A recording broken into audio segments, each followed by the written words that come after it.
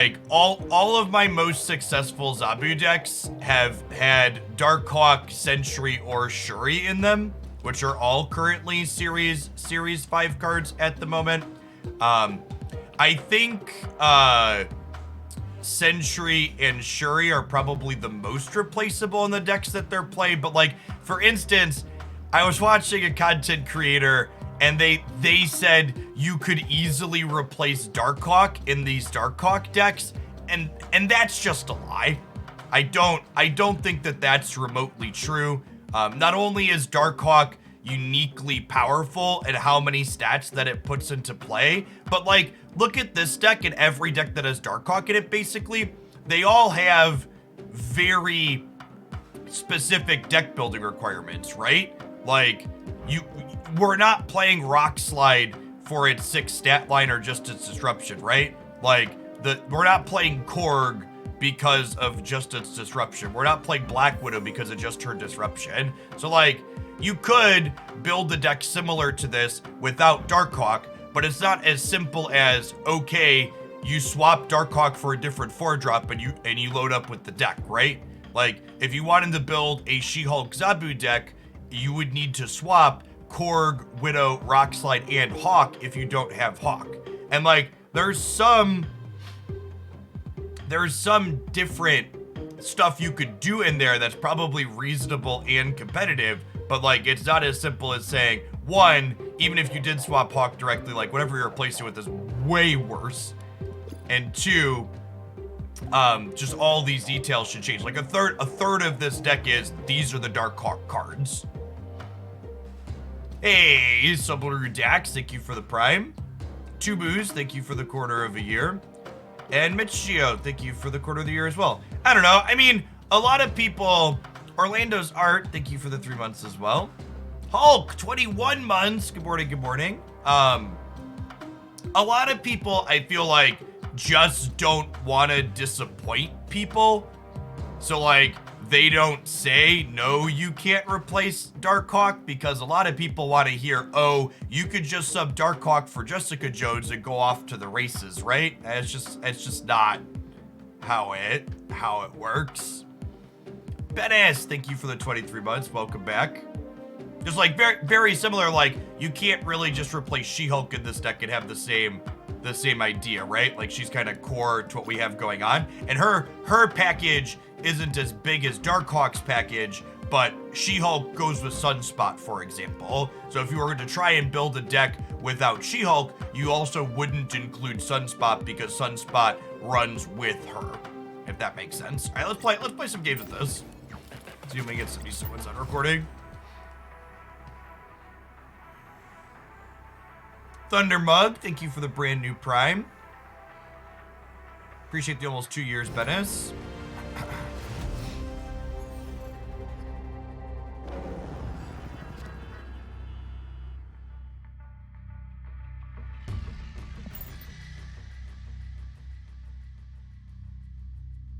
So, Jeff, can you build anti-Zabu decks? Is a question that I have gotten a lot. And one of the things people need to really understand about building an anti-meta deck is you have to understand what the metagame is you're playing into. And we don't know what optimal Zabu decks look like, right?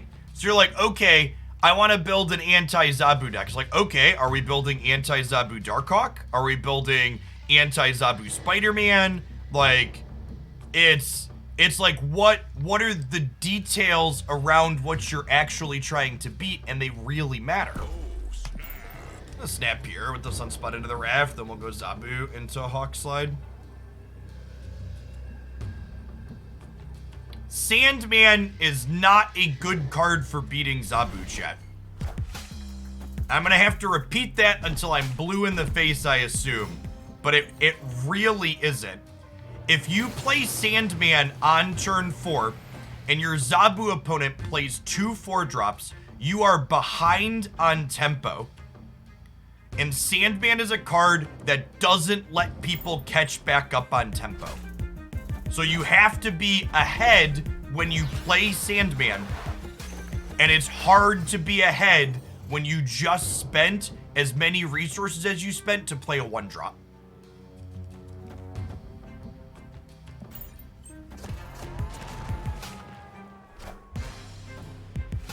Should Sandman cost 3 to be viable? So this is a question that comes up a lot. Sandman is not a card that should be viable in general. Sandman is the type of effect that when it's good, Marvel Snap is probably a miserable game that most of us don't want to play.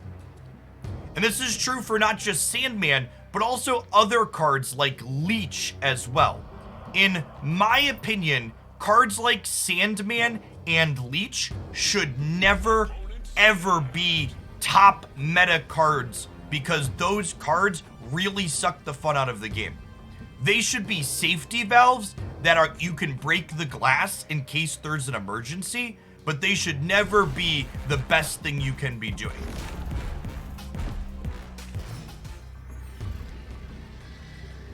Okay, so they snapped because they were Professor Xing me. That being said, we're putting 13 power over what they have into play here. No, more than that. We're putting 18 power over what they have into play here, right? Yeah, I think we stay for 8 here. Come here, friend. I mean, we're dead to leader either way here.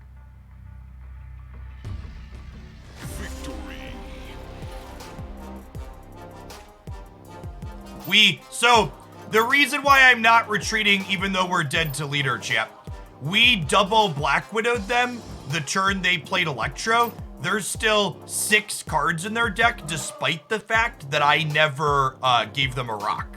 So they're very unlikely to have leader in this instance. Any reason to not soak there? Yeah, we're losing this lane by a lot. So we have Arrow to pull them into this lane we're playing into. And then we're, you know, another bunch of stats over them.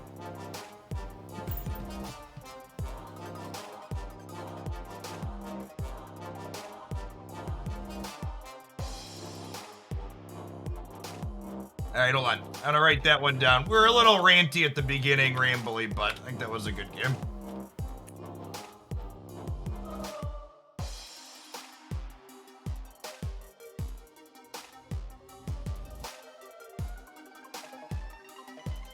Zabu.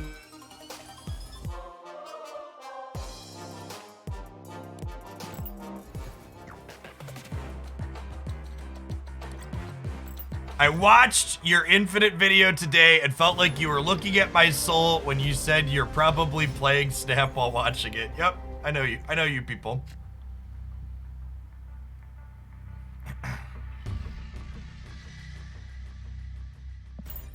So, one of the things I really liked about this deck as I was laddering with it was it's really nice to look at my hand and go, okay, this is something strong when it doesn't involve Zabu in my Zabu deck. So like, for instance, Moon Girl doubling She-Hulk is really strong.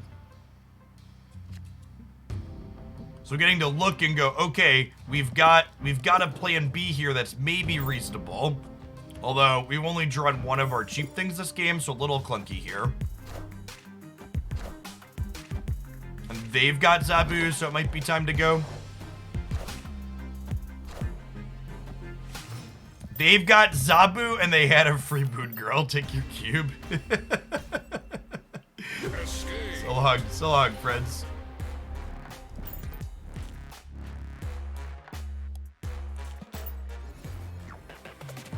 Why doesn't Absorbing Man copy Mystique? Because when Absorbing Man goes to look at Mystique, he goes, oh, the last thing that you played doesn't have an on reveal, it has an ongoing. Because Mystique replaces her on reveal with an ongoing effect.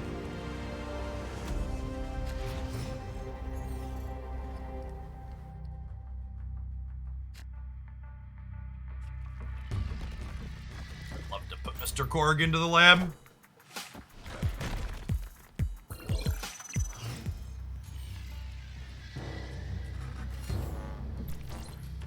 Black Widow is kind of a double-edged sword to Mojo World. She gives us a cheap, easy body, but she gives them a free bite to put into there.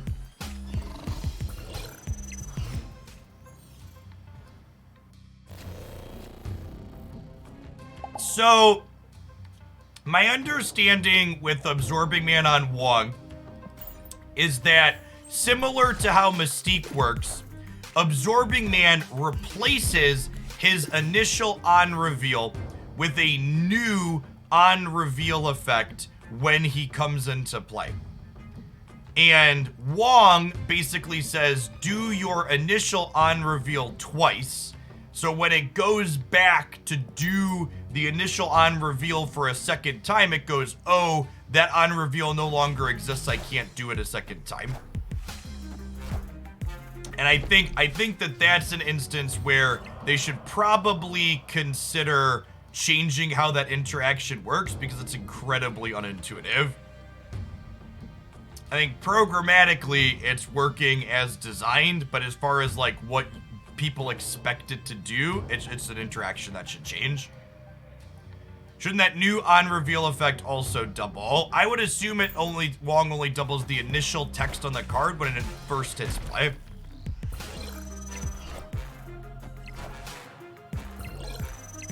Alright, we are very, very dead. They have Zabu and we do not. Or are we dead?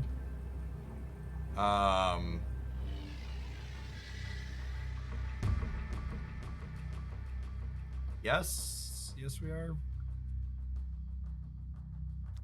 Do this. Wait, if we do this, do I win?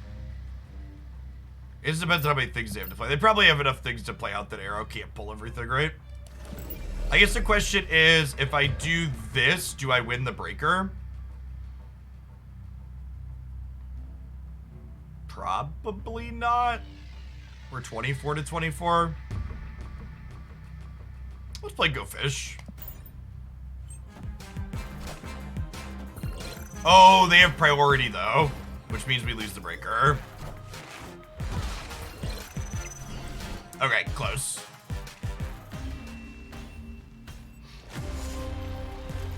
So, one of the reasons why I like this deck is this build is way less dependent on drawing Zabu than most Zabu decks I've played. That being said, if your opponent has Zabu and you don't, obviously their deck is much stronger than yours. So your average case draw in this archetype is very reasonable, but it's still not good enough to beat your opponent's best draws when they have their Zabu, right? They got 2 Darkhawks because they played Moon Girl.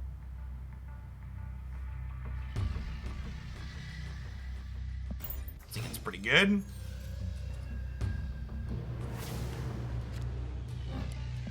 Surefire way to have Adelan flip up. Talk about how good your hand is.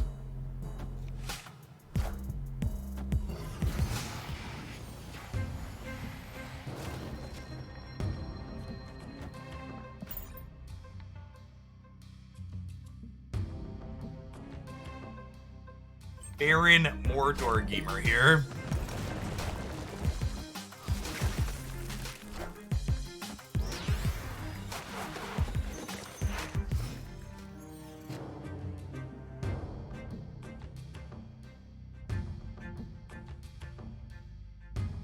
Feels bad, man. I'm just gonna retreat.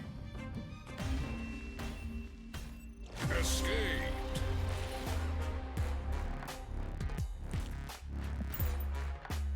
Is Mr. Negative bad against leaders puts a lot of stats into play? It depends on the board state. Sometimes you can't beat leader, but sometimes you can.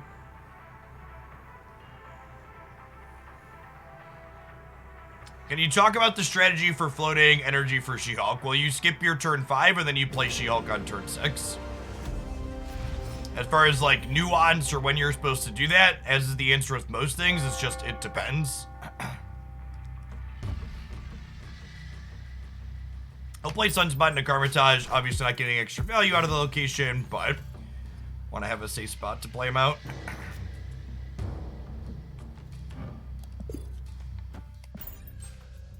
One of the things you want to do when you're playing this deck is, whenever possible, you want to spread out your ongoing effects to play around opposing enchantresses.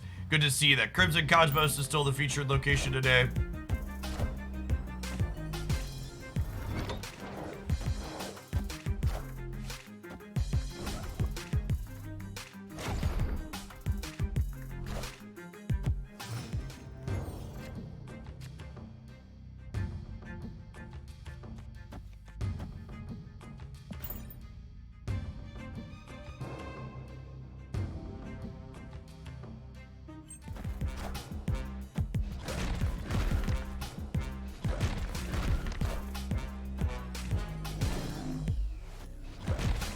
Oh, I could have put Absorbing Man in the middle, right?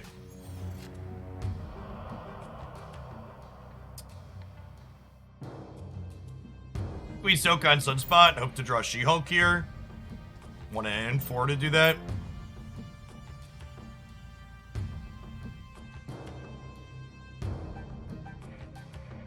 Our opponent has played a lot of Dracula.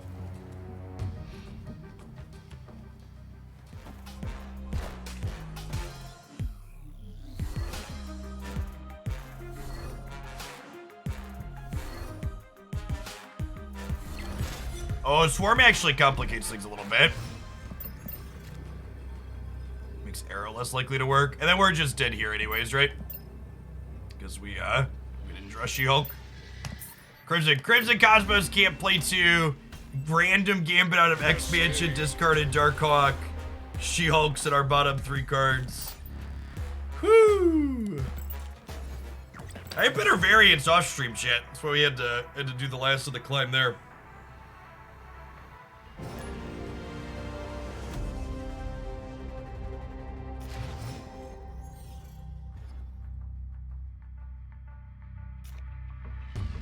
It's the fastest I've ever hit infinite. Yeah, it's also the first time I've ever tried to get infinite. Every other season, I just hit infinite because we were just playing and it happened to happen. This month, we put our nose to the grindstone and tried. We got there in a week. Mr. Korg into the lab.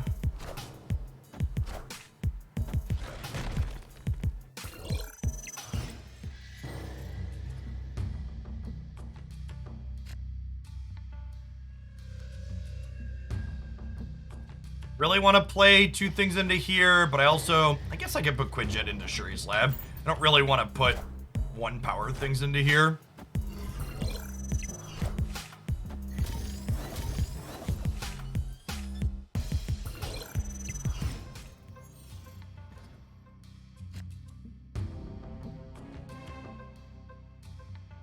Well, at least we have Sunspot to soak with here.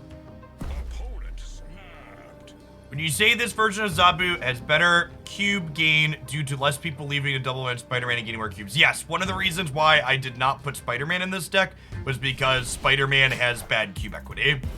Is an accurate statement.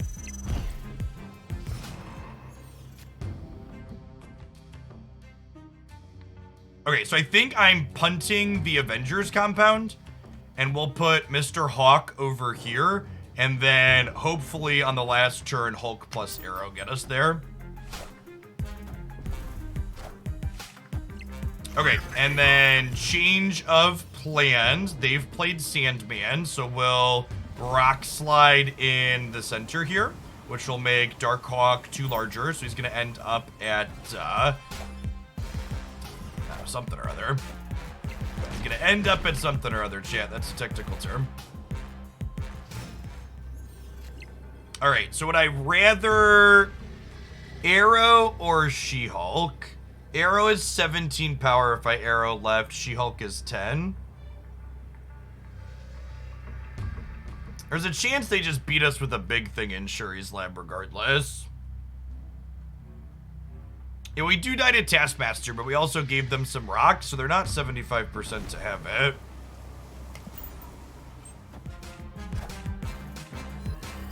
Sometimes they have it. Would I have 1 if we... Yeah, so it's worth... No, I wouldn't have... If I would have arrowed we would have been -3. So yeah, we still would have lost.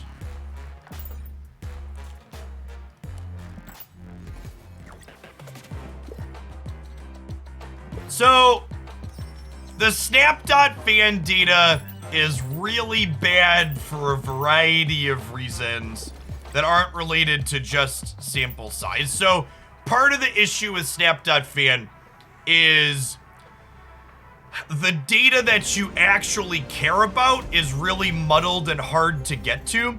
So like, take for example, their card play rates, right? Like, you look at which cards are the most played on snap.fan, and almost all of them currently still are Series 1 and Series 2 cards, because those are the cards everyone has access to, right? And like, depending on where you're at on your ladder experience, maybe that's true or maybe it isn't. But for a lot of people, like for someone like myself, who's an endgame player and playing at the high ranks on the ladder, a lot of that data has context that makes it worthwhile, or not worthwhile. So you could sort it by pool, but when you sort it by pool, you get all pool people that have some pool 3 or not, right? There's no way for me to say, show me people who are Series 3 complete with this data, or show me people that have collection level 2000 plus, or show me people that have key metagame staples and are playing with them.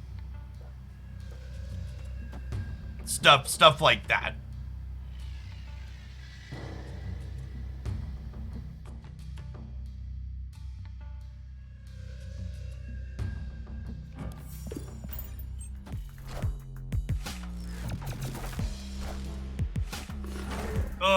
Giving them a 3 power Windows bite. Feels bad, man. Not getting to play the game also feels bad, man. I think the Zabu shell is better than Darkhawk. I don't understand your question. There's literally a Darkhawk in my hand.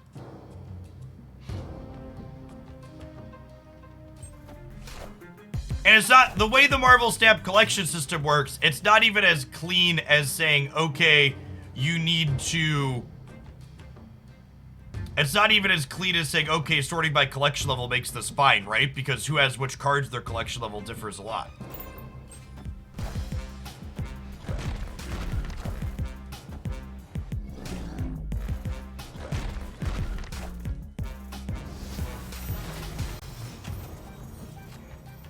I assume we are dead and just getting out lineared here.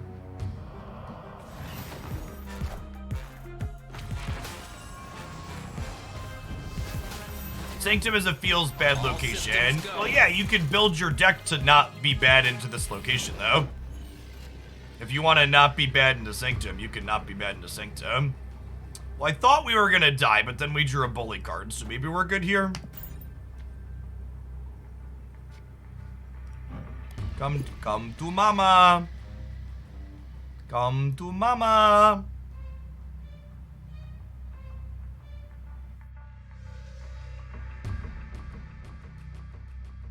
Victory.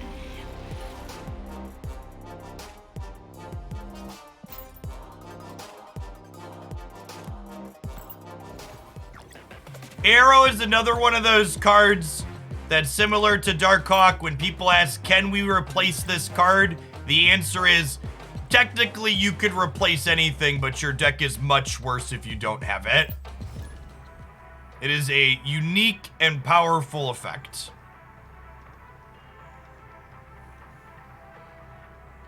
We had a good display there of why my cube rate is much worse why I'm streaming.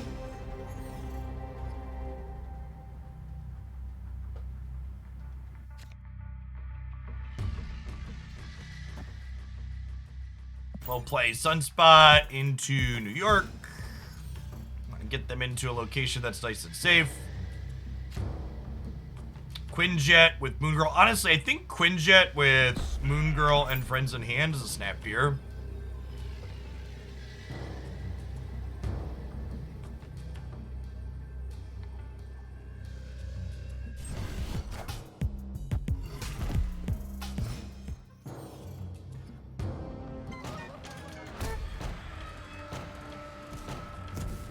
Korg sounds lovely. Being able to play out 3 cards before we Moon Girl is great, because it means when I Moon Girl, we'll get to full copy our hand and still draw a card the following turn. Ideally, you only have 3 cards in hand when you Moon Girl in this deck.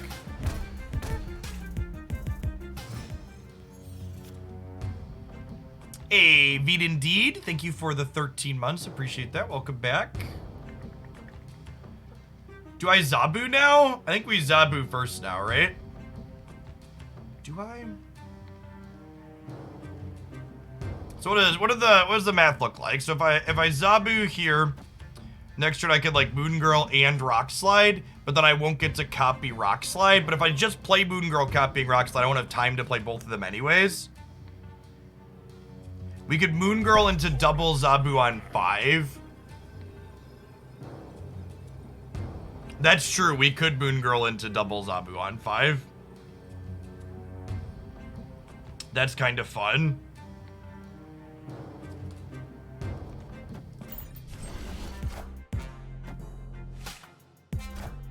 Because we have the Korg. Ah. Listening to Twitch chat, my greatest weakness.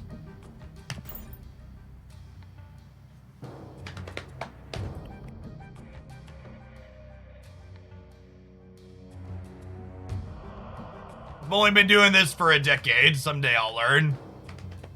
Someday I'll learn. The other downside to taking this line, even if it worked, is Rock Slide never has an opportunity to make my opponent's deck misbrick a draw. All systems go.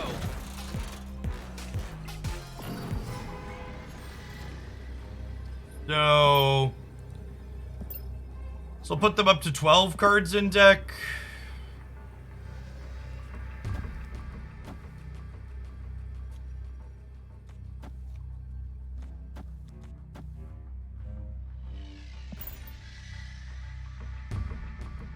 It might get us here, but... Sorry, 12 cards. Up to 6 cards in deck, meaning 12 power. So it'll be 13, 19 here on the right, and we'll be 13, 23 here on the left. New York exists, so obviously the end game here is just a giant coin flip cluster.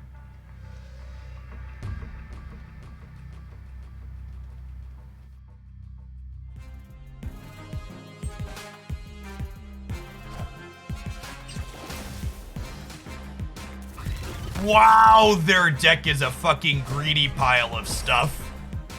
Holy shit. Also, worth noting that we only lost to their greedy pile of stuff because of the New York Shuffle, right? And this is why New York as a location kinda sucks. Is like, it's all just a giant who ends up shuffling what where. If with this permutation, we end up winning if we keep our stuff here, but there's a different permutation where we keep our stuff here and they keep different stuff here, so they win anyways. Yeah, and it's much worse than a coin flip. So something that's a fun fact. I talked about this in my time it took me to get to Infinite video. My cube rate off stream, the number of cubes I made per hour was over double this season what my cube rate on stream was. During my climb to Infinite, I averaged 8.8 cubes per hour, and off stream I averaged 20 cubes per hour. And that's twofold. So part of it is some amount of stream sniping happens, but another part of it is also just playing while distracted, right? Like, I'm reading chat, I'm checking to make sure my Twitch ticker is still connected, I'm looking at notifications, so there's also just more going on while I'm playing on stream as well. And that's true for everyone that you see playing Marvel Snap. Anyone playing any game like this is playing worse while they're on stream. Subterranea flipped up, but no Hawk in sight yet, so can't snap on that.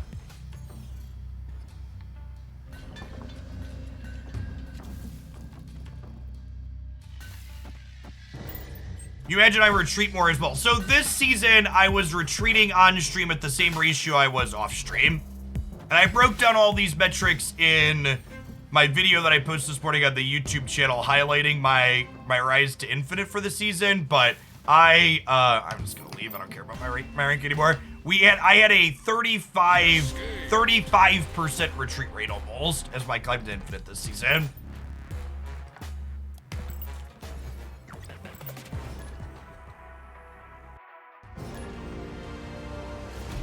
So that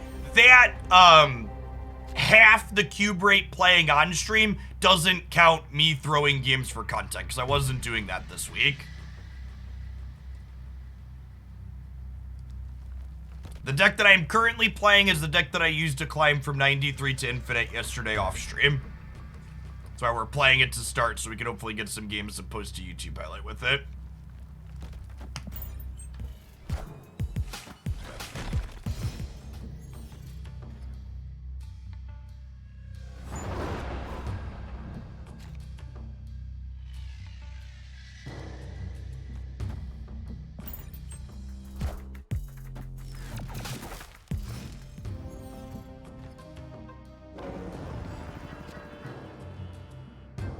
I think we can snap at this point.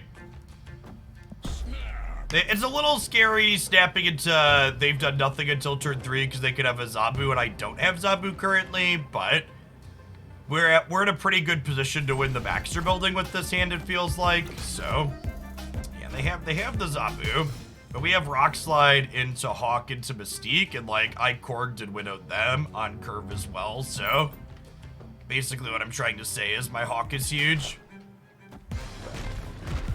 Friendly neighborhood Spider-Man here. And we're gonna lose the game because we're gonna get double Spider-Man. Rip.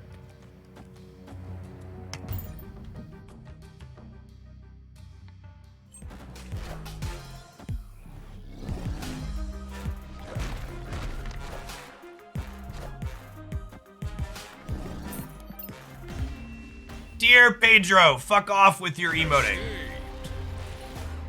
I get it. You had a 1-2 combo that you were lacked so much confidence in, you didn't even snap me back before you did it.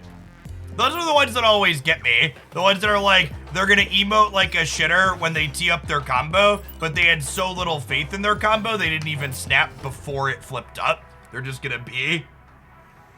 It's gonna be an absolute chud after the fact.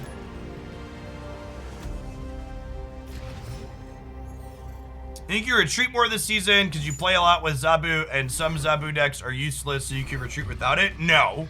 In previous seasons without Zabu, my total retreat rate on my account, even counting the games that I stay in way too much in Infinite, I was retreating up to 27% of the time. And I talked about how that number would be higher if I was really putting my nose to the grindstone and leaving when I should be.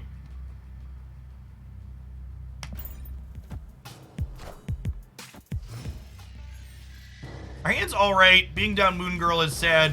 Nova Roma hopefully helps make that up for us.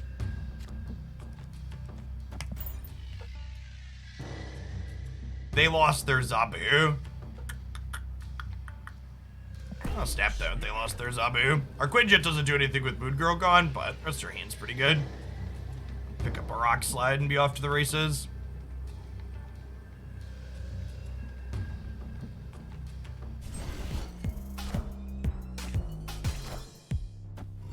Someone asked, did they miss the daily shop adventures of a large sea creature? So, one thing that's worth noting, and this is part of why Marvel Snap's economy is designed the way it is once I have almost every card again, my shop becomes less exciting than it once was. I no longer log in every 8 hours to religiously check my shop to see if the thing that I want is there, because I effectively have everything.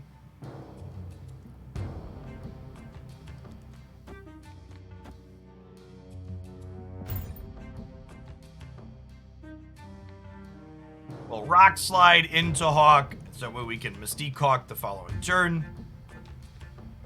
Mr. Barnacles, thanks for the 2 months.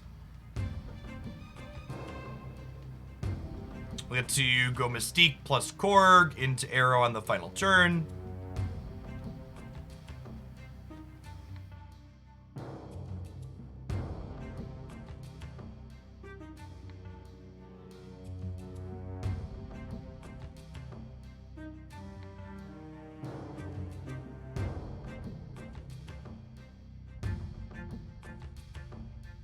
Victory.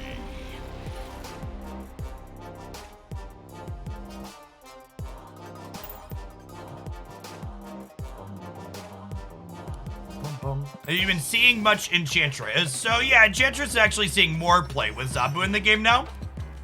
But there's still not a ton of it. And this deck spreads out a lot of ongoing effects. Something that happens a lot with this build in particular is people like Enchantress your Zabu, and then your Hawk gets to run Ramshot over them. Hopefully my next Sunspot split's gonna be a gold or Inkify. 400 credits.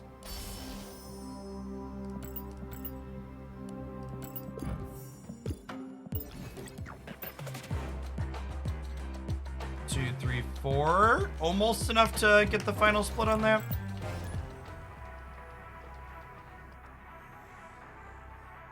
I think the Surfer deck from your Sarah deck guide is still competitive with better. Yeah, chat. Marvel Snap isn't like most other card games where every time they release a new card, you have to throw away everything that you know. Most decks that are good before stay good. What changes in some of those decks are like some of the details about the tech cards that you play or anti-tech cards. But the core of most decks remain reasonable. Sunspot into the Shadowlands.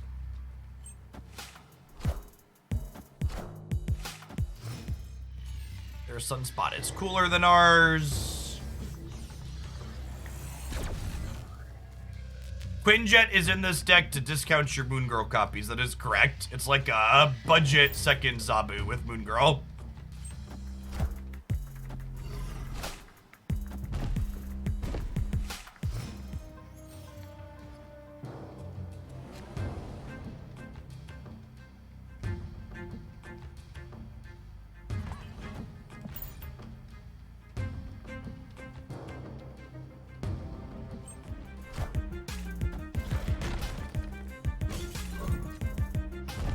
Have a rock.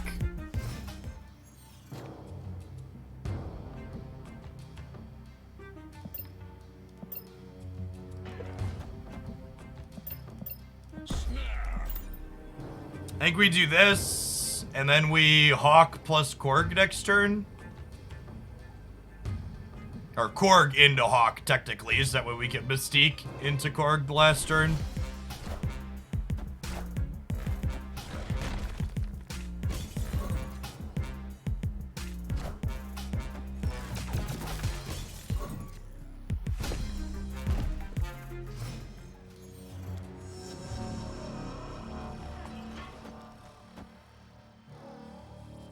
We could get in trouble with Spider-Man here. Nice Spider-Man combo that get 2 more cubes out of us.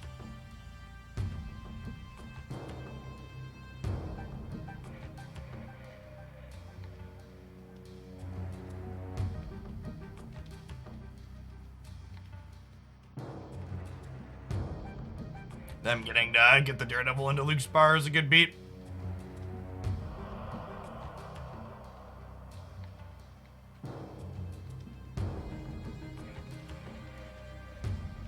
I think the Spider-Man combo, much like Galactus, is perfectly fine. You have to build your entire deck around making it happen, and it's very obvious when it beats you, and you can retreat and mitigate your loss. Clipsy, thank you for the almost 5 years. Appreciate that. Welcome back.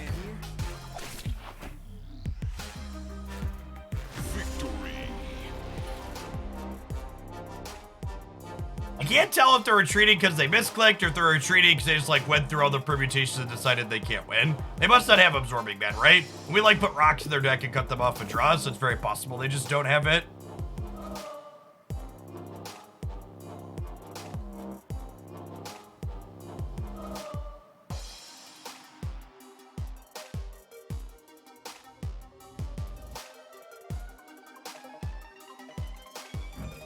I guess, but they could have put it over here too, right? Oh, maybe this is an enchantress and they thought they had initiative? I don't know. Sometimes it's hard to get YouTube highlights in Snap because like that game was weird, but I don't know that it's a good highlight, right? Just like we've been playing for 40 minutes and I have one game written down that's reasonable, which is a big part of why I snap and retreat less when we're trying to record content. They saw the hawk from the Daredevil ball in. I would bet, looking at what happened there, that they probably had a face down enchantress there and thought that they were gonna get our thing.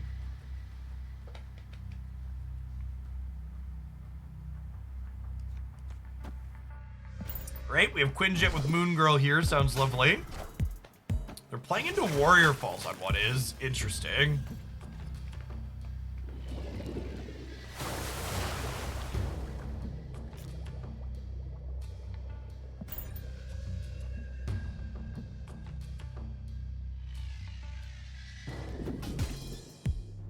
It's scummy to bluff snap on turn 6 if you plan on retreating. You actually can't snap and retreat in the same turn, so it's not scummy, it's just not possible.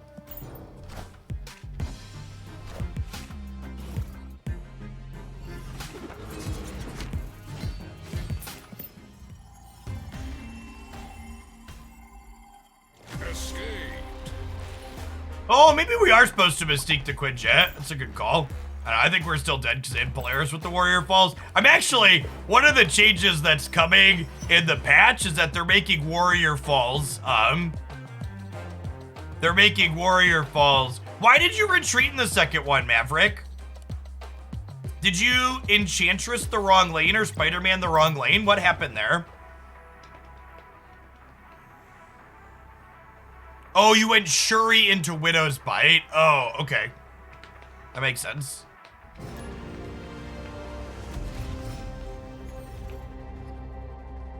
I was surprised you didn't Spider-Man the path I didn't play to.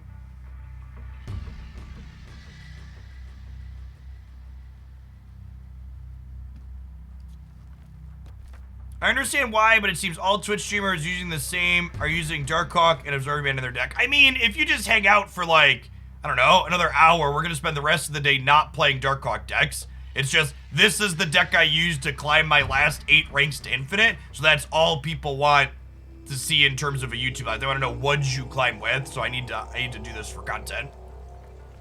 We'll play Korg to the left.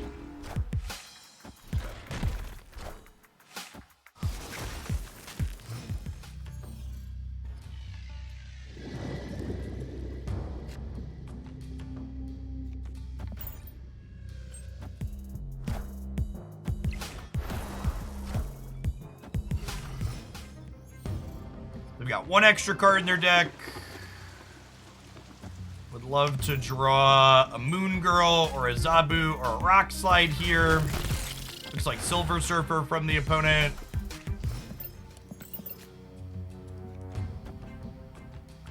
Alright, that gets us another card draw cut from them.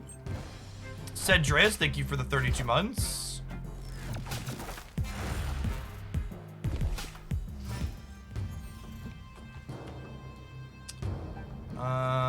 And then, yeah, it's just Hawk into Mystique here. Hawk's not that big, though.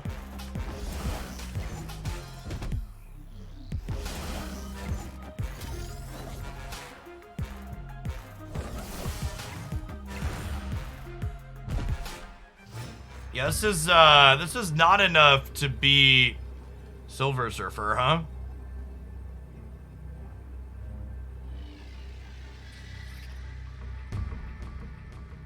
They're gonna gain 9. They're gonna gain 10 on us here, technically, up to 28.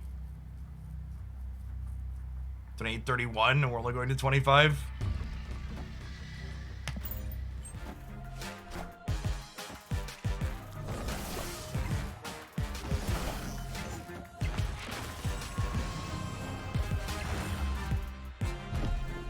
I would like to dedicate this dub to Korg and the Black Widow. Victory. Making Silver Surfer not possible.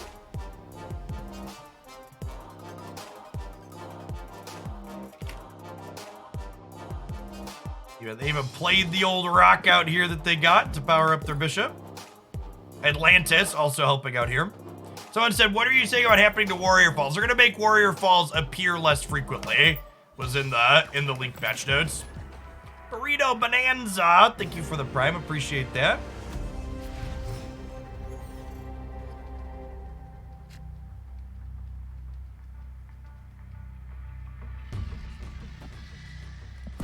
Hands like this are one of the reasons why I liked laddering with this deck yesterday, because I can look at my hand with Quinjet, Moon Girl, She-Hulk and go, okay, we can snap with this, even though there's not a Zabu in sight.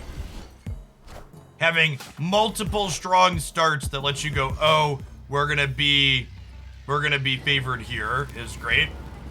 First that asks, are patch notes out already? Patch notes were leaked via an accidental post on a community forum. You can find those fully covered on my YouTube channel. Although Daily Bugle throws a mad kink in our plans here. So if I do this, we only copy these down. I really wanted to copy She-Hulk. It's unfortunate. We have cloning Vats with Quinjet though, so we got that going for us. Time to pivot, I think, since we drew the Hawk as well. Are those patch notes that were leaked confirmed? Well, Ben Brode gave an official comment / update / detail on one of them, so I assume that's basically him confirming them. So again, people asking why I'm not playing Moon Girl. Moon Girl copies your hand from left to right, and there is a hard hand size limit of 7 in Marvel Snap. So I snapped and wanted to Moon Girl so I could copy my She-Hulk, but that is not possible with the way this hand is lined up. So we can Korg again for free, and then we can Darkhawk for free. Or Darkhawk for 4, not free, but for 4. I think I want more of each of these. Sounds great.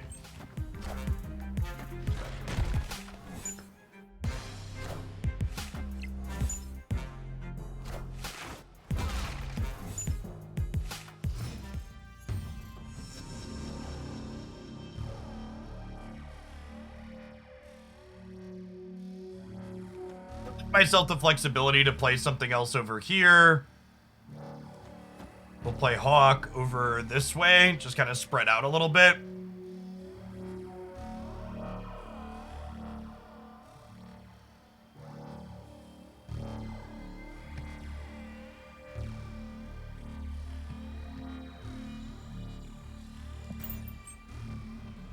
They were supposed to play the Sunspot as well with the extra 2 energy. It is pretty unfortunate that our Darkhawks are smaller because we got expansion diffed a little bit. We got more stats, but it took stats away from our 2 Hawks. Got a Hawk mid to protect against X. Yeah, maybe that's better. I don't know. It probably doesn't matter.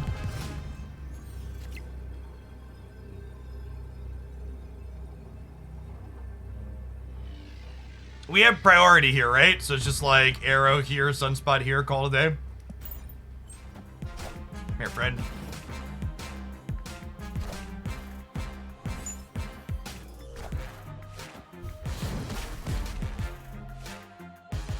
Yeah, good clean living. Worked out. Victory.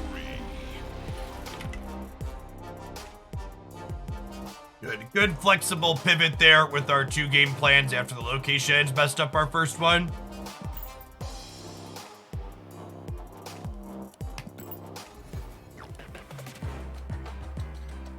Could have played nothing on turn 5. Yeah, but then I wouldn't have priority going into 6 for my Arrow, right? I wanted to be able to play Hawk on 5 and be able to Arrow on 6 still like we did.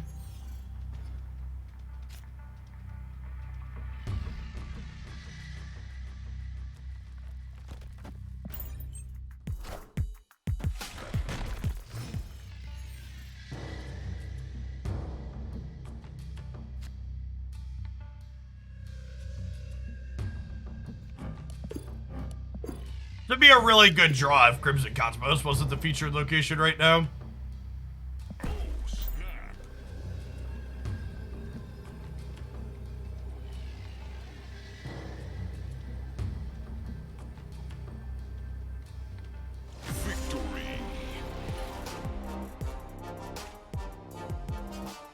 I think the Lockthorn deck is good for ranking. I think it's a little bit bad into Darkhawk deck specifically because I put a bunch of rocks in your deck, but against non-Darkhawk decks, it's fine.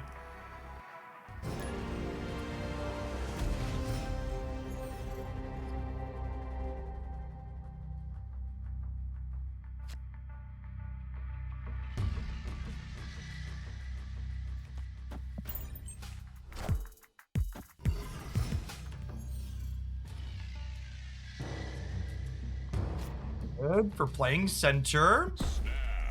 And we drew Zabu as well. Definitely pushing the button here.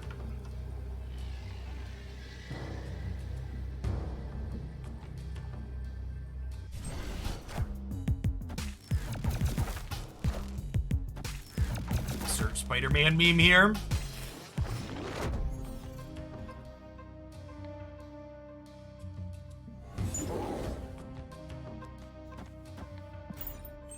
Looking to draw Rock Slide.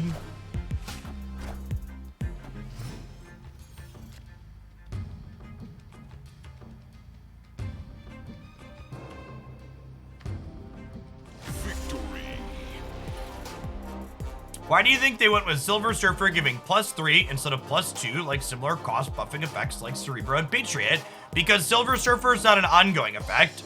If Silver Surfer was an ongoing effect you could copy with Mystique, it would probably be +2. But Silver Surfer is an on-reveal effect that demands that you sequence it after you play out all your 3-drops, not before you play out all your 3-drops.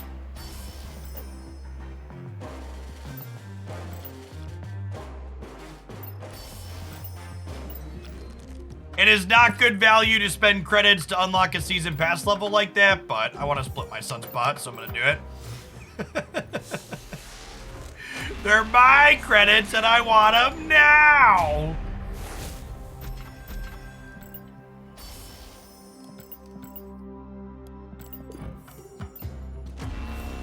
Woo. Oh, what positive reinforcement for terrible behavior, chat. What positive reinforcement for terrible behavior. Easy, easy clap. New favorite, put it in the decks.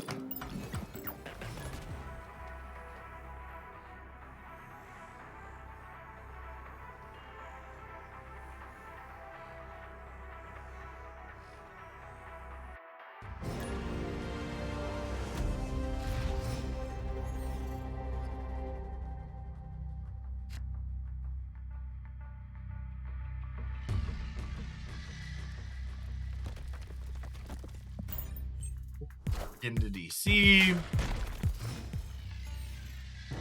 How often do you use Mystique to copy Zabu or Quinjet? Not often at all. Oh, snap. Zabu into Moon Girl, into lots of Hawks and Mystiques. That's snap.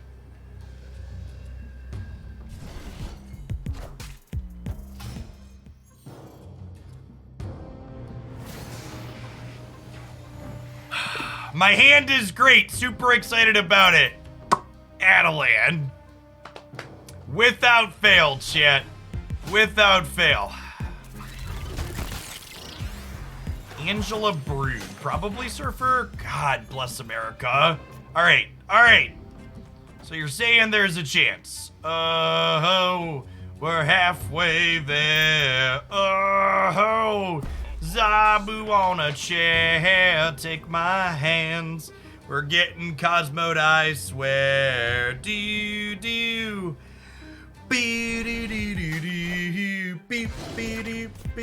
That is a weird snap.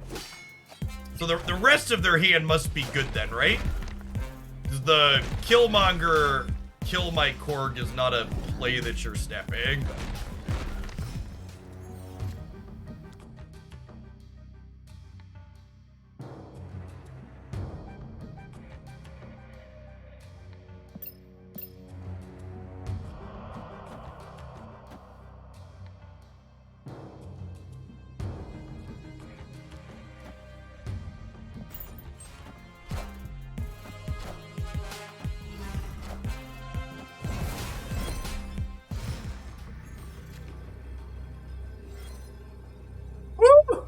All right, So let's assume they're gonna go 3-drop into Surfer.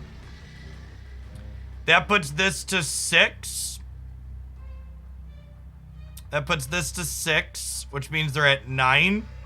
And then the 3-drop probably has like 5 power, which is 14. And then Surfer is plus 12, which is 26. They have 11 cards in their deck. So this is 23 all on its own. So I think we're beating average 3-drop into Surfer here, which means I should play Mystique on the right to hedge the right. We could. There's a world where we lose this, but I think the Hawk is big enough that we play to both of these just in case they play hard for the right. They could go Wong Surfer, yeah, for sure.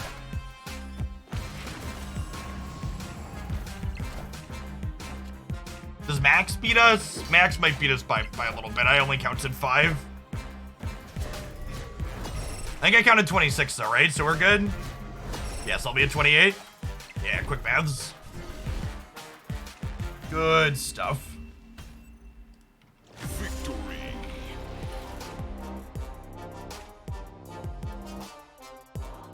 This game is a good example of why if someone tells you you can easily replace Darkhawk in these Darkhawk decks, they're leading you astray. You cannot. It is a unique and powerful effect. And that's not to say, just for clarity's sake, that is not to say Darkhawk is the only competitive thing you could do in Marvel Snap currently, but it is to say that it's not as simple as you swap Darkhawk in a Darkhawk deck, and then your deck is still good.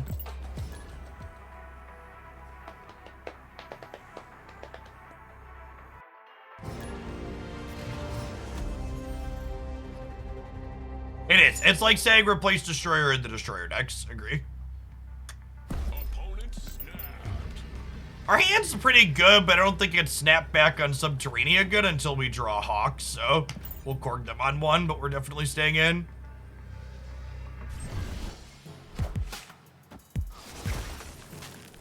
Sniper, no sniping, chat. Oh, they snapped us because they knew their Iceman was about to end our entire fucking career. Feels bad, man. Feels bad, man.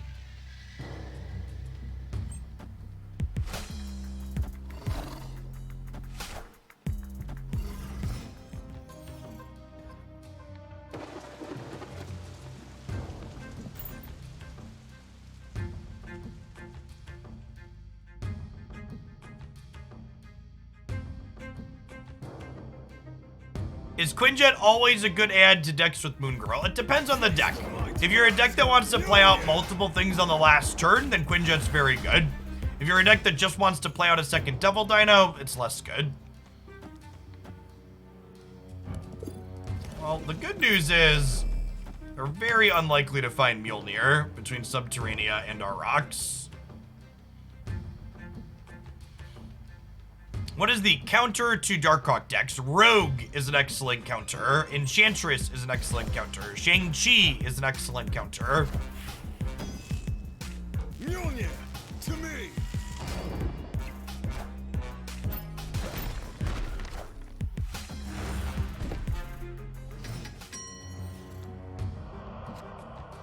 That's actually just unreal. I understand why they snapped on 1, chat. They knew. The game was fucking rigged from the start. Reddit was right, chat. The shuffler is out to get me personally. Ice pick something. Thank you for the prime. Appreciate it.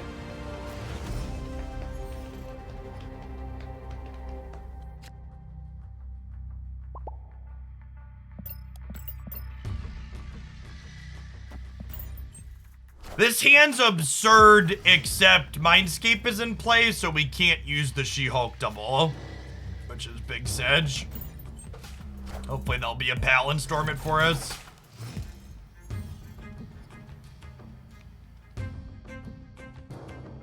The winter variant's ending was supposed to happen in the patch that got delayed. So until the patch happens, winter variants will continue.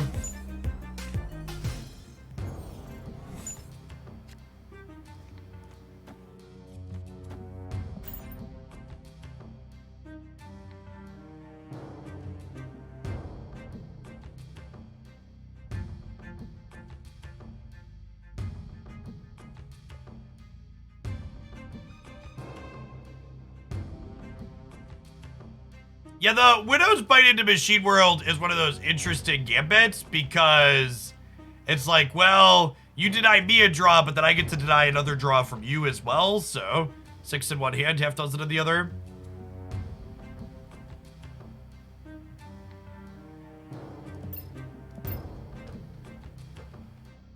I think Wong is much worse than Absorbing Man in this deck.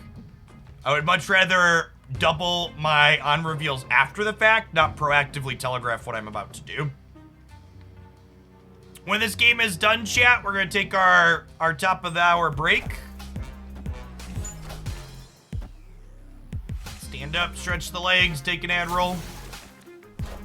Did they not realize that I was about to Widow's Bite them back? Feels like they didn't realize that, chat.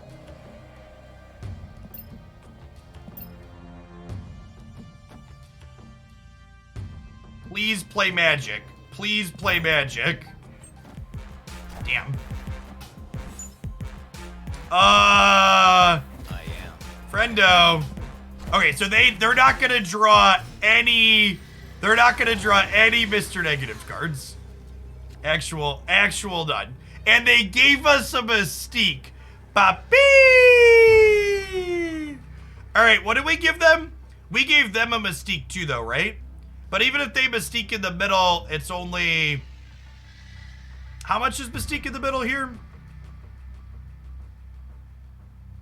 I give them an arrow as well.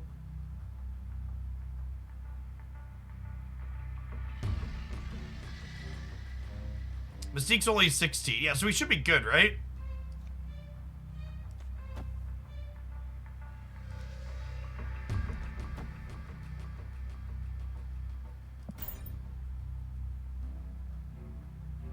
Absorbing Man does not copy Mystique. That is correct. When Absorbing Man goes to look at the previous card that we've played, he says, oh, this has an ongoing, not an on-reveal, and there's nothing for him to copy. Yeah, our opponent's lines were a little sus given the Mindscape. Although I think we were winning regardless, because our hand was pretty correct.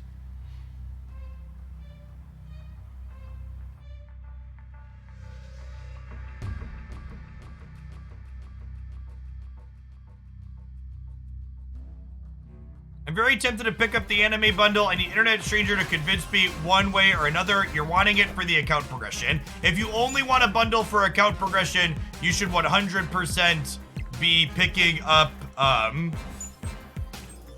you should 100% be picking up the new pro bundle that's going to be coming up in the patch that the notes sent to. All right, non-subs, I'm going to stand up. I'll see you in a minute. BRB.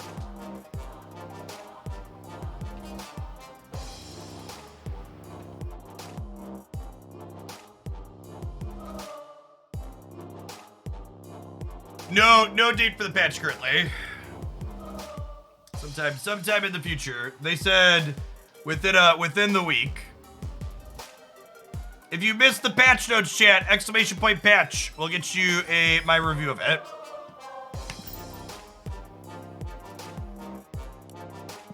Soon TM.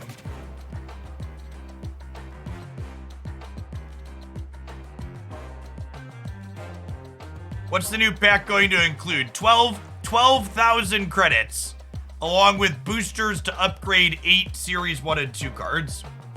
We don't know which ones. And again, if that is news to you, you should check out my full patch review here. Won't the bundle have to be extremely cheap to compensate for not having tokens? No. So, the rough math, chat. Here's the math.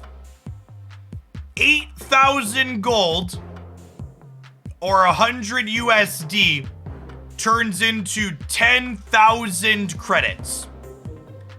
So long as the 12,000 credit bundle costs 8,000 gold or less, or 100 USD or less, it is a better ratio than purchasing credits daily in the shop. So that's the number. We don't know yet. There wasn't a what this costs in the data mine. So we don't know is the answer. But basically that.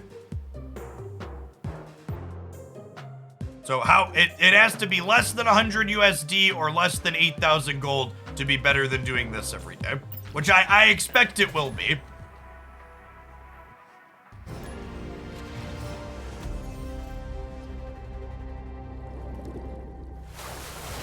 I played Surfer at all this season. I played a little bit of Surfer off stream, and it's fine and powerful, but it's also just like pretty linear and not interactive.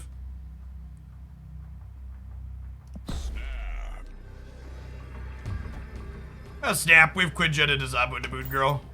Hand's pretty good.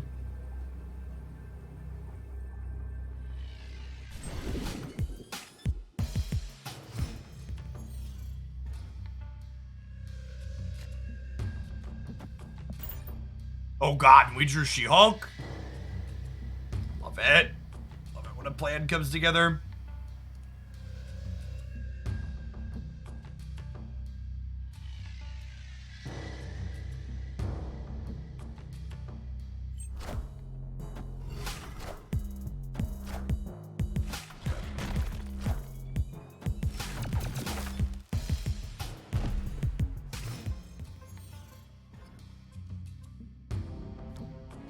That's annoying, but not the end of the world. They're also playing Mr. Hawk, it would seem.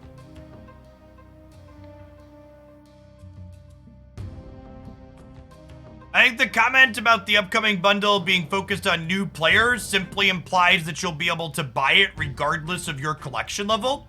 There was a lot of confusion surrounding the bundles that involved collector tokens from people in the community that didn't understand why they couldn't buy it until collection level 500.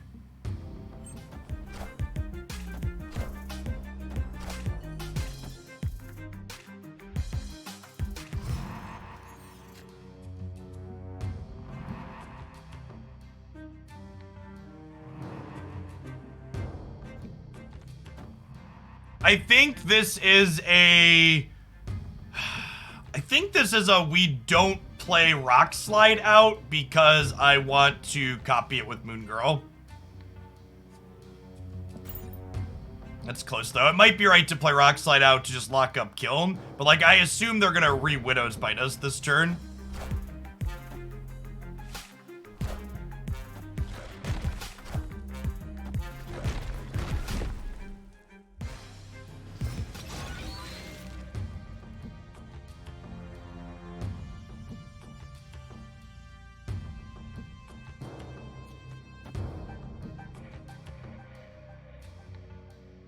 If I play both of these, we soak 2 energy, and then this is 4, and this is 3, so I can't do that. But if I do this, we soak 4 energy, and then this is 1, and this is 2, and I can play all 3 of these on the last turn.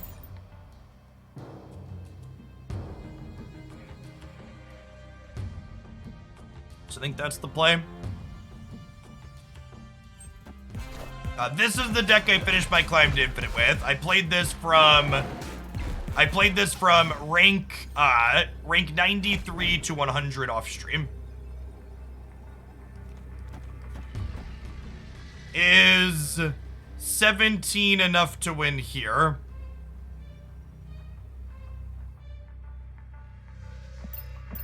Probably.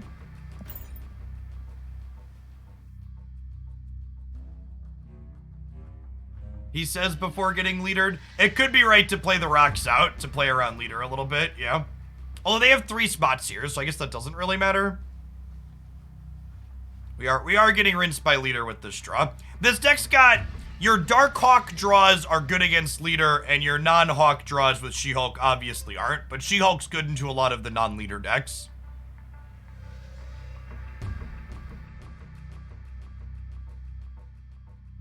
Oh, rocks also play around arrow is a good thought.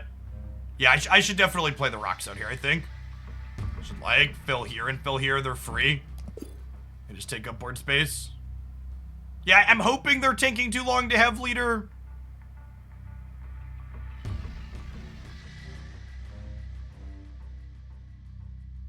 You play out the rocks first to play around leader, correct? Victory.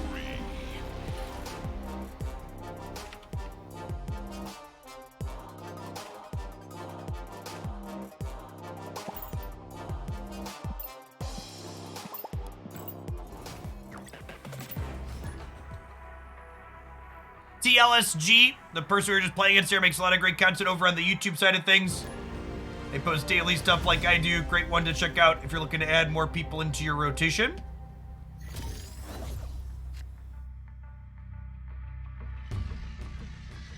Yeah, I try and watch like at least a content piece or two from every major creator in the Snap space every week. You wanna borrow ideas from other people going around. A lot of people have a lot of great ideas that I can incorporate into my own content in different ways.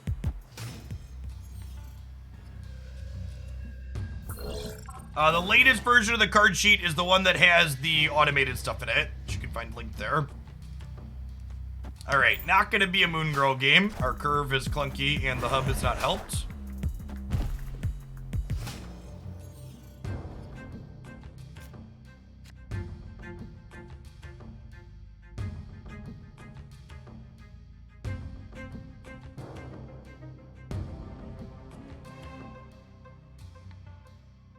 Sentry was my first pool 5 card. He does not deserve to be pool 5. It really makes me chuckle when I hear comments like that because it shows a fundamental misunderstanding of what Marvel Snap's pool system is. Chat, the Marvel Snap pool system isn't just good cards are pool 5. The Marvel Snap pool system or series is a release mechanic to release new cards.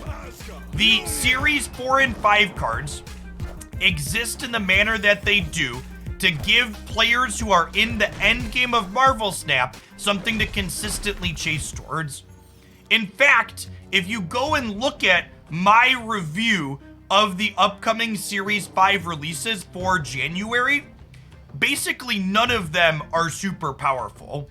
Darkhawk is probably the only kind of busted card in Series 5 at the moment. And even this has plenty of counterplay with things like Rogue and Enchantress and Shang-Chi. So the intention behind Series 5 is not to just make it so everything is super strong in there. There's just a release vehicle for new cards coming out. I think, and we got rewarded here. I sequenced Rock Slide after Core Glass turn so we could Absorbing Man. So I think I Absorbing Man here. And then on turn 5, we Moon Girl to get 2 Hawks to play on the last turn.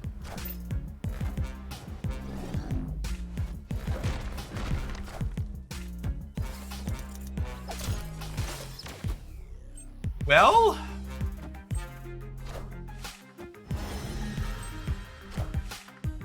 okay, well, we're winning the middle.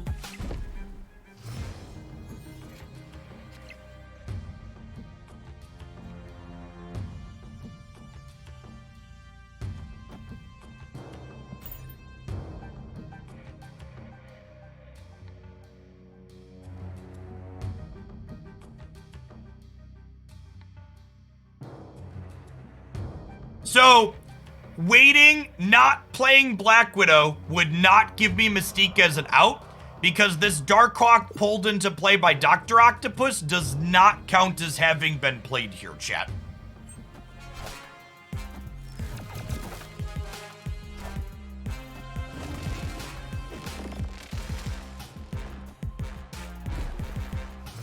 She-Hulk. She-Hulk. Quinjet. I think we have an okay shot to win this game still. I'm adding 8 power over here technically with the Sunspot. So we're going to 16, which is up by 11. So they have to beat us on 11 here and 4 over here at the same time, which they probably can't do.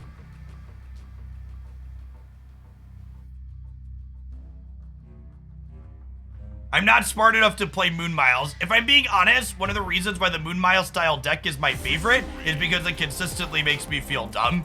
The decks that you play lots of cards in the final turns have some of the hardest sequencing in Snap. Was this our hub, darkhawk? It was the hub.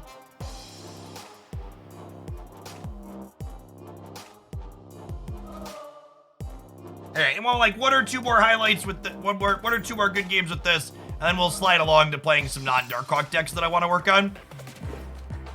This is just the deck I used for the last of my climbs, so I want to make sure I post a highlight with it over the weekend.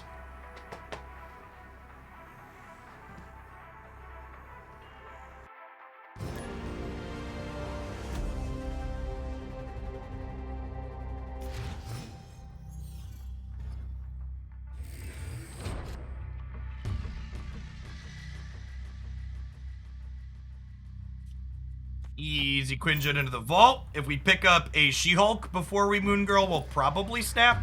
Although I guess it needs to be the next draw or a cheap card so that way we can double it. But usually with this deck, I'm snapping Quinjet, Moon Girl, doubling She-Hulk, and I'm snapping good Zabu draws. And one of the reasons why I think this deck was successful for me to rank up with is kind of the two-pronged attack that not everybody's really expecting yet, right? So the fact that I'm a Darkhawk deck, and Darkhawk decks are kind of playing Moon Girl as is, but we're also this double She-Hulk deck is great. We're doing a Friday favorites video for this weekend. I am not, because we don't really know what the metagame looks like.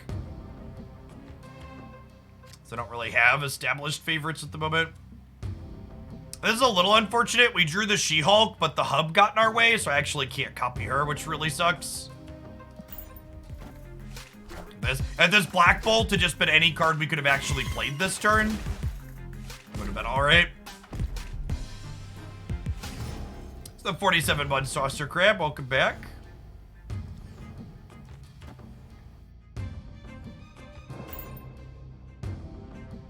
Oh, you know what? I should probably... No, I guess I can't arrow next turn anyways. Doesn't matter.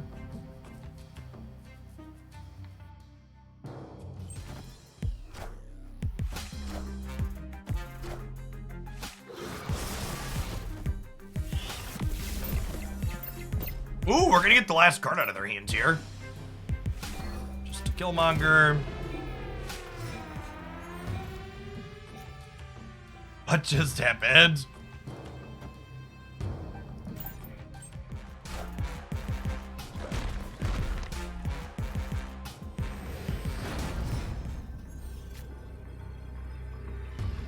This is my arrow. There are many like it, but this one is mine. Victory.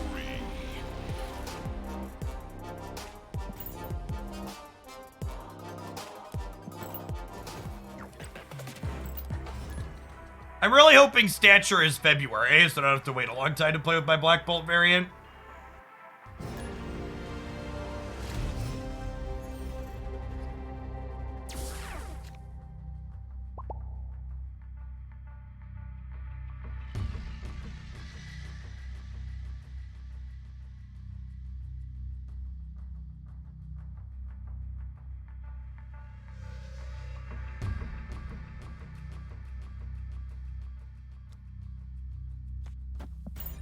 It's looking a little green to me.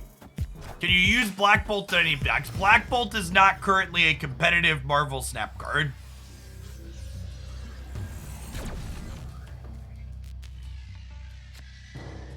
Is Stature the next season pass? We don't know.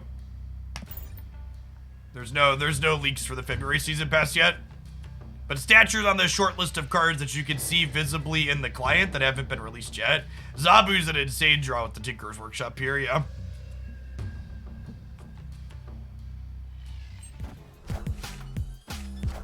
They're about to have a lot of Hulks, though.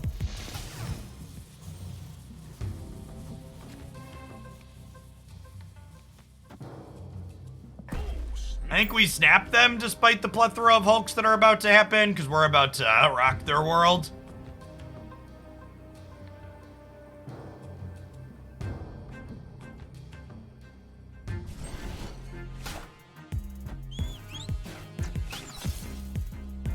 Okay, so they're definitely Death Wave.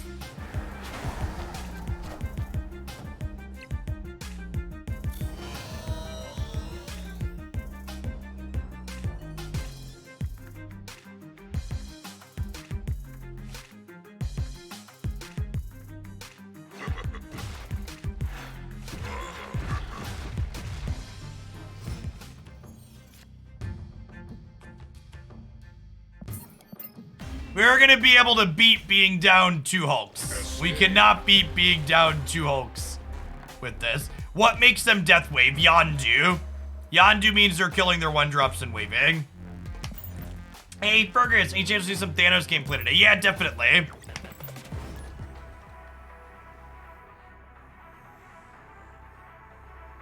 When their reality stone is also an enchantress. Thoughts on the viability of a Zabu Wong Spectrum deck? It sounds too telegraphed, because you can't Wong and Spectrum in the same turn. The kind of core problem with Wong is that it's just like very, very telegraphed what you're trying to do, and opens you up to a lot of counterplay. Pseudo Pally, thank you for the 29 months. Welcome back.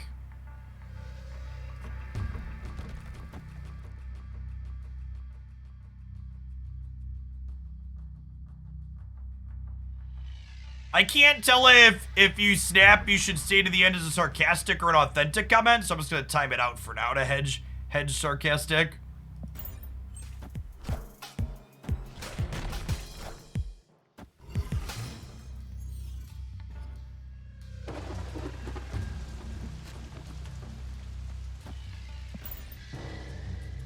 All right, no Quinjet for us yet, but we've got Moon Girl. We're hoping to draw just a cheap card next turn. Quinjet's the best draw in our deck next turn, but also settle for like a Black Widow. Or a Zabu. Oh. Oh, wait. Wait a minute. I just do this, right? Wait, do I do this? I think it's like this, actually, just in case I want to mystique this, huh?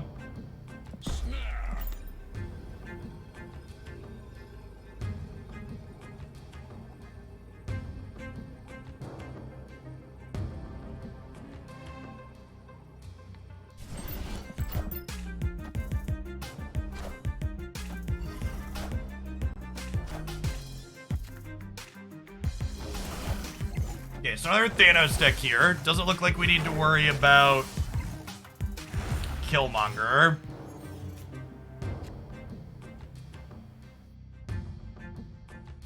It is a little awkward to note that,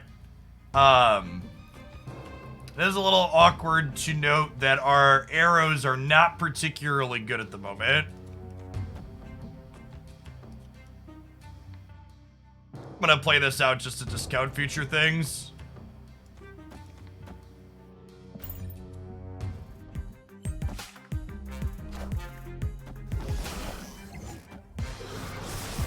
Well, they moved the hood off to eat it with the Carnage. That's clever.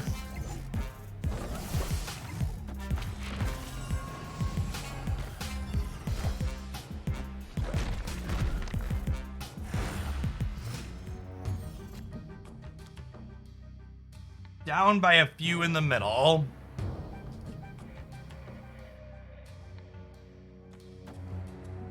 We do this, and we soak, and we wait and see what they do next turn.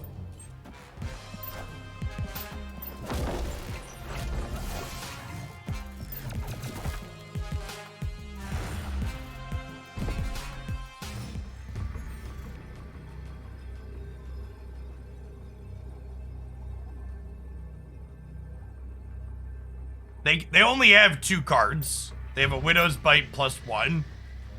So that adds 2 to the Bishop. I don't think we can beat the Bishop here.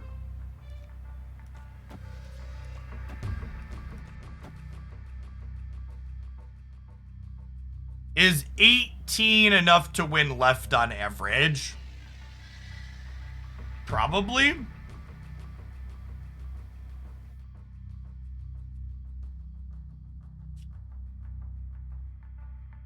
You just want to double She-Hulk and Soak? That loses to... Can I beat a Mystique out of them? Or like a Khazar is the problem. Nah, Thanos isn't a leader deck. If I soak 3, we beat Bishop. No, chat, they're playing 2 cards, so I have to soak 5 to beat the Bishop. I have to soak 5 to beat the Bishop. I think this probably wins a lot of the time.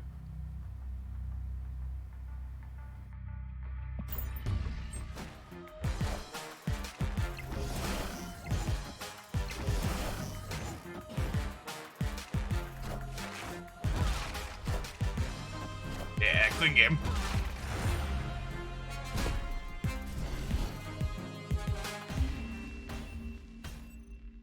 Victory.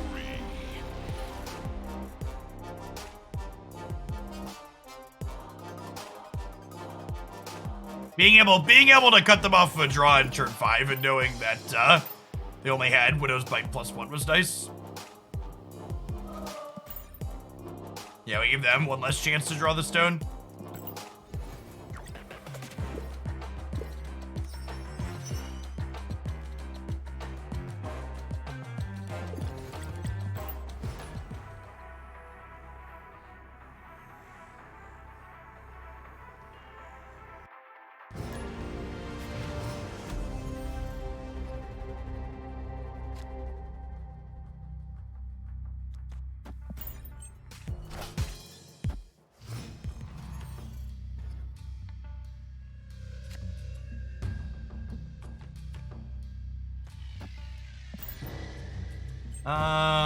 If we draw Quinjet, I'm gonna snap. Tell you what we draw, we might snap regardless. Moon Girl, She-Hulk's pretty good with Sunspot on the board. Yeah, Korg. I pressed the button. And again, this was a big thing that stood out to me as I was climbing with this deck yesterday. The fact that I had a lot of draws, it felt like, okay, this is an obvious, easy snap. When Zabu was nowhere in sight, felt really good.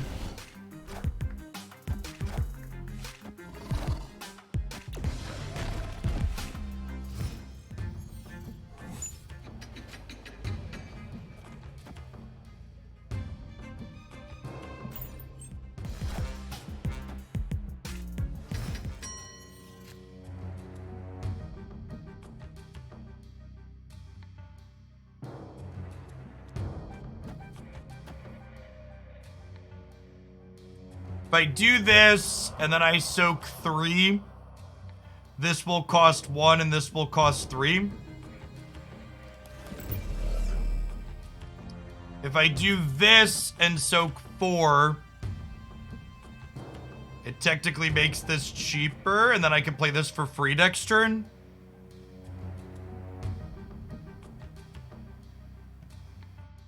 I think I like this.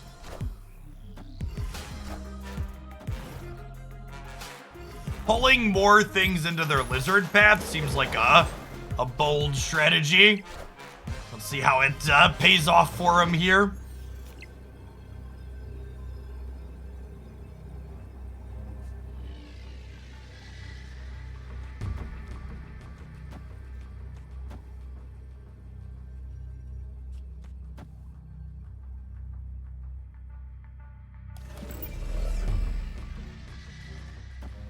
Order for leader, in case they like leader here.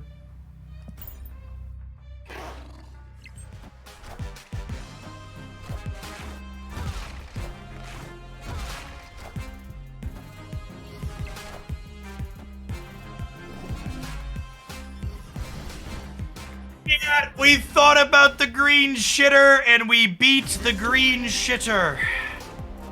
God bless us, everyone.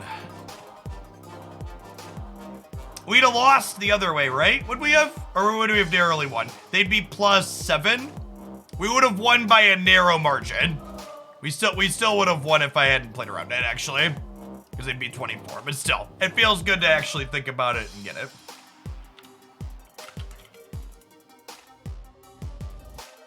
Alright. I think that's enough.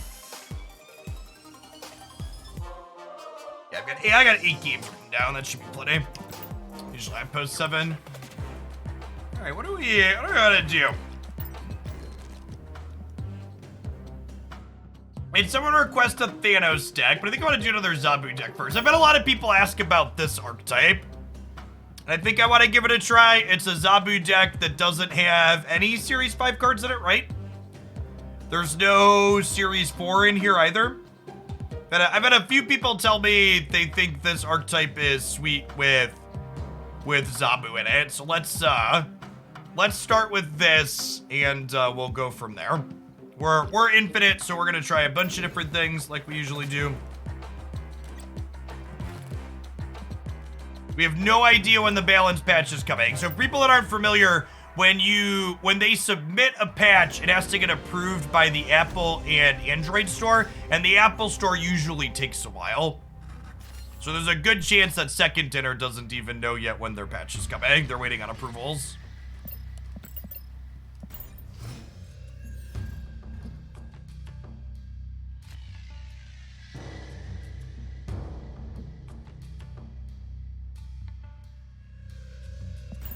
Worm getting hit by Icebox is not a big deal. This deck list, you're basically never playing Blade on 1. This is a late game play. Eternity Range, no longer the feature location, but still one that shows up.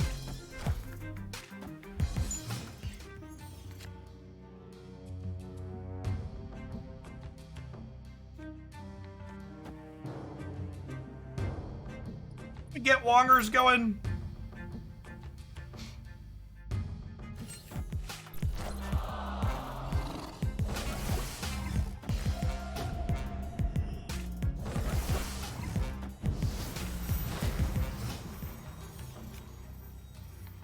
Chat, I would humbly request that you don't ask me for replacement cards in a deck that I literally haven't finished my first game with.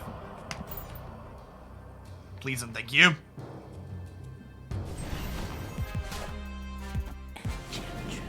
Hey, look, chat. The typical Wong experience. We hit the swarm. Okay. Sometimes lucky.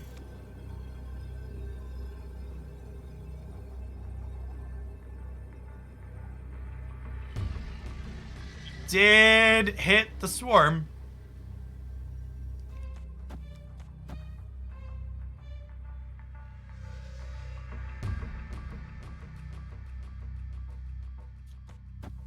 There's a chance they play two things here and we lose the left. But there's also a chance that they play two things left. They can't put more into the Eternity Range. Then like one of these flips into Hellcow and then we end up with the Morbius being big enough to win the right.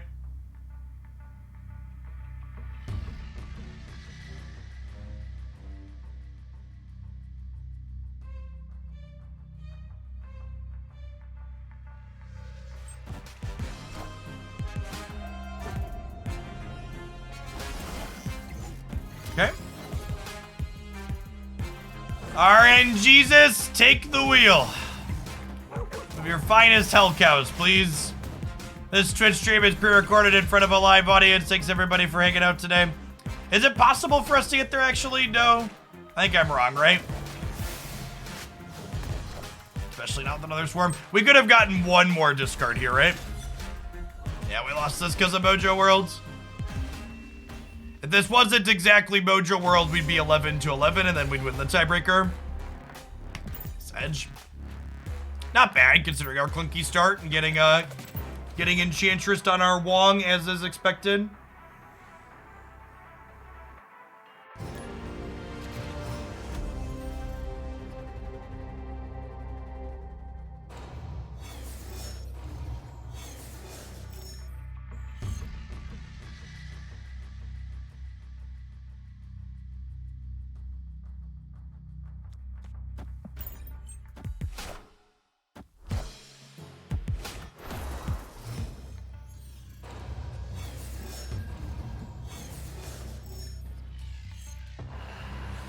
For folks just joining us, this is our second game with this deck. I have no thoughts or opinions on it yet.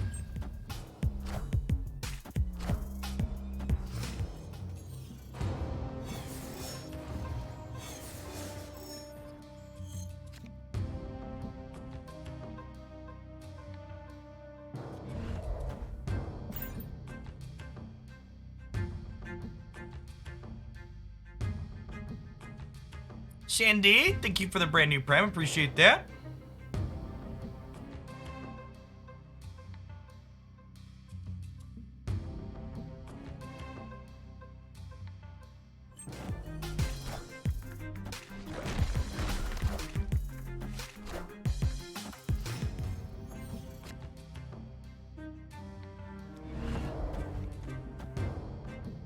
So this gives me a giant hand full of, but oh, I guess I don't really want Moon Girl in the long path. I think we play her. Am I just putting her into here, actually? Yeah, probably. And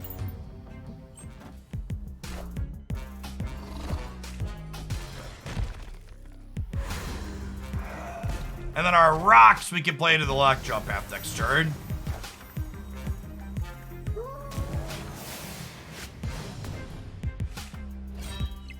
It.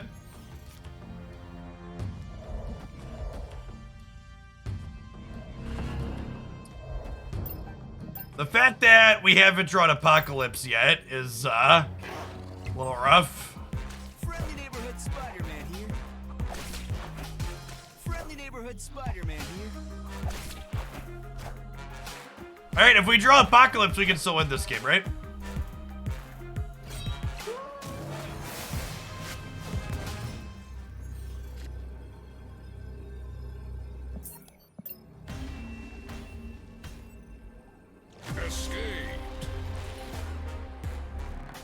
I feel like people not snapping me before they double Spider-Man is gonna be this season's people not snapping me before they leech me. Before you make a big play like that, chat, to maximize your cube equity, you should raise the stakes before your opponent sees what's happening.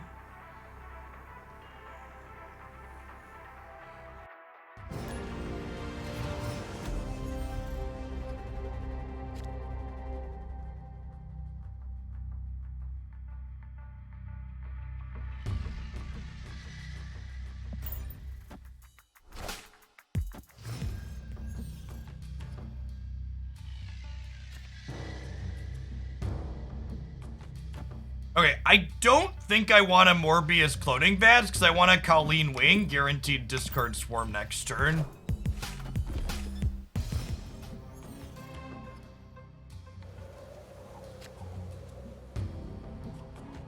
Maybe it's cold outside.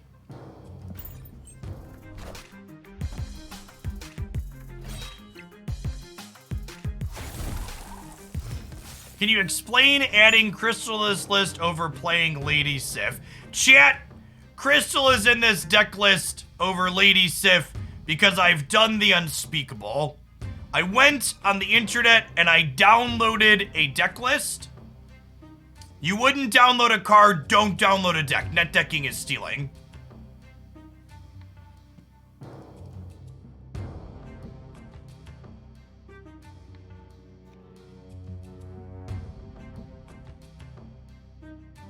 I'd download a car. Sure as shit, we'd all download cars, chat. That commercial was so stupid.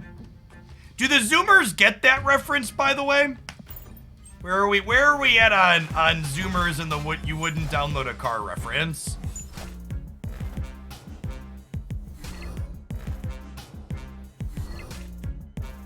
Be kind, rewind, exactly.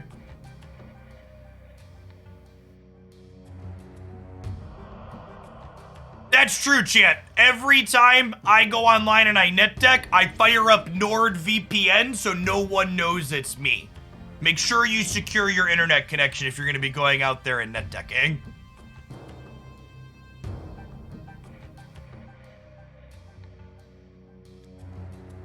I think we're just dead here. All right, so far, this deck is playing out exactly how I expected it to, which is it's feeling incredibly clunky and awkward. Don't copy that, Floppy.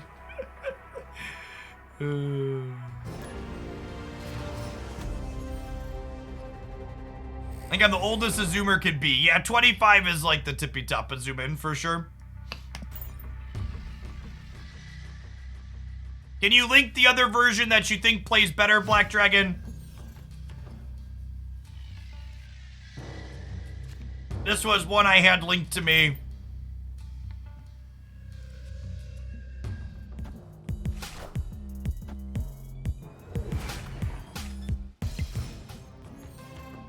I would be shocked if this archetype is ever super competitive, he says, as he gets Subterranean. And in general, Lockjaw in general is worse this season than it has been in the past because of the addition of so many Korgs and Rock Slides to the metagame.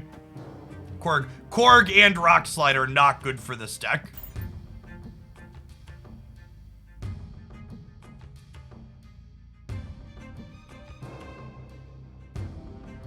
Really, they really beat you up. Not to mention the Subterranea feature location.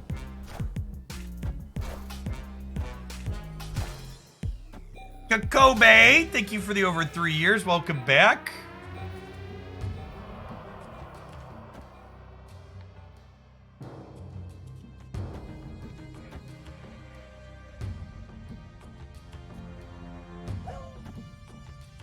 Let's do this. Probably want a Hellcow middle. Subterranea is featured, not literally, chat, just figuratively. It's only Subterranea is only featured when I queue up a deck that involves Lockjaw.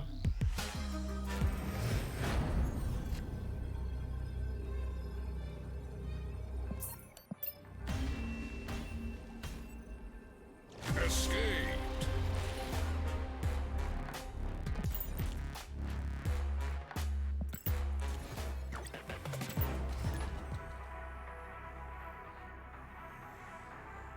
I don't know. People telling me I'm playing the wrong version of this has big, you're playing the bad version of the bad deck energy.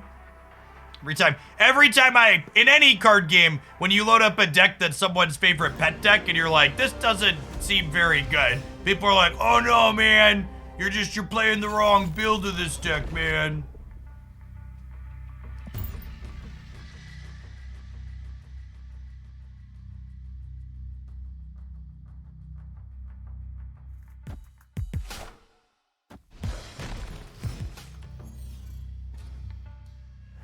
Discard decks have very strong, it works fine on my machine energy.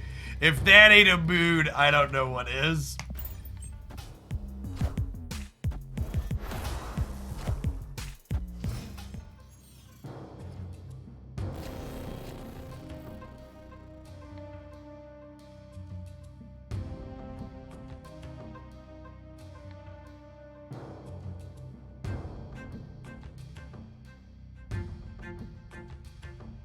Our hand doesn't do anything, right? I just don't get to play a game here.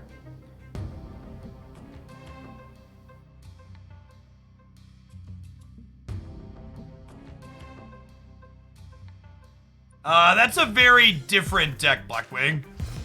Also, please don't post full deck codes in chat in the future. Like, post them on snap.fan and put a link.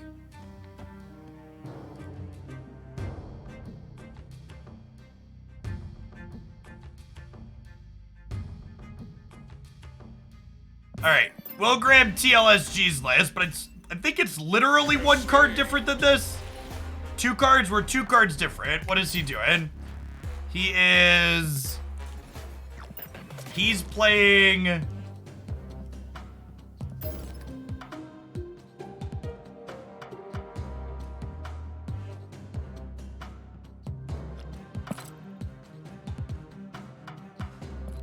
He's playing Lady Sif over Moon Girl. And he's playing Chavez over Crystal. Take any excuse to play my Chavez variant. I don't know. I struggle to see how Lockjaw is consistent. As someone who's been a big Lockjaw stand for a while, I think this is definitely the worst it's been. Because of all of the rock slides running around. Nephilim, thanks for the quarter of a year, and Lightbringer as well. Welcome, welcome, welcome back. Lucos with the big 5-0. Appreciate that. I think Gambit fits this. I think Gambit is the worst discard card in Marvel Snap. And part of that is because its effect hits at random, and there's lots of things like Armor and Professor X running around that make him not great. How much have past gold bundles cost? 6,000 and 8,000 were the previous ones. All right, this has got to be a snap, right? We've got Morbius into Zabu into Wong into Dracula.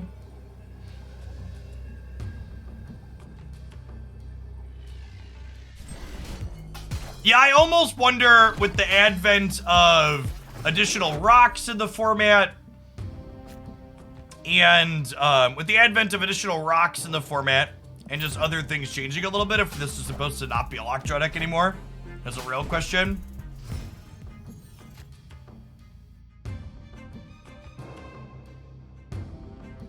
This is actually kind of an awkward interaction. So I can't Colleen Wing this turn because if I Colleen Wing, I could discard the Dracula because these both cost 2. That being said, if we draw another card that discards something next turn, we get to go crazy, he says, before getting Cosmode. I think I actually want to Blade before I Colleen, because I want Blade to be more likely to hit Apocalypse. I could play this Worm, I guess, and guarantee... God... Whoa! Okay, I mean, at least these things get... At least these things get +2, I guess, but also just, like, peak textbook Wong gameplay here. Just like, can we all take a second to appreciate typical Wongers? Typical Wongers, chat. Maybe we're winning anyways? Oh, you know what? I should flip these. I should put the 3 swarms here to shrink the lizard. We're probably good, regardless, I think, here. And this felt really good without Lockjaw. That's the number one question on my mind that I want to think about while I'm playing this is definitely, is Lockjaw worthwhile?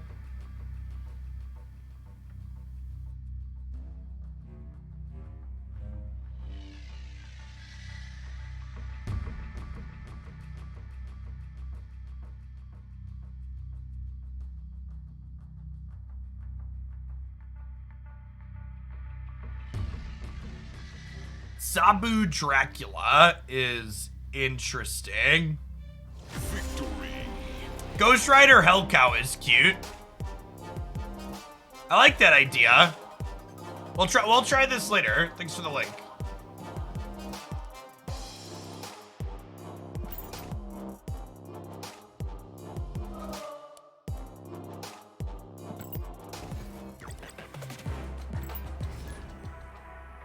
Saucy, thanks for the 2 months. Yeah, I agree that that game's probably a highlight in why Wong maybe isn't necessary.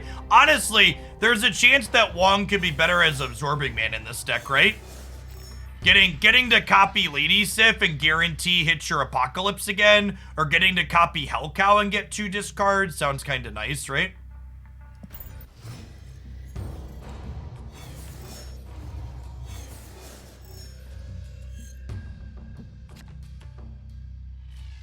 Zabu.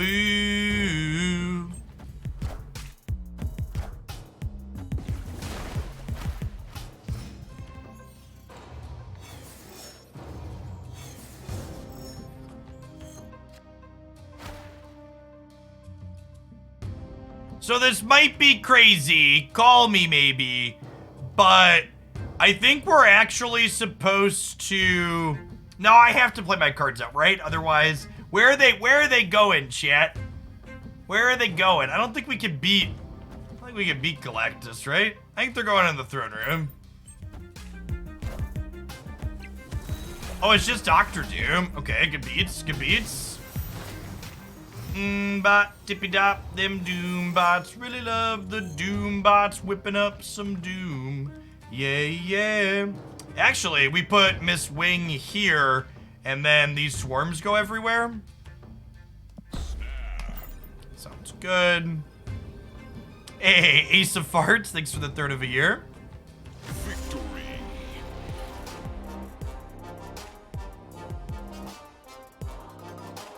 The reason why people push back on Absorbing Man over Wong is because Wong is big and exciting and your lizard brain remembers the games where Wong does something impressive, and it tends to quickly forget the games where it putters out and does nothing. There is a strong psychological bias towards things like Wong.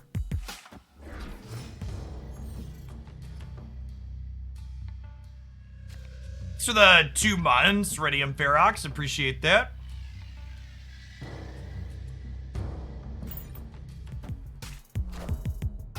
I think Absorbing Man should be impacted by things like Karmatage and Wong. I do. I think Wong should be impacted by things like Karmatage and such, if only because people expect it to work that way, and it's currently incredibly unintuitive in the manner that it works. Snap. The Zabu draw. We'll snap here. Victory. Is Gambit only good with Wong? I don't think Gambit's good in anything, if I'm being honest.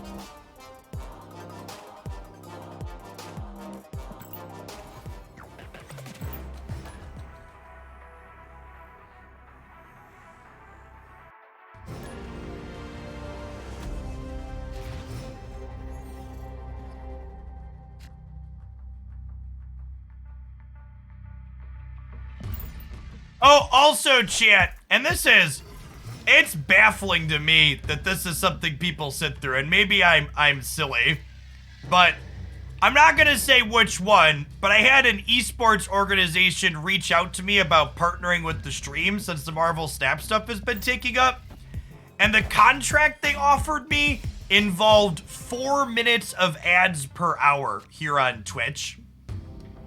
And I kindly noped out of that one. I think the 1 minute has been going okay, and I think that that's probably gonna be the norm moving forward here. But four is a lot.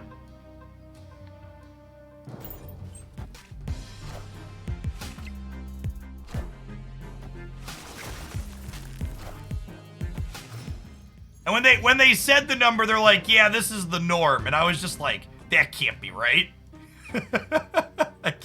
That can't be right.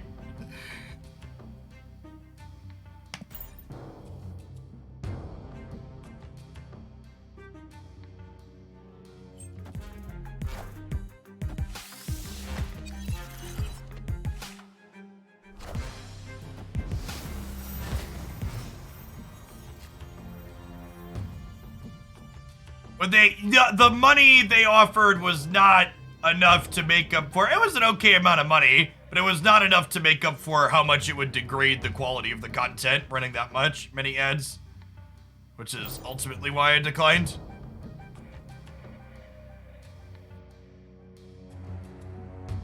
What does an esports organization get out of you running ads on your own channel? My understanding is they tend to have a partnership with Twitch that has them encourage their people to run that type of thing.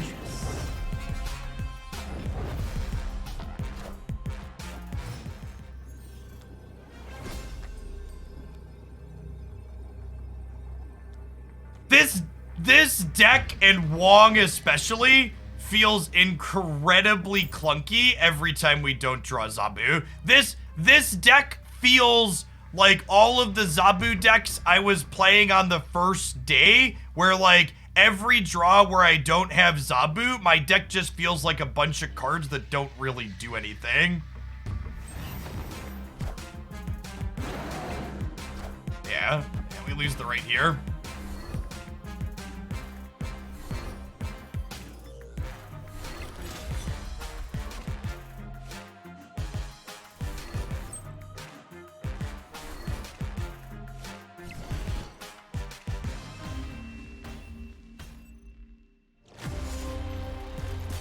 It didn't matter what we discarded, we were dead. Anyways, I'm gonna give this a couple more tries, but so far this has felt worse than the previous Lockjaw discard deck we played last season.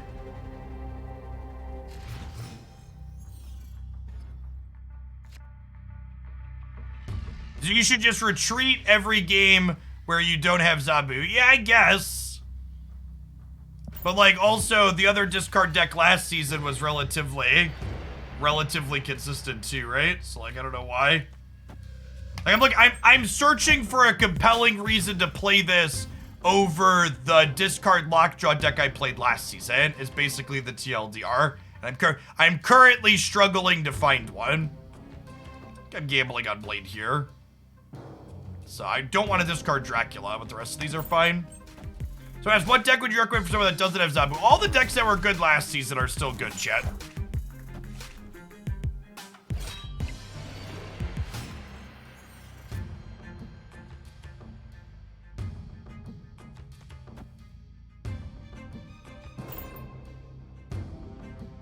Also, Machine World's kind of bad for us, right?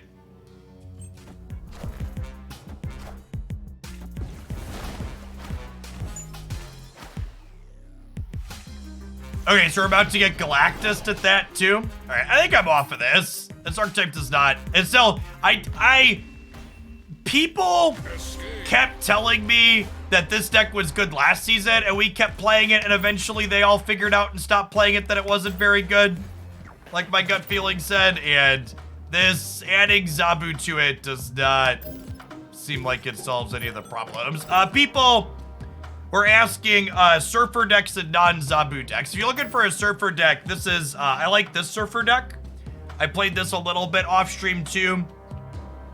Ultimately, I stopped playing this because the games where you don't draw Surfer by 6, you're just kind of sad. But if you're looking for a deck to draw Surfer by 6 on, I think this one is reasonable. Maybe we'll play some of this today at some point too. It's a fine deck for getting cubes with. Also, it's got like, it's almost all banger variants in my version here. I got this guy yesterday. Dollar bills, y'all.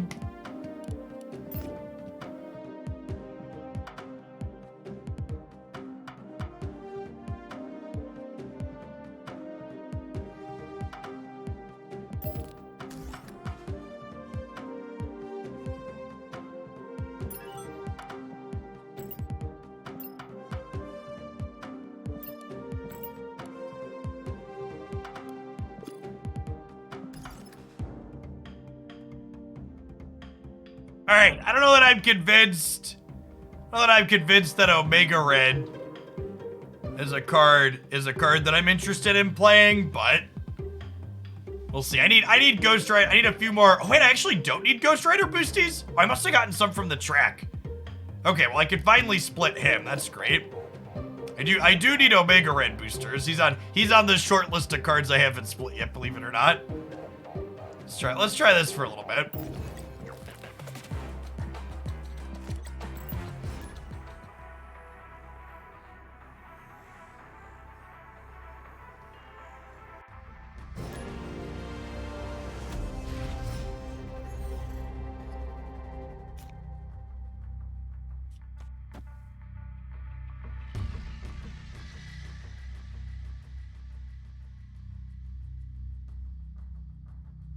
The Surfer deck I highlighted plays Domino because you want something to do before turn 3, and you don't want to have to play a bunch of 1 and 2s to do that.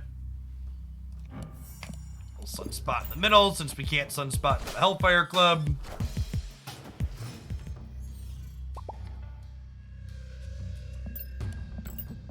Well, fair's fair, I suppose.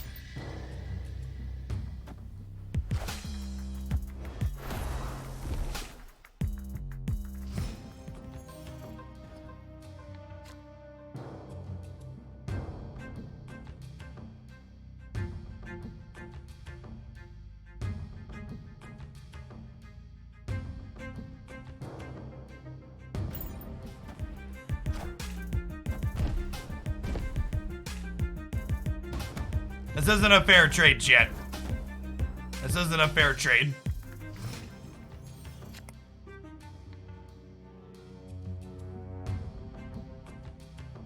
This is probably an auto-concede deck where we don't get Zabu, huh? It's probably the angle here.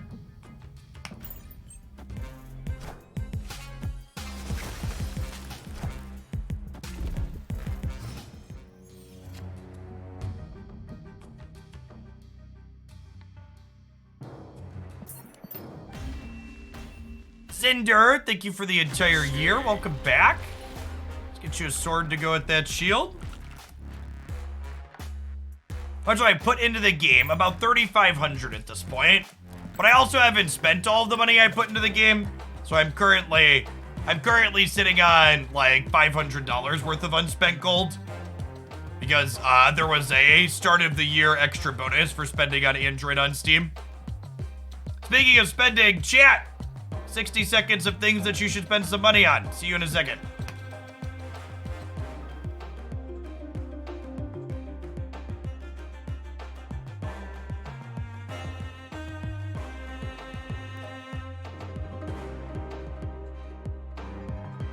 I want to answer the question from the Nick of Time with some math after. After here in a second. Hold on. We're gonna do some math here.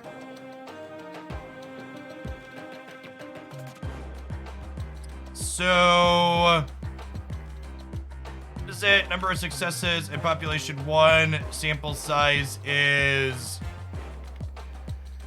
How many cards do you see by turn 6? You see 8 if one of them is guaranteed to be Domino.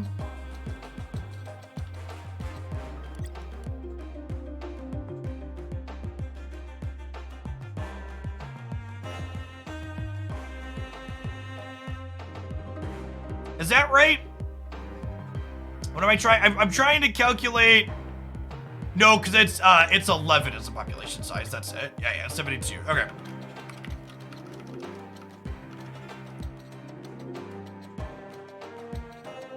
Okay. Sample size is 5. Okay. So, someone asked the question that I wanted to answer with some math. Jeff, do you think you should play Domino inside of your Zabu decks for the same reason you play inside of the Surfer decks to fill your curve?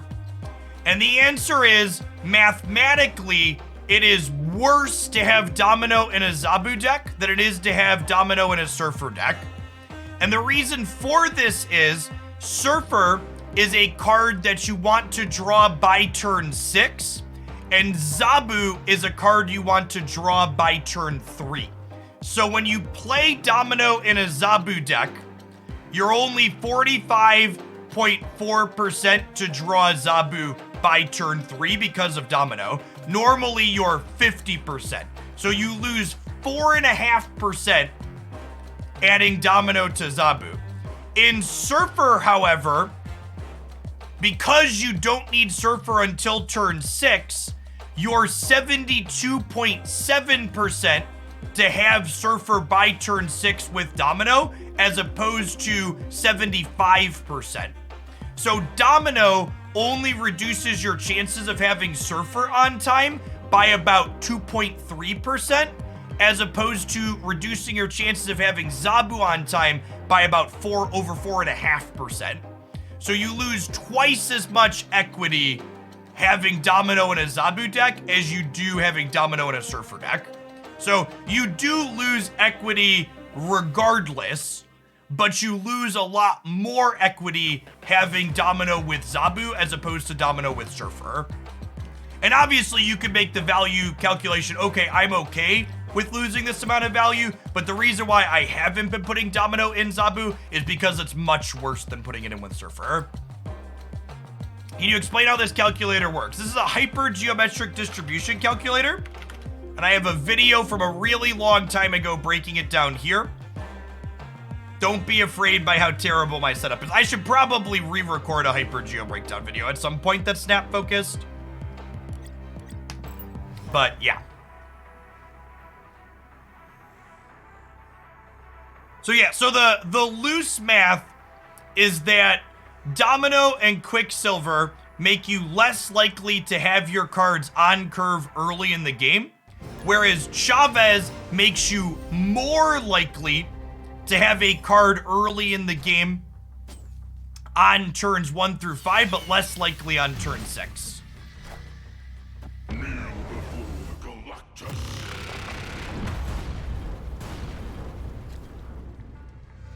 Do you have a video on Do you have a video, or have you calculated what your percentage when a game needs to be to call a snap?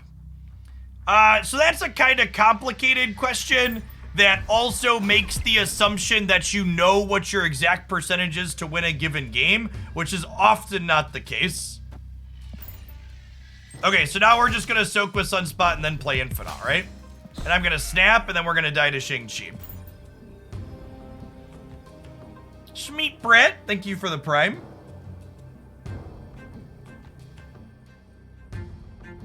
For people that are new to the channel, by the way, got a number of new followers this morning. Welcome on in. My background, for those that aren't familiar with me, before I was making content full-time here on Twitch, is I have a graduate and undergraduate degree in mathematics, and I spent time teaching at both the high school and college level. So the way I approach my games and my deck building tends to be very analytically focused. Before, I was doing Marvel Snap full-time when it released a few months back. I've been making Magic the Gathering and other strategy card game content here on Twitch for the better part of a decade now.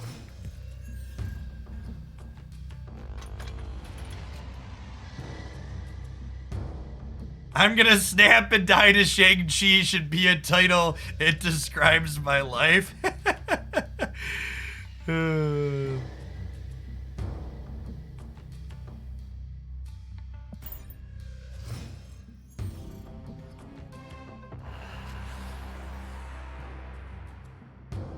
You have students who play Marvel Snap and watch your stream. I haven't taught in a long time, chat.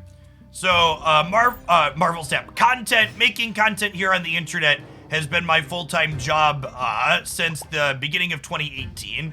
So, about 5 years now. Dead to Shang-Chi would be a good good title, I agree.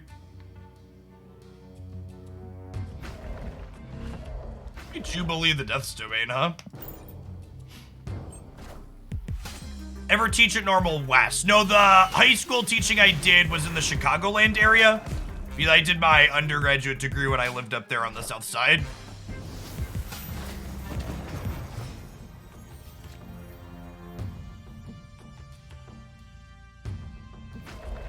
I grew up in the Alsip, Blue Island, Beverly, Morgan Park area. The South Burbs.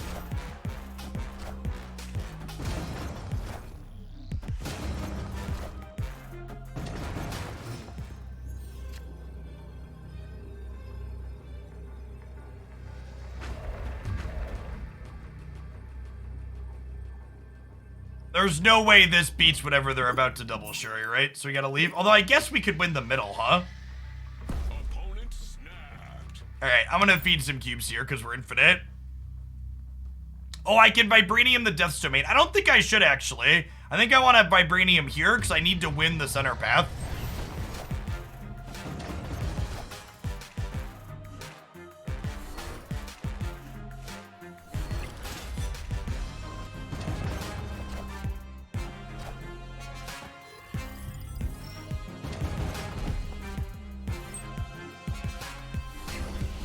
Oh, we lost the breaker, chat. We lost the breaker. We even hit the 1 and 3. Sedge.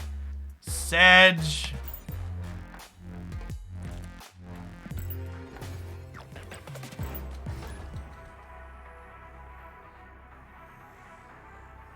Titania Taskmaster is a funny last turn. It works well with Shuri into She-Hulk Taskmaster too, right?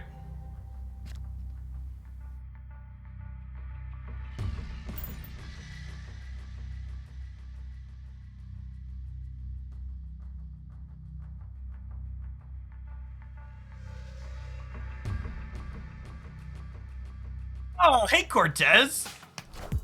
You just said you coached there, and I clicked on it. I clicked on your name and realized it was you with your picture. Hope life's treating you well.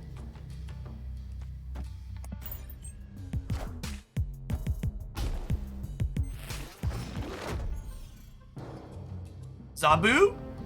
Zabu? Our kitty is very shy this morning, chat.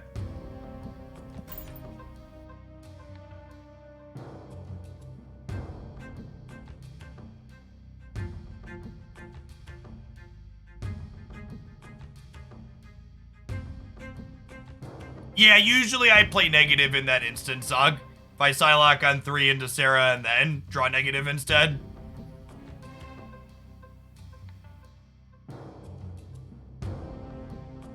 Thoughts on Onslaught Omega Red in this deck? I don't even know if Omega Red is good, much less playing an enabler for it.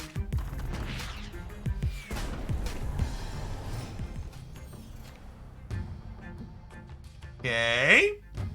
There's a pretty kitty.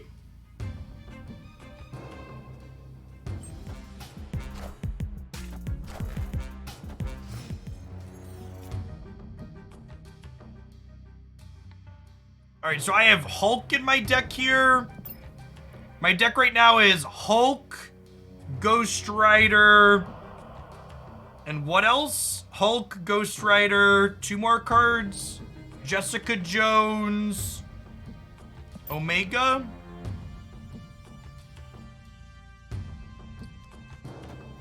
I'm gonna do this, I think.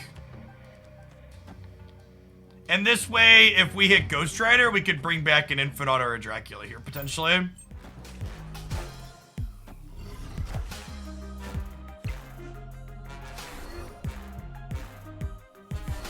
Those were the ideal 2 hits there.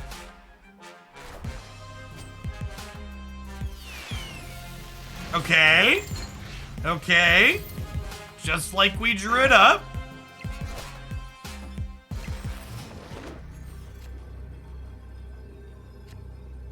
Just like we drew it up. I think we're good, chat. Famous last words.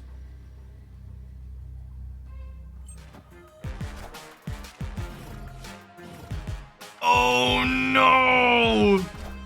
We might still be okay here? Maybe?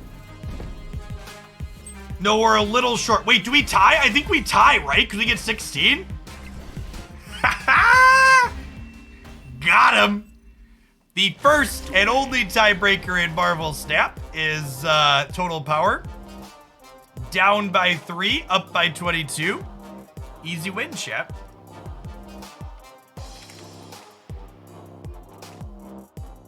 I don't know if this deck is good. It certainly seems great, though.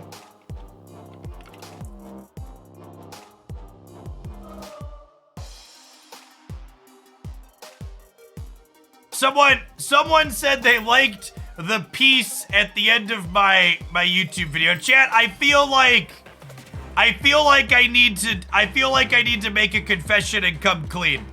So, to date, I have never padded my YouTube videos for the sake of being able to put a mid-roll in them. And for reference, a YouTube video has to be 8 minutes long to put a mid-roll ad in it. And I put together that rank video last night, and it was 7 minutes and 59 seconds. And I was like, all right, I don't feel bad padding for 2 seconds here so I can put a mid-roll ad in this piece of content. And maybe it's a slippery slope and we're gonna go full scum YouTuber. But I did in fact pad 2 seconds onto the end of that video by saying peace so I could throw a mid-roll ad in. Gyaradoxy, thank you for the prime. Absolutely full scum sold out.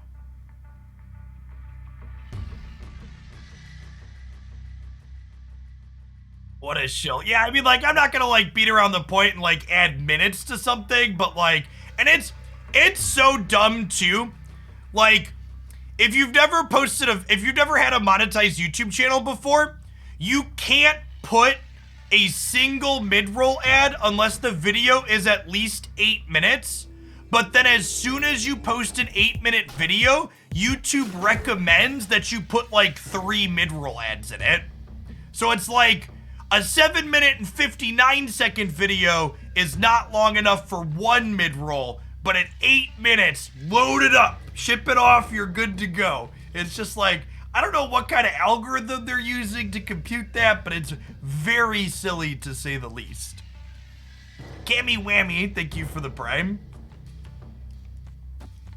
And I obviously, similar to my Twitch approach, I don't spam ads on the YouTube channel either. Usually I put 1 per 8 to 10 minutes the video is. Play Sunspot and Goose here in the middle, although Goose is not doing a whole lot in an Elysium game. Locks out 4, 5, and 6 cost cards.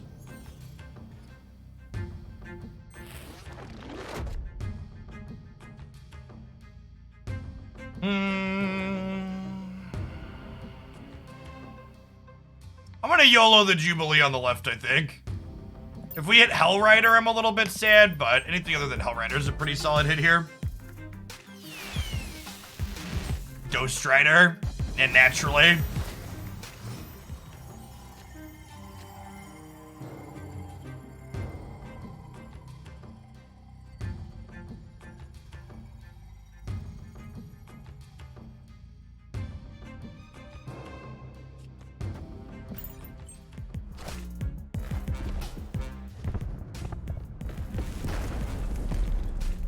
Ghost, Cow, and Hellrider. Yeah, exactly. See, you get me. You understand.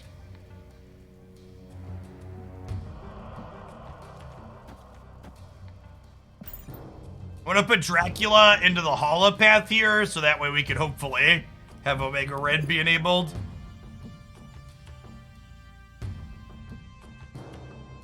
Yes, this is called an Inkified Split.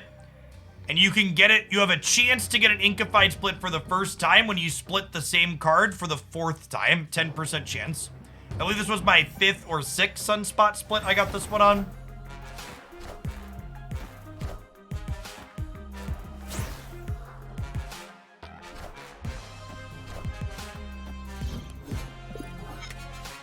Edge.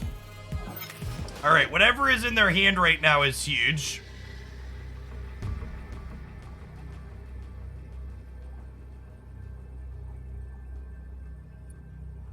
I think we play for all 3 here, right?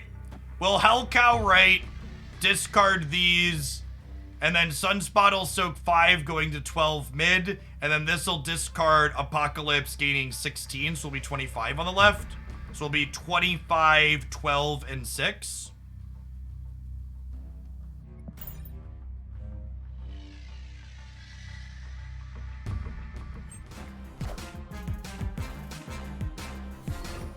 We are very dead to Surfer if they're a Surfer deck.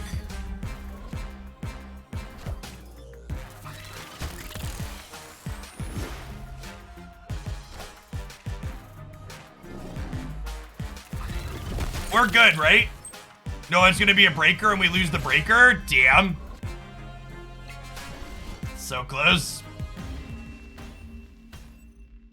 Victory. It's hard to know. Wait, did we win the breaker? Oh, we went to 12. Why did they have... Oh, they lost the Omega bonus. I was like, how did they get bigger? They lost the Omega bonus because we gained 16. Got it. Okay, I saw 12 to 12, but my brain didn't process that this 16 was turning off the Omega Red that they stole. Slick.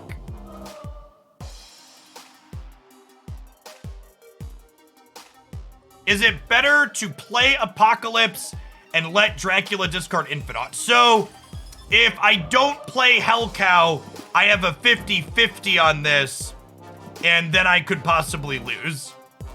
Because if I play Hellcow, the Infinite gets discarded, so.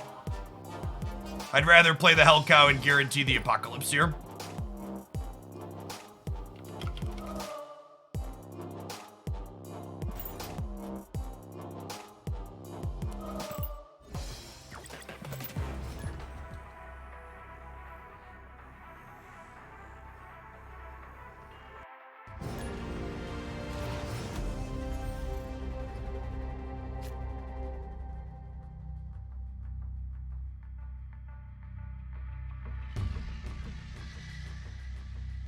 I'd rather play Hellcow and guarantee the Apocalypse. Chat. Are we a cult now? We are, in fact, confirmed.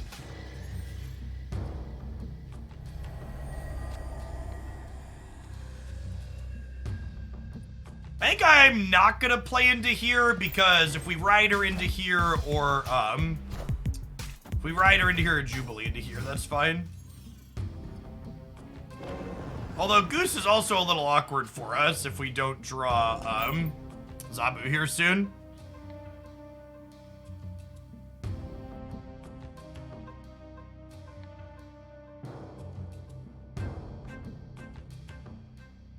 Welcome to the live one, Kyle.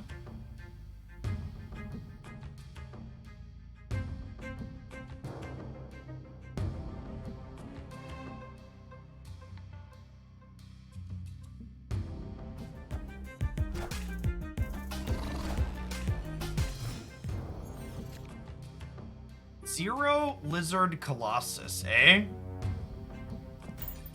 Zabu's turned late, but better late than never. Never late is better. Atuma Matata. What a wonderful phrase.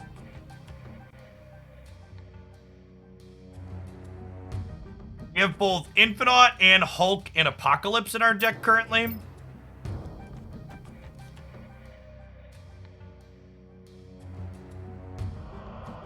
We're doing this. Yeah, they're probably a Destroyer deck. I think it's a good take. Spider-Man here.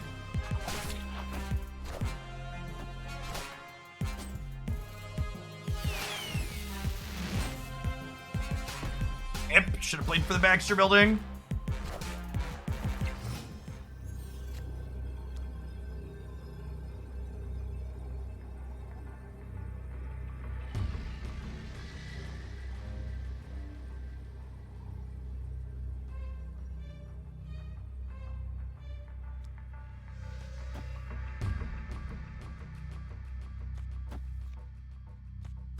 We coin flip to get a Hulk into here?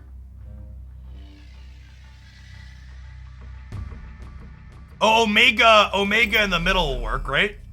Yeah, that's true.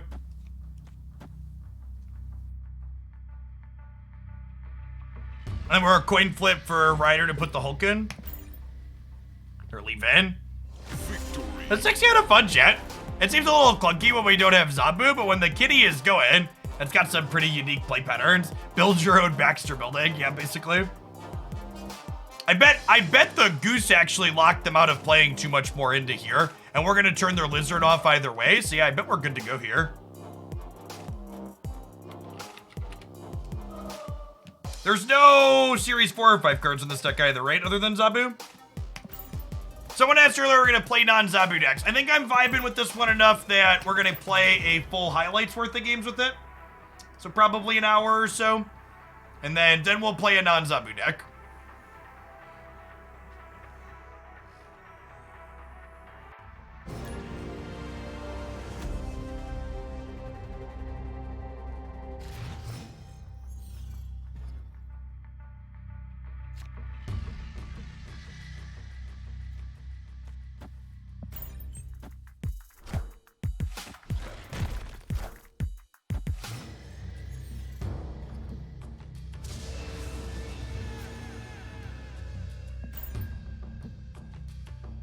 Probably Zabu into nowhere, honestly. I don't need extra power in here with Sunspot, most likely.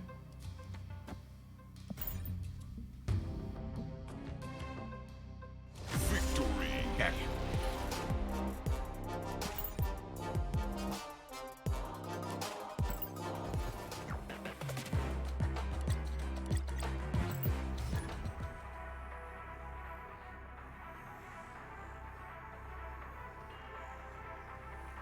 We play a Hazmat deck later. I'm waiting until I pick up Bass to re-explore Hazmat.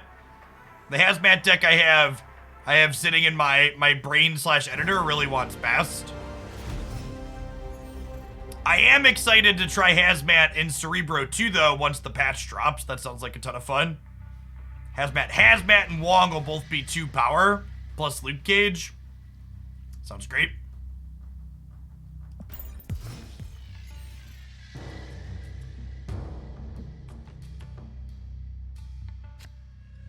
Guess we're goosing to the right. To the right, to the right. Gonna play the goose to the right. With the power of these cats combined, chat, we will be unstoppable. Awkward.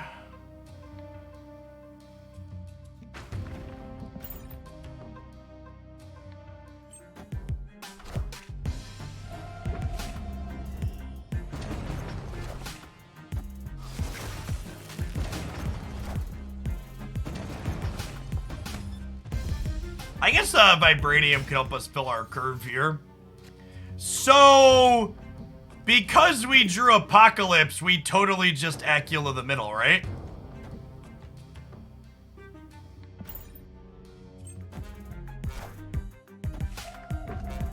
I don't think we Acula the middle if we don't draw the Apocalypse, but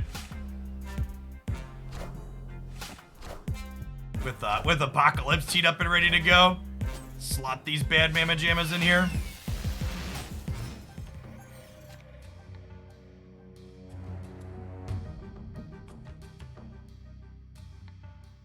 How do we feel about a skip Infinite angle? I think it's a skip Infinite the Omega Red path.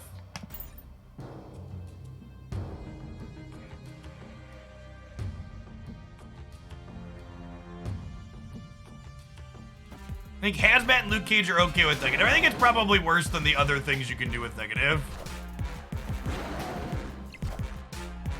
Skipping to Acula to Infinite does make Dracula a little bit worse. That's true.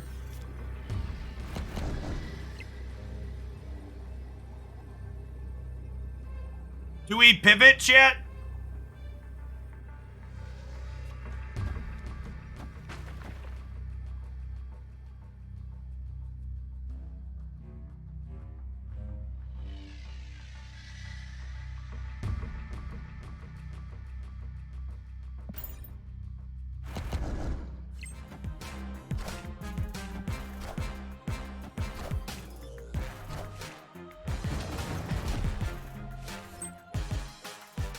Grow, my children!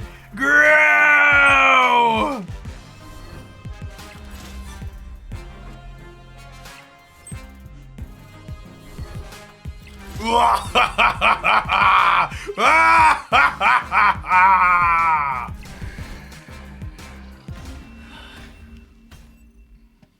Victory. These little baby dinos, chat. Little bitty baby dinos. We got to beat leader too. Get out of here.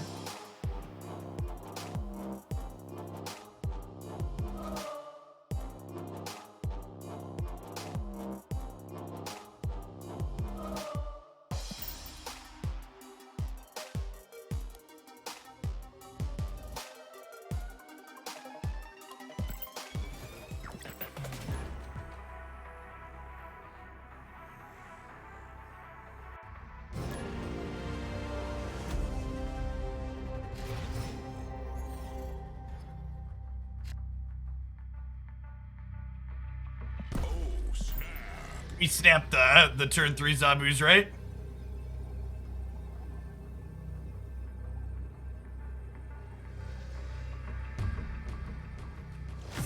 I should stop snapping aggressively, chat. It's bad for content. we don't need cubes anymore.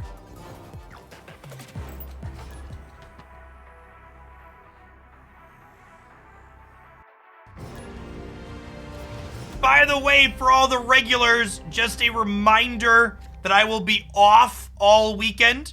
You can expect daily content to continue on the YouTube channel, but I will not be live on Twitch Saturday or Sunday. Is the norm. I'll be back on Monday, of course, and all day today, but just for people that are new and not used to my schedule. When you climb, do you regularly snap on turn 1 and turn 2? Yes, when my hand is strong. Like this hand, if I'm looking to climb, I would want to snap here. Our hand is great. You can and should be making valuations of how strong your opening hand is, and when it's strong, you should be raising the stakes.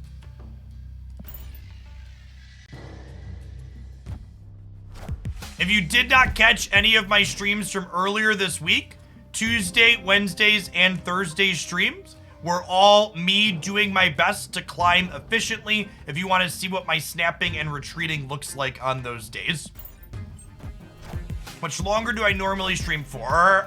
Somewhere between 5 and 7 hours, depending on what metrics look like. Usually I'm live till about 5 or 6 p.m. Central Time.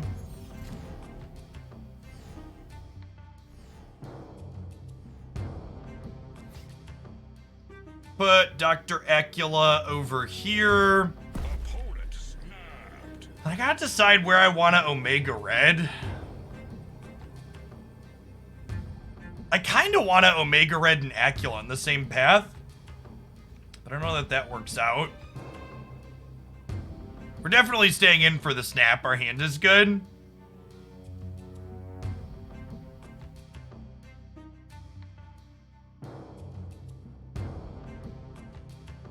It is noteworthy I can only play one card next turn, though, which kind of sucks.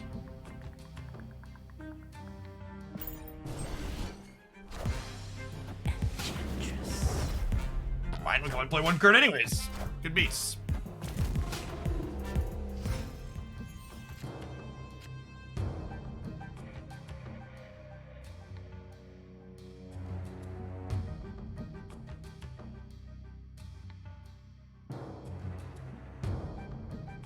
Okay, I mean, since we're making content, we go Hell Cow here, discard Apocalypse, discard Infinite, Ghost Rider, bring back Infinite, Dracula, discard Apocalypse.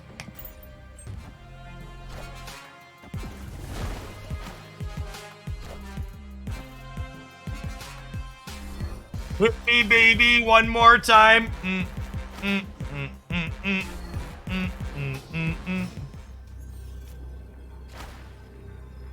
Oh, you know what? Maybe I'm supposed to Hell Cow right so I can Apocalypse left when this happens. That's probably the case. That's fine. I believe we're going to win the coin flip with Dr. Acula here in the middle. How much weight do you give when an opponent snaps so you don't know what they're playing to stay in your decision to retreat? Then it's a pure evaluation based on the strength of my hand.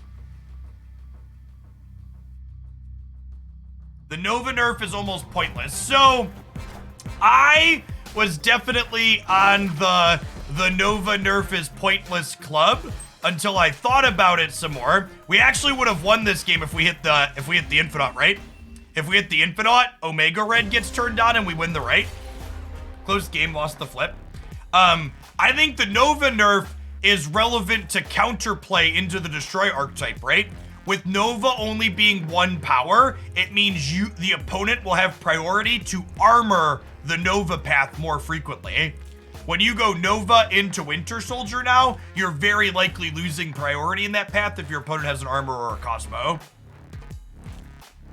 I actually think the Nova nerf is super clever and highlights how good the Marvel Snap Balance team is. I think it is a fantastically subtle way to reduce the power of that card and open it to more counterplay.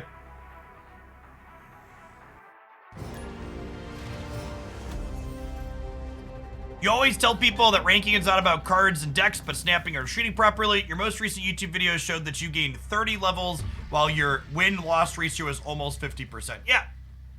Yeah, chat. When I make claims like that, I'm talking from experience. This is a very fun deck. I agree.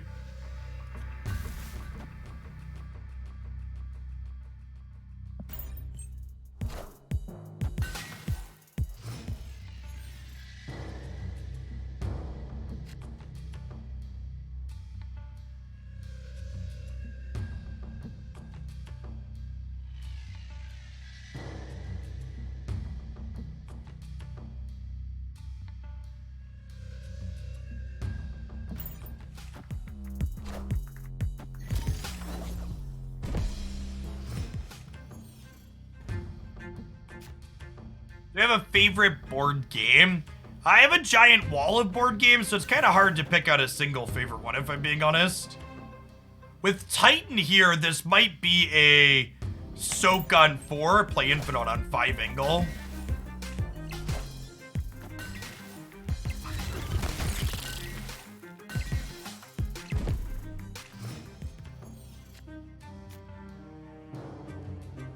I think all of the takes that talk about people who talk about leader being lower power, being good in Mr. Negative, are telling on themselves, in my opinion, due to their lack of experience.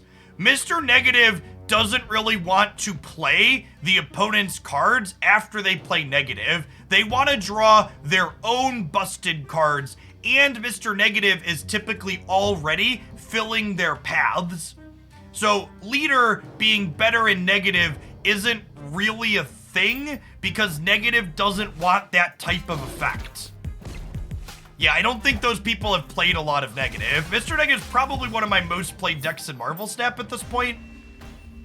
I think the idea that that card really that deck really wants that kind of effect is very unlikely. It's also, and this is just a general Marvel Snap statement. In my opinion, they should balance cards in Marvel Snap like Mr. Negative doesn't exist. And then if they balance something and it breaks Mr. Negative, then you change Mr. Negative at that point. Because you can't just live in fear of every balance change not working with one card. And every time anybody brings up any kind of bullshit, we're like, well, what about Negative? It's like, fuck off. Get out of here with your straw man. Mike Wizard, thanks for the quarter of a year. Welcome back.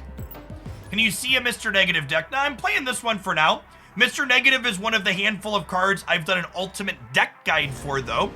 So if you want to see a full breakdown of Mr. Negative and the entire range of decks that I think he is playable in, be sure to check that out on the YouTube channel.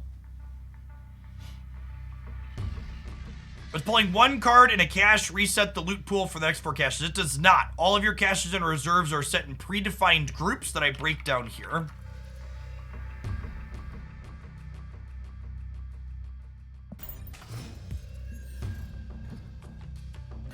This hand's so awkward, because, like, we have Zabu into Jubilee, but, like, also, both the things we want to hit with Jubilee are in our hand.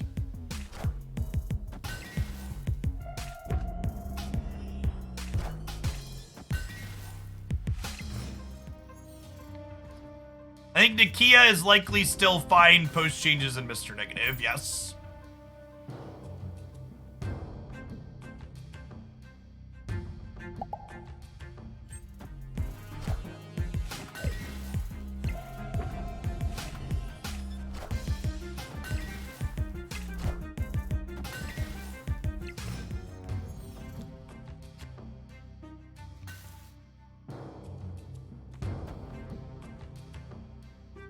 Acula and Necrotia. I'm gonna play Miss Jones in the middle for now, I think.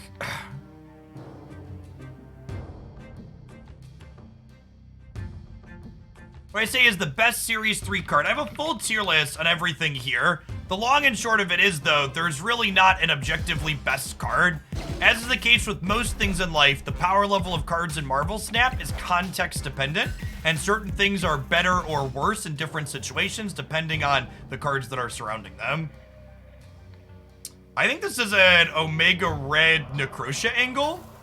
So that way Dr. Acula can bin one of these and get this going here, huh? Seems kind of fun. I'll stay through the snap. Nonstop Pants, thanks for the brand new Prime, appreciate it. The winter variants were supposed to be turned off with the recent patch, and they were not. All right, so we're getting death waved. Oh no! Oh no! Monka Hellcow, chat! Monka Hellcow. Wait. Okay. Nobody panic. Everything is fine. Nobody panic. Everything is fine, okay? Moo. Maybe. We're gonna be fine, Copium. We're gonna be fine, Copium. Up, down, life's like a jump rope. Doot, doot, doot, doot, doot. We're about to lose to She-Hulk Death Leader, but that's besides the point. One Infinity, please. Just a Hulk. That's not enough, chat. It's not enough. Oh my god, it's enough! Get fucked, Leader! Victory. This deck's actually probably pretty good into Leader, right? Both Dracula and Ghost Rider are good against Leader on the final turn. Easy dub.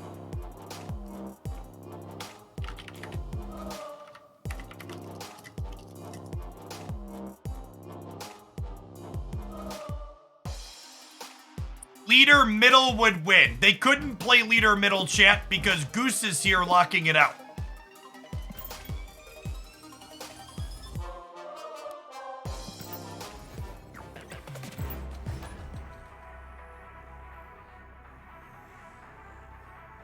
Hey,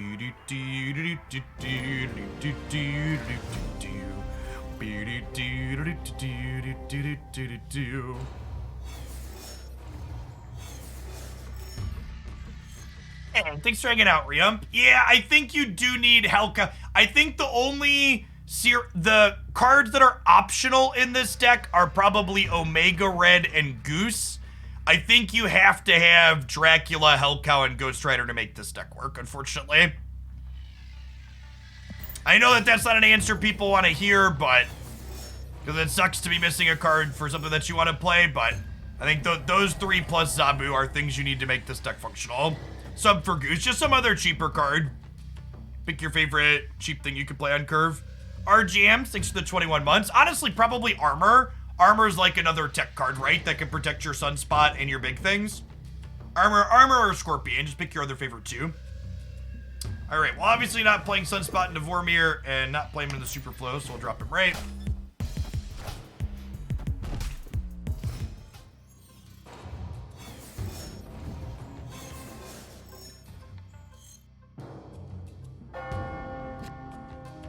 Ooh, that's a fun one.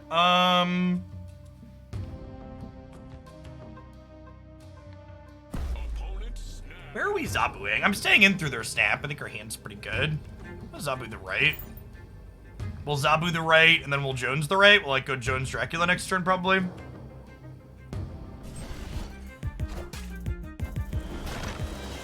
The rocks don't really bother us. Our deck's not particularly tight for board space. Ooh, and now we get to do this. Oh, you know what? I want to wait on this, because if I hit Hellcow with this, I don't want to discard my Dracula. Yeah. So we'll Jubilee Vormir next turn, I think. Is it worth it to pin Dracula? I think Dracula is a pretty narrow card, but I also think it has a very specific use case, so if you think you would enjoy playing it, it's worth pinning.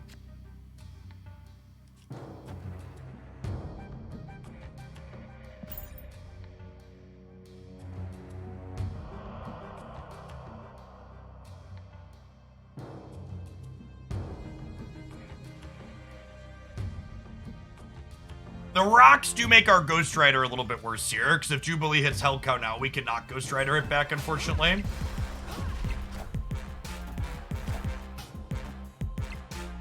Oh, there's Surfer Patriot with the Juggernaut.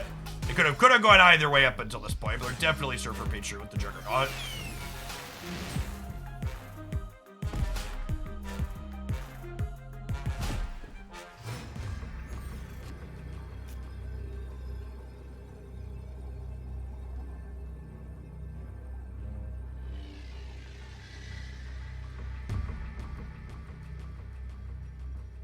If they Surfer Karmitage, they go to 20 on the left.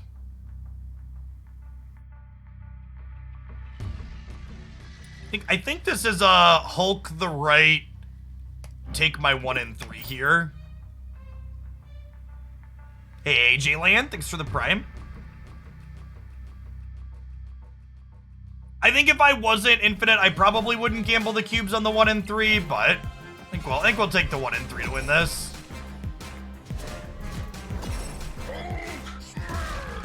We win the breaker if we hit it. Yeah, we'd have won the breaker by 1 if we hit the Infinite here. They were up by 7. We were up by 8. I think whatever other 4-drop you're feeling in the Omega Red slot is fine. Consideration to Hulk mid. Goose showed up in the middle, so I actually couldn't Hulk mid. Goose is a touch awkward sometimes, for sure. There's a main deck I used to get Infinite. We played a bunch of different things. I used a Zabu She-Hulk deck to climb the last 7 ranks last night, but we played a bunch of other things for the other 20. Is Twitch having more issues again today? Hopefully not. Twitch had issues the last 2 days in a row. Need to get their shit together. Lucked out on which faced out location we played Sunspot into, Monka. Scorpion doesn't bother Dr. Dracula too much. kitty. Not a kitty. Machine World's actually pretty bad for us, right? Because it messes up our Dracula potentially.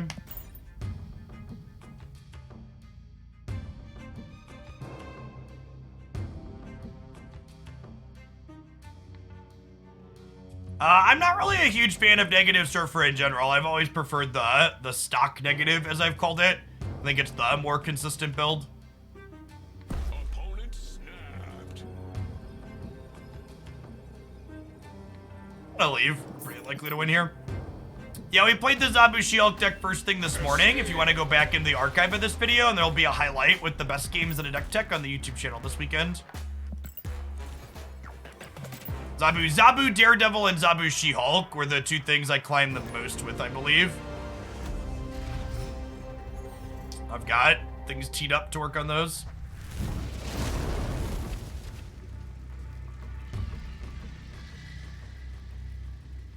That's definitely true, Pow Bam. Good luck in your climb. How's this deck been doing? This deck's been a ton of fun. It's pretty clunky when we don't draw Zabu, but the Zabu games have been great. Pretty fun dynamic play patterns. Thanos really wants Quinjet, and he also kind of wants Lockjaw, in my opinion. Face the might of Asgard. Mjolnir.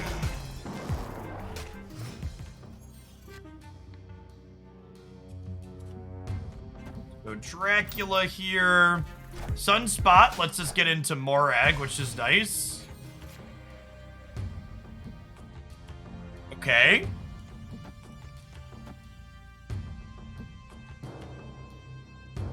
I do this, and then I can triple 3-drop next turn. Triple 4-drop next turn. Oh, and we have 2 more turns, right? Is worth noting here. There's a Limbo. Hey, Limbo. Do. They lockjawed Morag is a bold choice.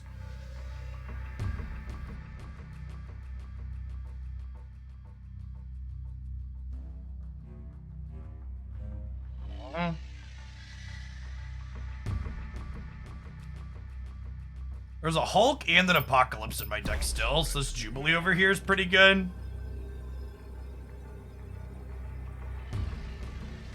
Where do I want to Omega Red, though? Maybe we're supposed to, like, do this to try and get this going here. Then we'll Jubilee this, the right? I think I Jubilee here so I can, like, Hellcow into Ghost Rider.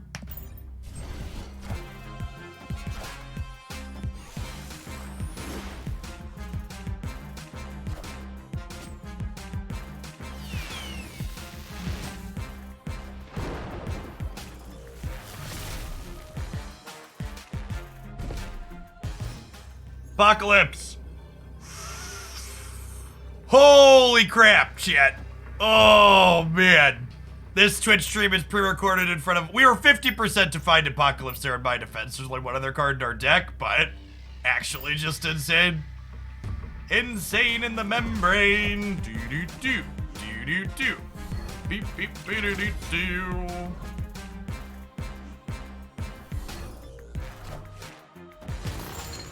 Rider, give me the news. I got a sweet case of Infinite You. Look at the little baby Giganto on the left, chat. He's so little. Mjolnir, to me.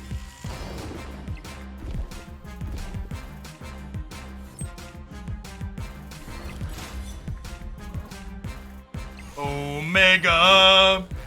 The Omega Red didn't matter there, believe it or not. Ooh, which is good because he actually turned off again at the end. Nailed it. Victory.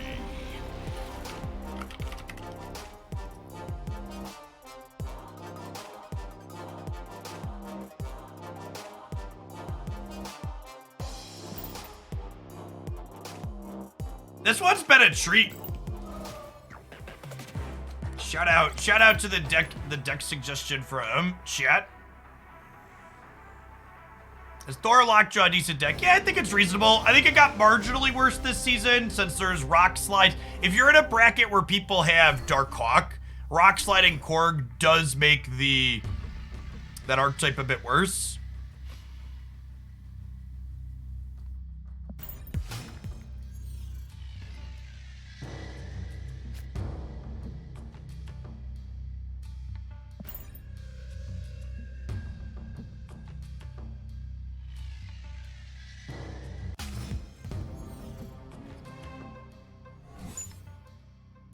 Some bullshit.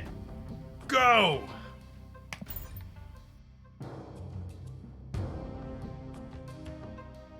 Well, our hand was going to be good for discarding Apocalypse. Less so now.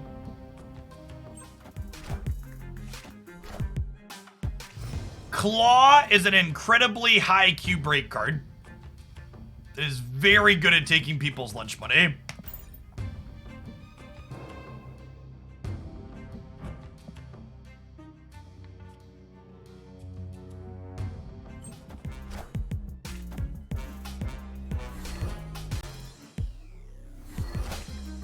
Edge.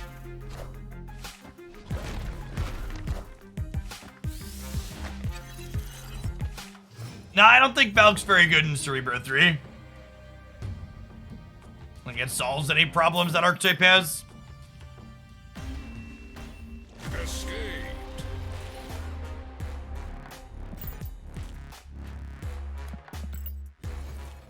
Need a Hulk variant at some point.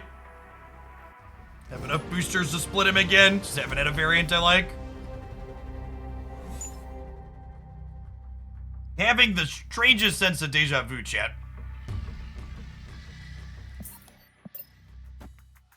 What's going on, Rav? Thanks for the Prime. Yeah, I got the Android one at global release. I'm just not really a fan of the artwork on it.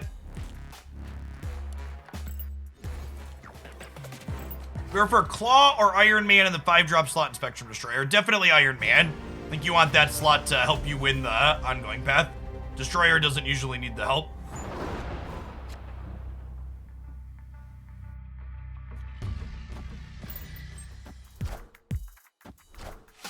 I can see She-Hulk worth testing in this archetype. It's a pretty generically good card. Push the button on the Onslaught Citadel here.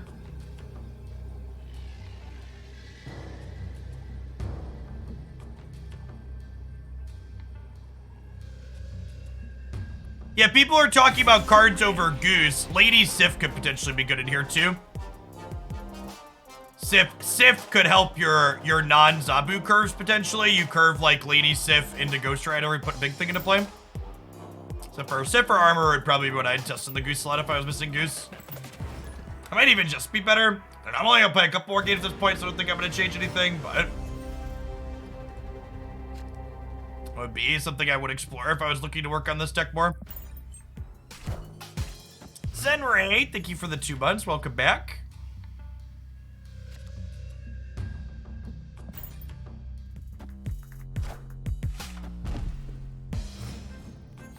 After this game chat, we're gonna take our 1-minute ad break and I'm gonna sit back down.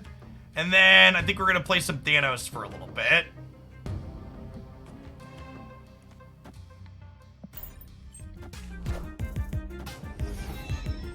Am I ever sitting down? Yeah, I split my time while I stream, like sitting, standing about 50-50. Especially since we have the hourly thing now, it's a good reminder for me to change whatever I'm currently doing.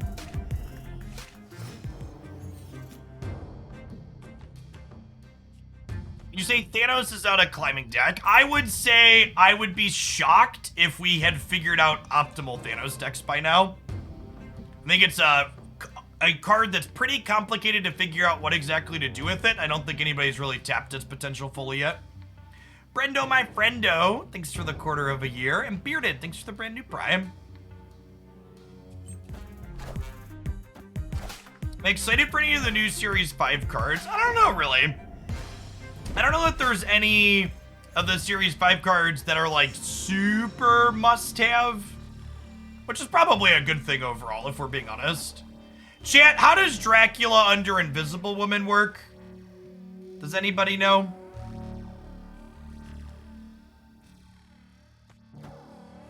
I'm interested in finding out. He sees it. He works. It works. Okay, I'm gonna put him underneath. That's fine. I don't care about the cubes anyways. We can do this for sake of knowledge.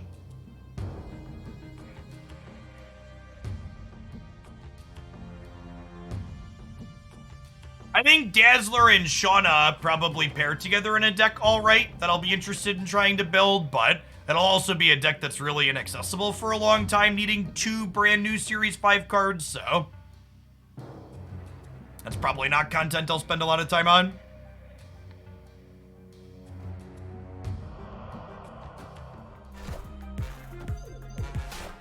Wow! Using Daredevil to Cosmo my Jubilee path. Thought that was outlawed by the Geneva Convention.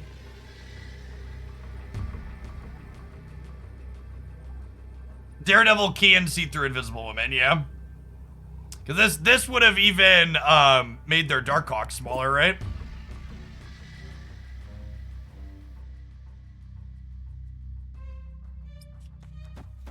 There's a chance this wins the right, then we win the center.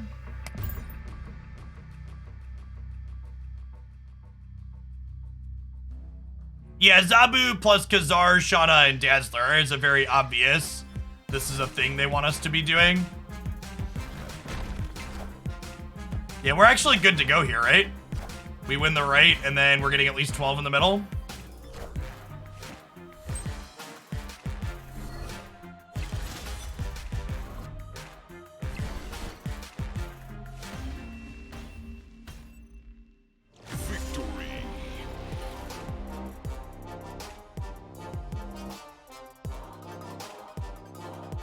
Is Shuri the #1 Series 5 card right now? I think before Zabu released, Shuri was probably in the #1 slot, but I think Darkhawk is firmly the best Series 5 card now in a post-Zabu world. Just roll out how many collector tokens you can hold. Not to my knowledge. All right, non-subs, I'll see you in a minute. I'm gonna get a Thanos deck loaded up here. We're gonna draw some cards. I think I deleted the Thanos deck I had in my editors. Let's go net deck past Jeff here real quick.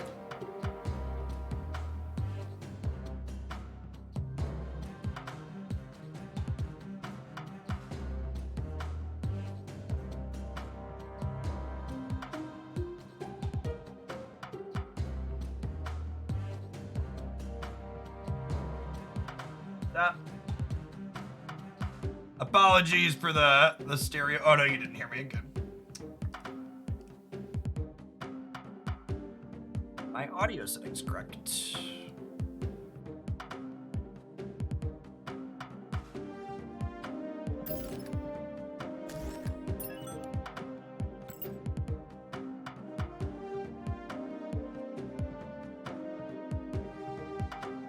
I have a couple of hoods, yeah. I actually have enough hoods that if I could build a deck with only hoods, that would be an option.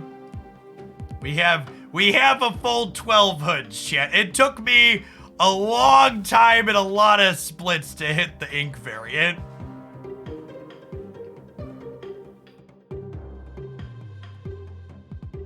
You see Ben Brode's comments about making future card acquisition easier. No, could you link a screenshot of it? Also, that goes back to exactly what I said yesterday, chat. Literally every single time Marvel Snap has updated their in-game economy, they've made it more generous and easier to get cards. At the very start of the Marvel Snap closed beta, without any new releases, it was going to take almost 10 months to get every Series 3 card. And today, with all of the changes that have happened to the Marvel Snap economy, with collector's tokens and other things that have happened, someone starting in Marvel Snap today, even with 4 new cards releasing a month, it only takes about 7 months to get Series 3 complete. So there's more cards, and it's still shorter. It is much easier to undo. It's much easier to make something more generous and get better feedback than to start too easy and dial it back.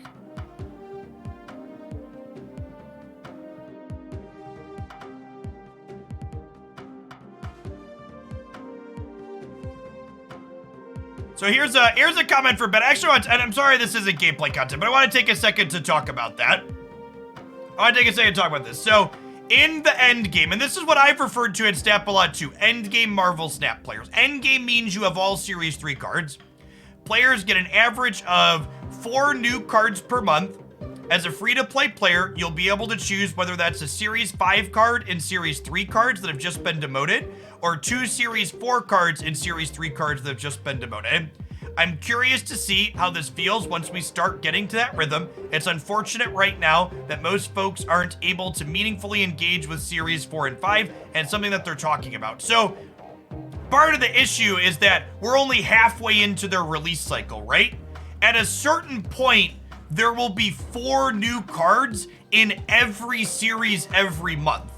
There won't just be 4 new Series 5 cards. There will also be 4 cards moving from 5 to 4 and 4 cards moving from 4 to 3. And what the rate of that needs to be is something I'm sure they're going to base off of their attrition rates as their players go, right?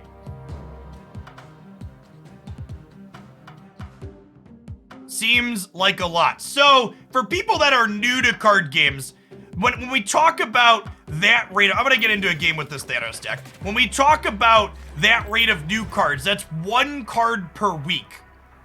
Magic the Gathering released like 2,000 cards in 2022. So Marvel Snap releasing 50-ish cards per year is insane. Like, it's fine. It's not a big deal. It is not a lot of cards. You will never collect all of Series 3. You literally will eventually get all of Series 3 just by doing your daily and weekly quests. Unless you stop playing. The Groovy Capo, thank you for the brand new Prime. How big is the Marvel Snap universe? There's over 8,000 Marvel comic book characters, chat. Plenty is the answer. You need huge time to get cards. People will get bored and leave. The progress needs to be revamped. But so, the ignorant people that say you have to give everybody everything faster or they will leave don't understand how this industry works. And the opposite is also true. Part of the reason why Runeterra doesn't have anybody playing it anymore is because they give you everything too easily, and people also stop playing a card game when they have everything for free. People simultaneously bitch and stop playing when there's nothing left to earn, but also complain when they don't have everything right away. And there needs to be some kind of give or take in the middle. And regardless of the system, some amount of people are going to attrition out.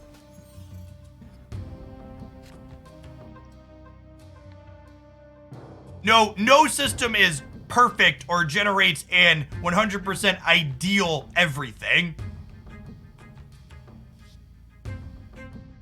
But there has to be so many people, we're just super dead. These locations just screwed us hard. So many people act like there's no upside to the system Marvel Snap has created and that it's just wrong and there's no possible way anything about it can be correct. When that's really just not the case. Southernmund, thank you for the 2 months of Prime.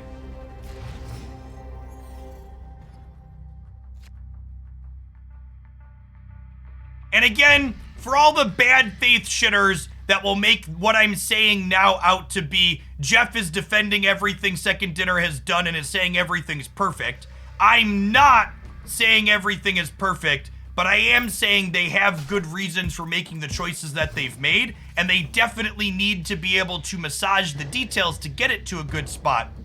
But what I see and hear a lot of is this is just wrong and they don't know what they're doing, and that is very much not the case. They very much know exactly what they're doing, and they're using their data to optimize the numbers on the in-between.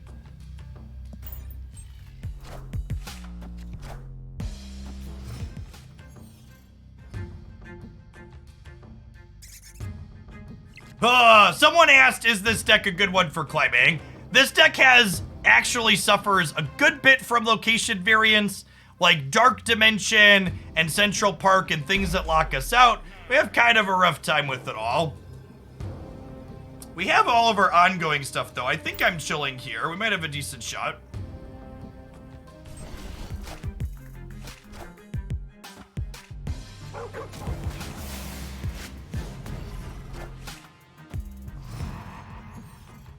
Or snapping because they have Zabu. So last turn we can play into Kiln, so we'll Khazar here. And then, do I want a Reality Stone again? Probably.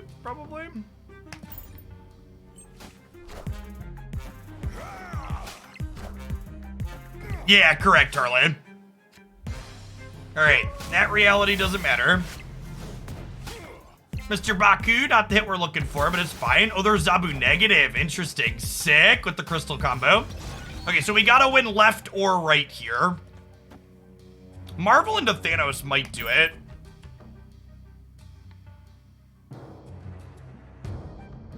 No, I'm definitely not mistaking Khazar with Blue Marvel in hand. You're right that it might be more optimal to do that as in edge cases, but I know I'm playing Blue Marvel on 5 here regardless of what happens, math teacher.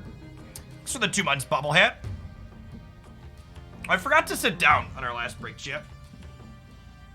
My legs are getting tired.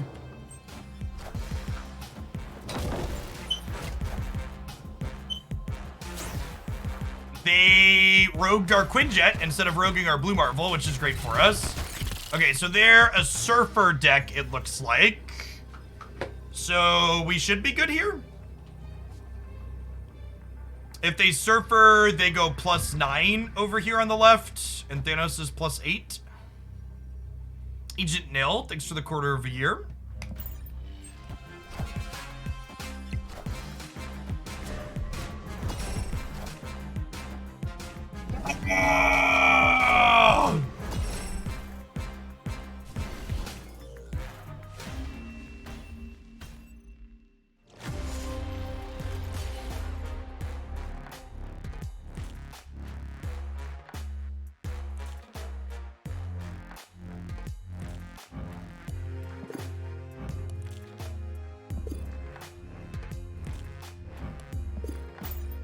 Zabu.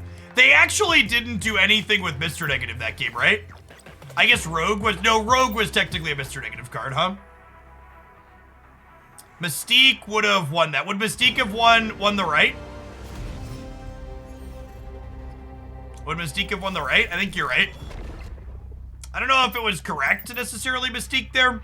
So, one of the ways you want to get better at Marvel Snap is when you see a game like that happen, you don't want to say, I should have Mystiqued there because it would have won. The question you want to ask yourself is, should I Mystique here with the information that I had going into turn 6? And maybe the answer to that question is yes, but I don't know. That's what you want to sit down and look at it. You can't just use hindsight. You got to go back and go, oh, did I make the correct choices with the information I was given at the time? It's definitely the way you need to approach games like that. We're actually a pretty bad Shuri's Lab deck, so we're probably mostly not playing for here. I don't really have any strong thoughts or feelings on a potential draft mode. Limited isn't really a game mode I tend to play in card games.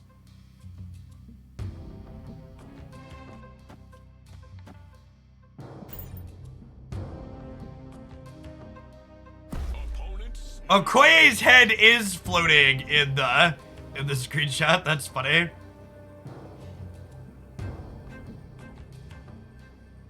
Limit is the only playable Magic for it. I've heard that.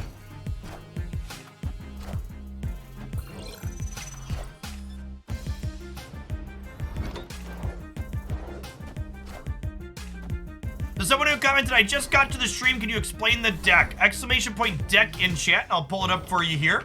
Always gives you access to the text on all the cards in the current deck that I'm playing. It's a great resource for looking things up when you're coming in a little bit late. Any questions on specifics, feel free to ask, but I always encourage you to give it a read over first.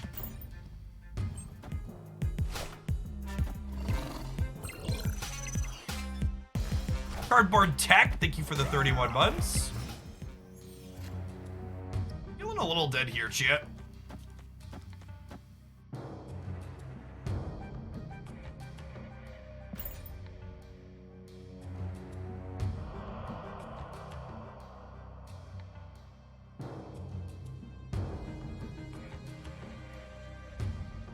feel like I never see Thanos powered up and played out in Thanos decks. That's because the reason to play Thanos isn't actually Thanos, it's the stones that accompany him are the meaningful part. Why did Medusa do nothing? Because she came out of the expansion and I moved her to the center with the Space Stone.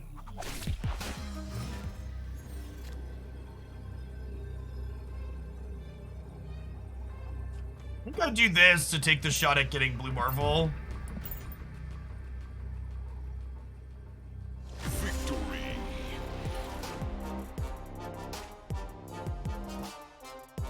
I actually posted a video this morning talking about my grind back to Infinite this season with some tips and shoutouts and things that are noteworthy. So I got this was my fastest season back to Infinite. It also coincidentally was also the first and only time I've ever tried to get Infinite quickly. Those two things are almost assuredly related.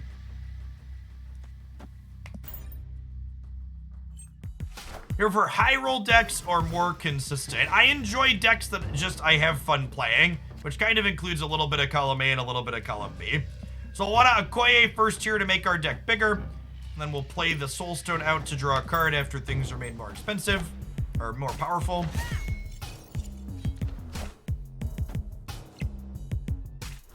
Yes, my climb to Infinite involved 0 decks that played the card Leader. I did play a little bit of Arrow on my way there, but... Case that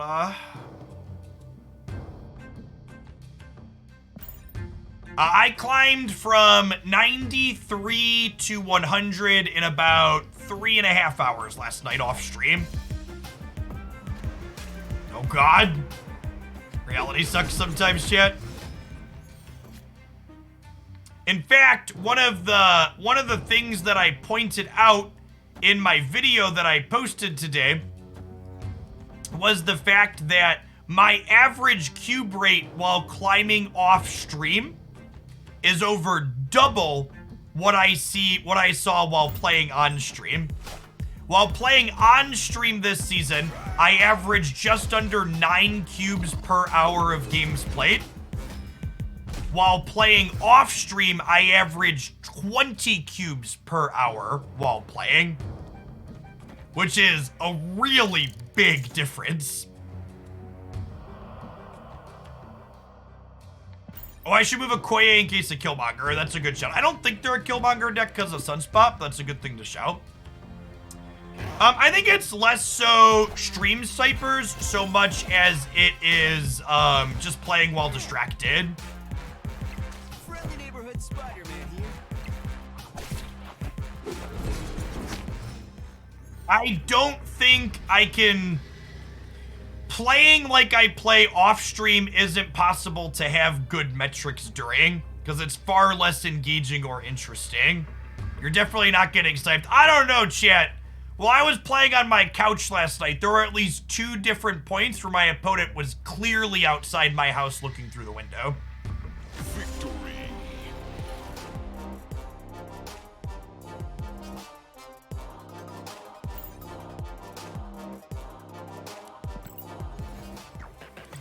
Have you thought of delaying the stream? Delaying the stream makes the chat interaction significantly worse, and making good content is my primary goal here, because making good content is what allows me to feed my children and have a place to live. Chat, if there's one thing you take away from this stream, please make it be that the cubes are made up and the ladder rank doesn't matter. If you climb from 10 to Infinite every season, the amount of rewards you get is like $15 worth of currency. Your primary motivation for climbing the ladder should always be having fun. I have turn 1 Land War Elf, turn 2 Lockjaw, so we're keeping this hand. God bless America.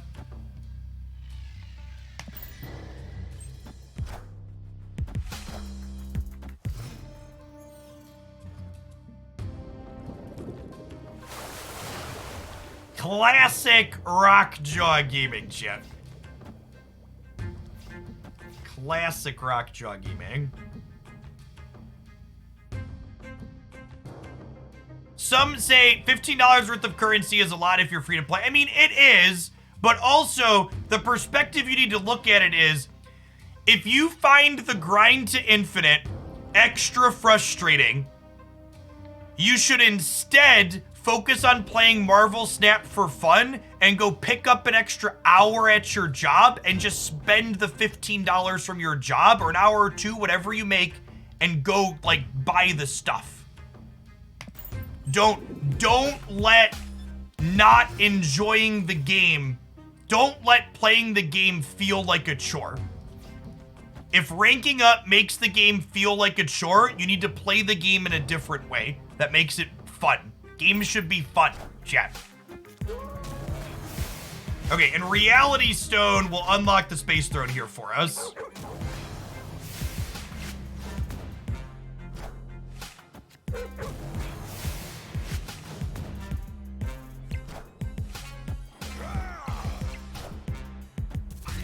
Wait, we're allowed to have fun. Oh, yeah, sorry. I always forget that I have a lot of old Magic the Gathering players in here. Yeah, so when you play a game, you're supposed to have fun.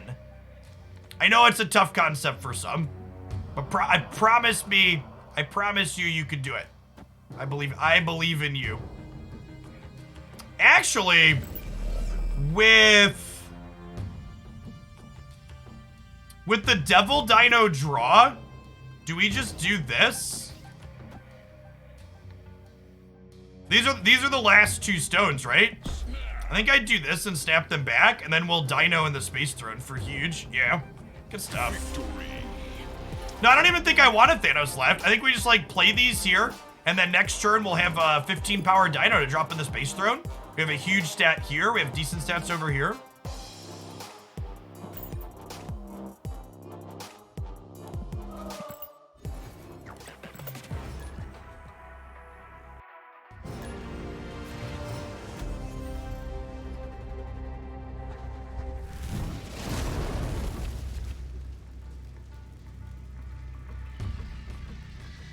So, one thing to note here, chat. People always ask, how do you know if you should be playing to face down locations? And the answer is always, it depends, like most things in card games. When I am playing a Lockjaw deck, and the first location that flips up is one that I know I can safely play Lockjaw plus 3 cheap things into, I will favor playing to the face down locations to start, because these locations might be hostile to playing Lockjaw into. So the context of what my deck is doing dictates where I want to sequence my things to face down versus not later on. I'm going to Reality Stone here, but I'm also going to keep these other ones, especially the Space Stone, so that way we can play them into Lockjaw after the fact. Although, honestly, maybe it's right to get rid of Limbo.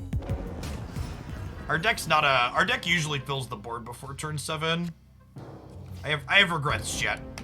I have regrets.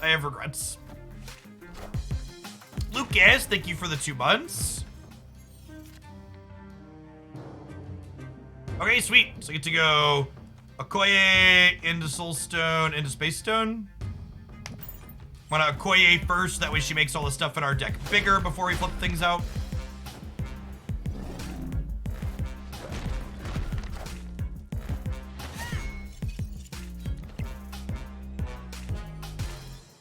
Okay, so I only need a Time Stone here to activate Thanos for the Space Throne, right? He's also going to be smaller than their Darkhawk, though, because our deck has 13 cards in it, so...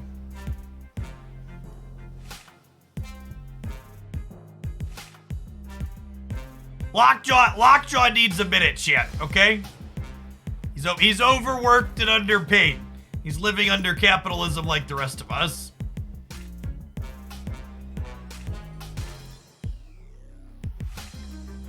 Okoye is like, no, Mom, I don't want to go on vacation.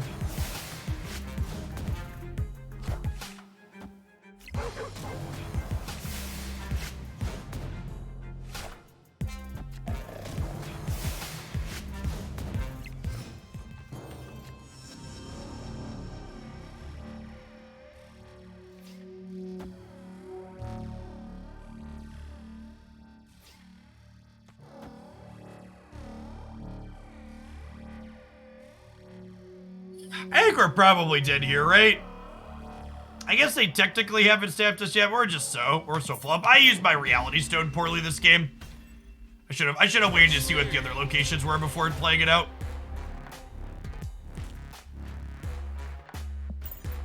We're playing in Baku for the memes. No, you can tuck Baku back into your deck with Lockjaw. And he often pops out for 3 or 4 points of stats with Khazar and Blue Marvel and Mystique.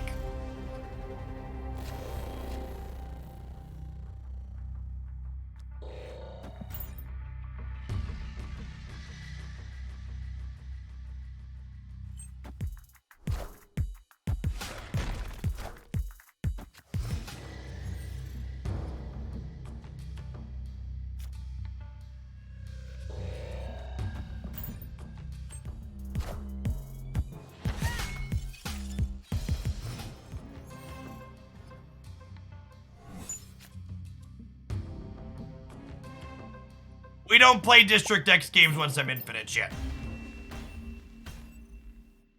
Escaped. What's meta about Thanos right now? Thanos isn't really a meta card. It's like a neat, kind of fun card that you can build your deck around, but it's not one of the most powerful things you could be doing in Snap. Contrary to popular belief, Series 5 cards don't exist to be more powerful. They're mostly kind of novel and weird. Couple of standouts like Shuri and Darkhawk are obviously very good cards, but by and large, most of the things that are contained inside of Series 5 are things that are more fun than good. Actually, let's do these here, so that way we can armor to protect all of our better ones.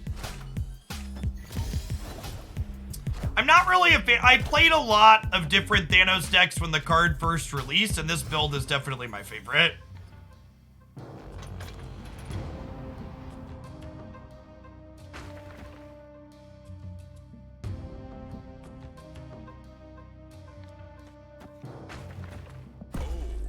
I assume they're leaving here, but we'll see.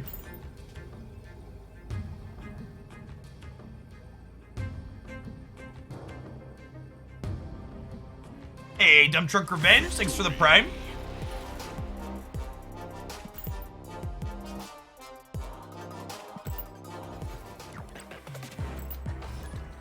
I stepped a little too late there for sure.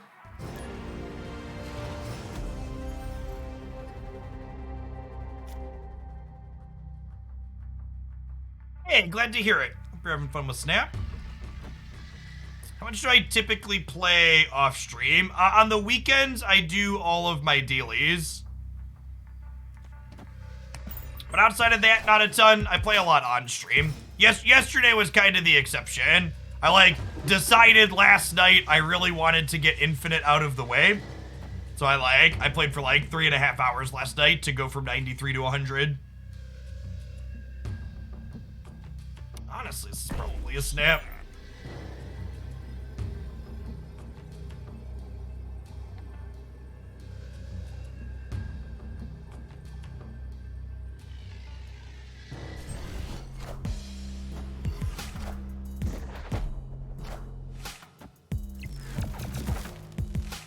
Off stream, do I play on my phone? Yeah, for the most part.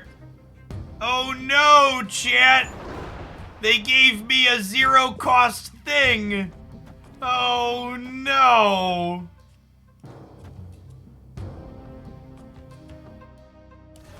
Actually, let's do these here, right? Oh, I should do that one last, right? I don't want it to flip back out. Well... do I bite last? Yeah, I guess we do.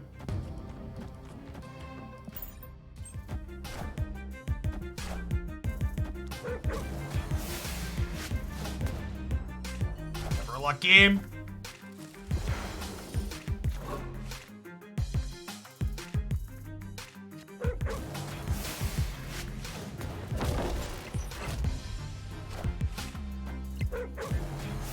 And then chat, because we played the Space Stone here, next turn I get to move Lockjaw over to Hell's Kitchen and play 3 more things into his path.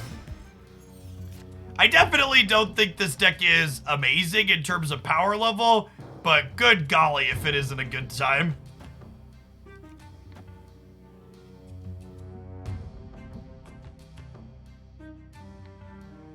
Think they're a Killmonger deck.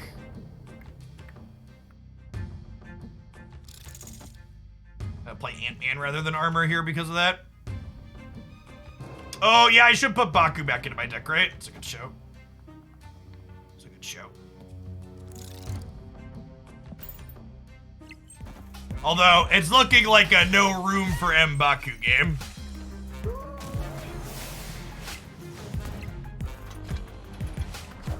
Monk of Vibranium Mines! Uh-oh. Uh-oh! Their hawk's about to be huge, chat.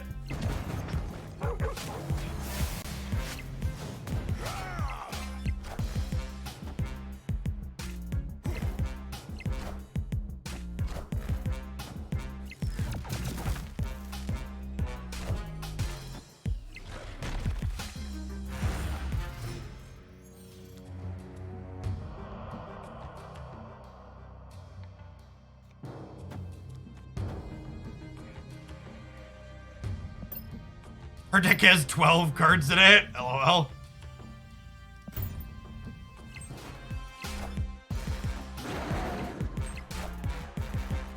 Oh my god, this wasn't the last turn. I forgot it wasn't the last turn. Alright. Alright. I was like, what? They only played one card. We just like did so many things so quickly. This deck really wants Dazzler, chat. I think Devil Dino probably becomes Dazzler. Although I guess Dino is a little bit better there. But Thanos and Dazzler will definitely be a solid one too.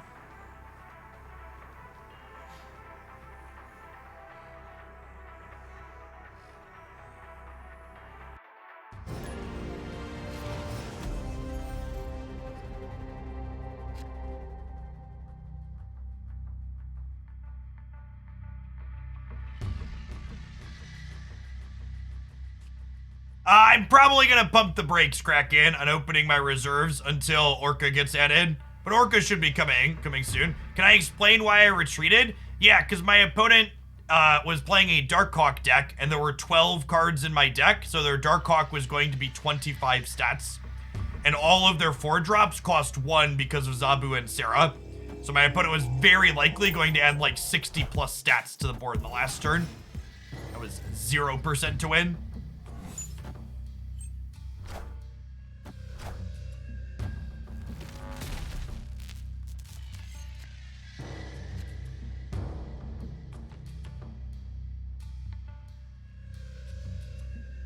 What changes did you make to improve Thanos? I mean, I don't, does Thanos need to be improved? I think Thanos is fun and like kind of competitive. This doesn't need to be the best thing in the game.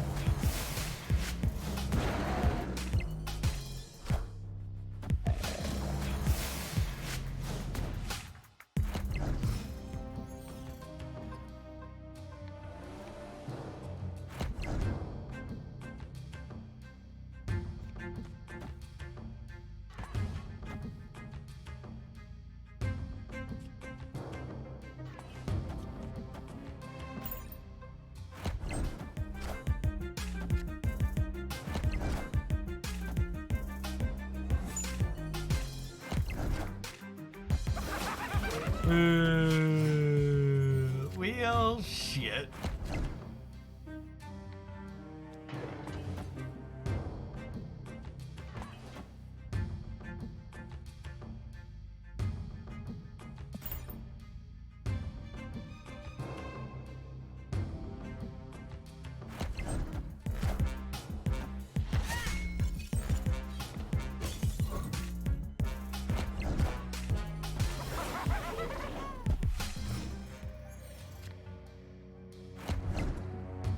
Okay, so we're totally getting Galactus, right?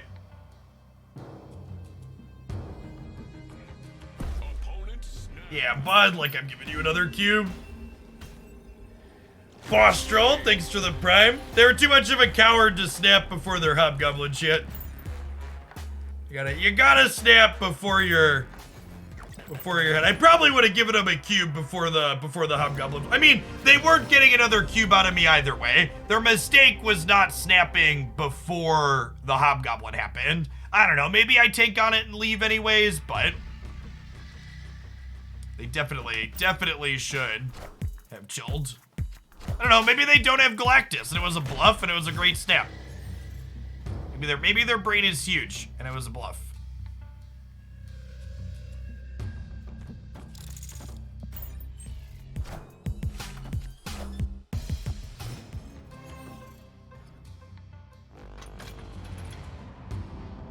Opponent snapped.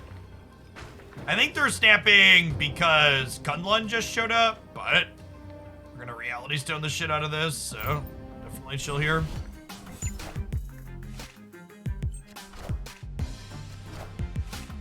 Oh, they're snapping because Zabu, it looks like.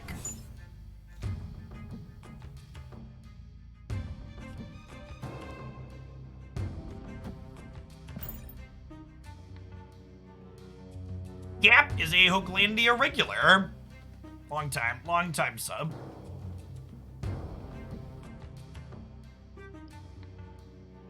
Oh, I played these in the wrong order, right? If I draw Mystique, I'm about to be big sad.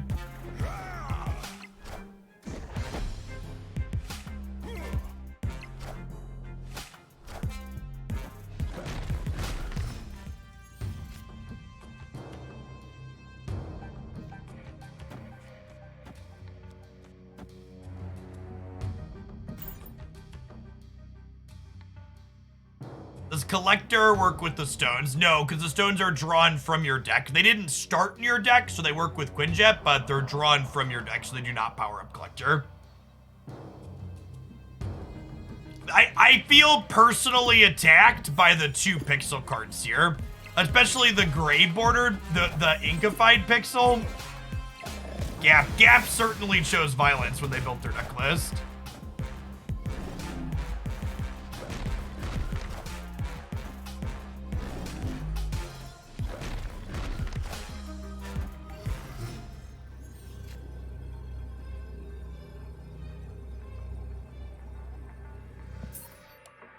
As soon as there is communications about cards changing pools, I will have a video covering it. If there hasn't been an update on my channel, it hasn't happened yet.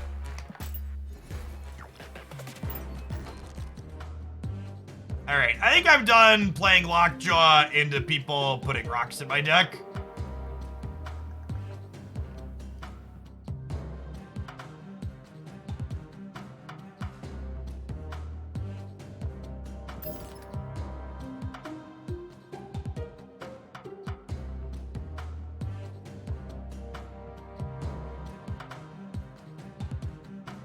Play Danger for the Rock, but I gotta play some Surfer. I think both Rogue and Cosmo are pretty good to highlight into the Darkhawk decks that are common where I'm at in the ladder. Hey, Micah Man, thank you for the prime, appreciate it.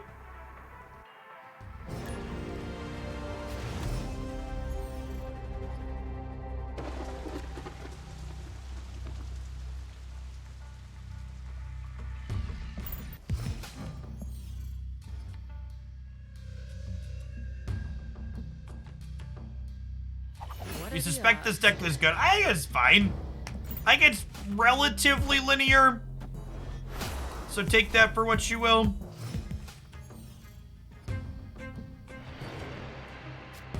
Yeah, I think in general, Surfer, Zabu, and Leader are kind of the three big things I've been hitting the most. Opponent snapped. Okay, so they're about to play Zabu.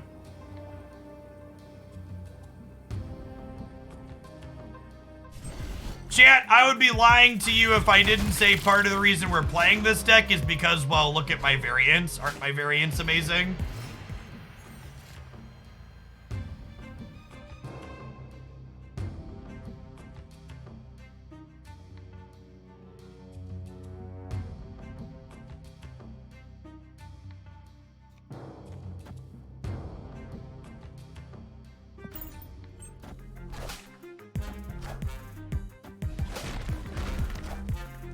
We're currently missing Silver Surfer though. We have Rogue for a Hawk though. Is there any way to build Surfer without Brood? I don't think so. Osno is a little bit late here.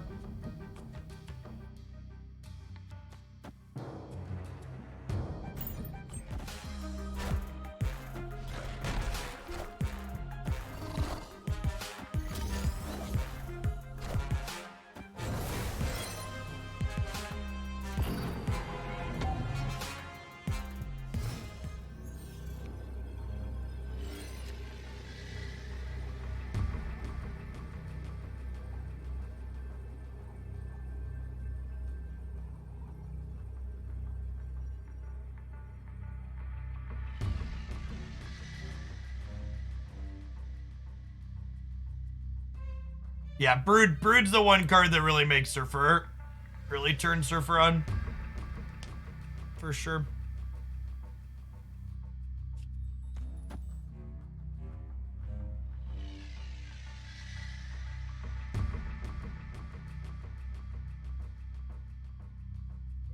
To win this ship.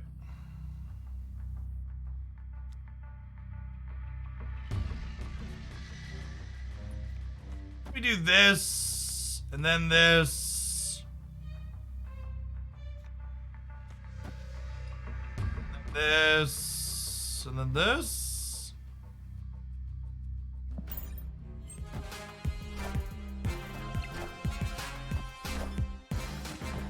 All right.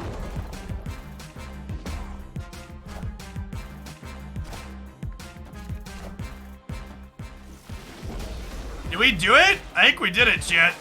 We won without Surfer? Sick. Victory.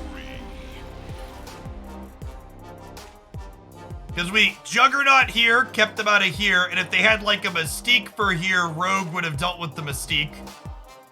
So we were covered in the case of Double Hawk. Yeah, Juggernaut's great, not just because of his variant.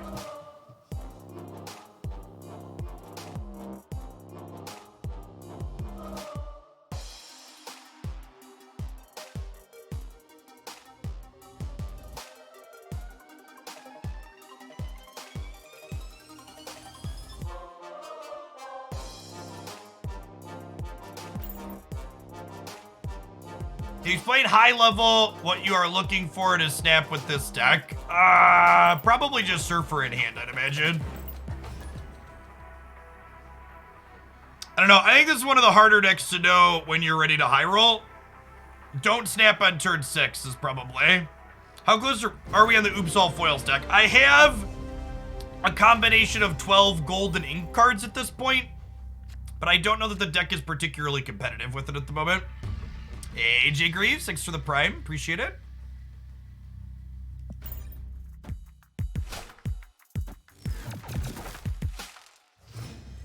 I think Elysium is more beneficial for us than them on average. So I think I'm going to leave it in play. I think we'll go Storm into Jug on the right over here.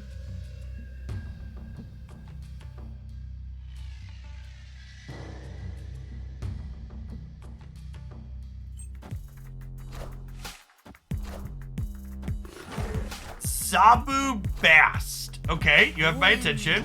Aid my hand.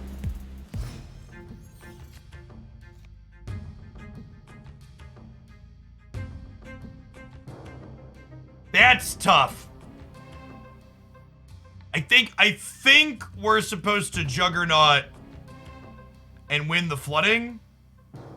But it could be right to just rogue them off the Zabu.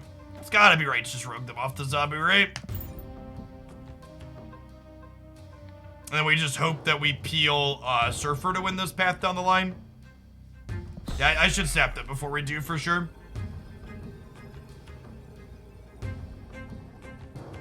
Someone asked, what did I use to climb to Infinite? I climbed 93 to Infinite off stream with a She-Hulk Zabu deck.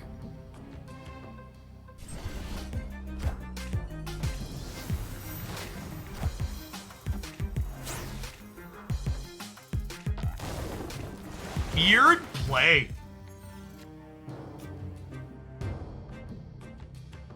Weird play. Am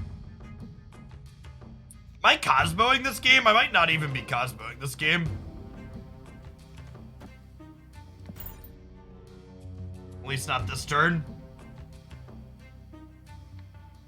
I don't know, chat. Just because your opponent makes a good play doesn't mean they're sniping. Friendly neighborhood Spider-Man here. You know, as much as that hurts to hear.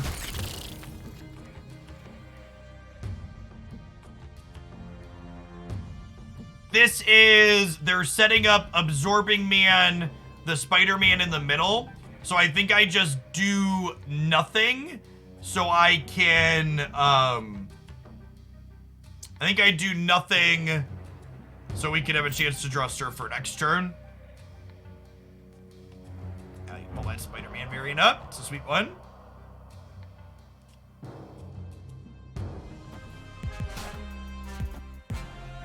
You see, chat? Am I sniping them because I didn't play Sarah here? Or did I just read the fucking room and try and deduce what my opponent could be doing? Because there's a brain in my head and I can infer what their likely play is based on other decisions that they've made over the course of the game.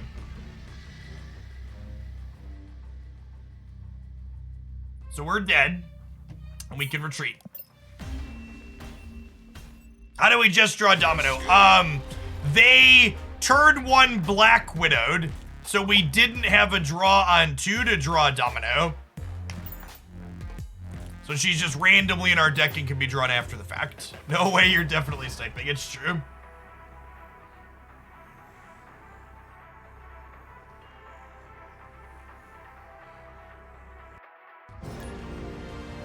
What do you think about the Zabu discard deck? We played a couple of iterations of Zabu discard earlier today, and I was incredibly underwhelmed by it. It did not feel meaningfully better than the old Lockjaw discard decks I had played, and it felt insanely clunkier in the games where I didn't draw Zabu. The Higher Power, thanks for the Prime, and Jack Power BR, thanks for the 2 months. Los Angeles Loser, thank you for the brand new Prime as well a few minutes ago. Missed that one. If you're looking for my past decks that I played on Stream Chat, check out my snap.fan here. Play Domino in the center. Domino lets us have a guaranteed turn 2 play without having to play a bunch of turn 2 cards in our deck. On average, to have an 80% chance to have a turn 2 play in a deck like this, you need 4 cards that cost 2 or less. Domino makes us 3% less likely to have Surfer on 6, but I like the fact that she lets me play a wider range of 3s without being punished.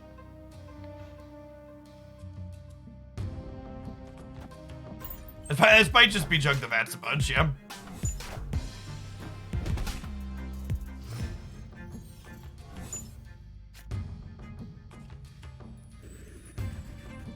We'll have Rogue put hands on Mr. Fantastic here. There's probably some fanfic out there about that if you look hard enough. Gooball, thank you for the quarter of a year. Welcome back. Was not the Sarah I wanted for Christmas.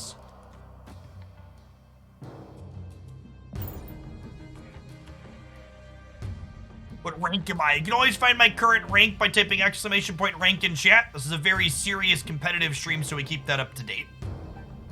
Yeah, probably Cerebro 2. Not Cerebro 2. Looks like we're dead.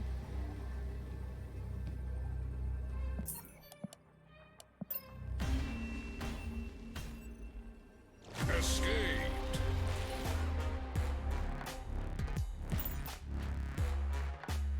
Bum, bum, bum, bum, bum, bum.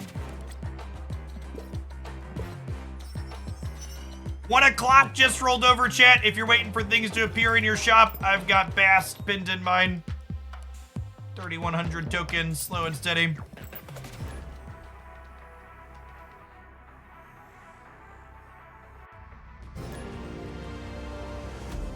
Yeah, I assume it's a known bug that things that lose their ongoings keep their animations there. Will I be participating in Snap tournaments? It won't be a high priority for me. In my experience playing in tournaments in other card games, they tend to make for pretty mediocre content just because there's a lot of downtime. I might do like 1 or 2 sparingly here or there, but I don't expect them to be a regular thing that I do. Lots of downtime tends to make for bad content. Whoa, chat, did you know there's a Silver Surfer in our deck? It's neat. Always lucky. Today I learned.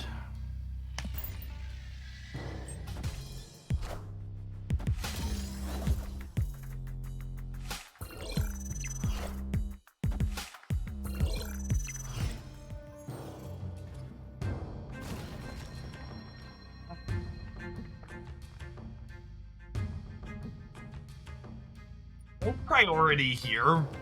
So I don't think I want to storm Shuri's lab. I'm gonna storm the Chikuguya here.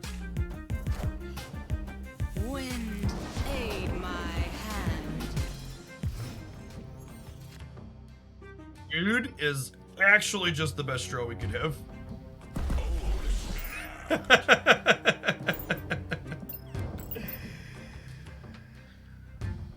Okay. Okay.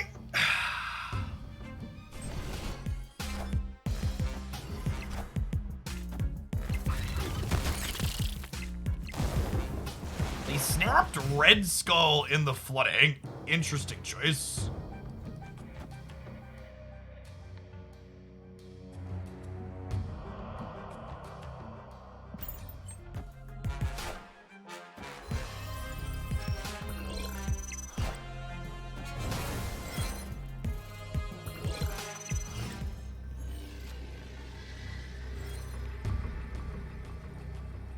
Okay, so I think this is just Maximus, Killmonger, Silver Surfer, right?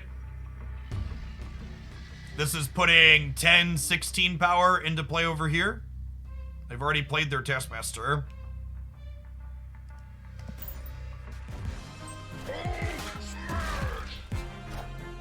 Yeah, GG.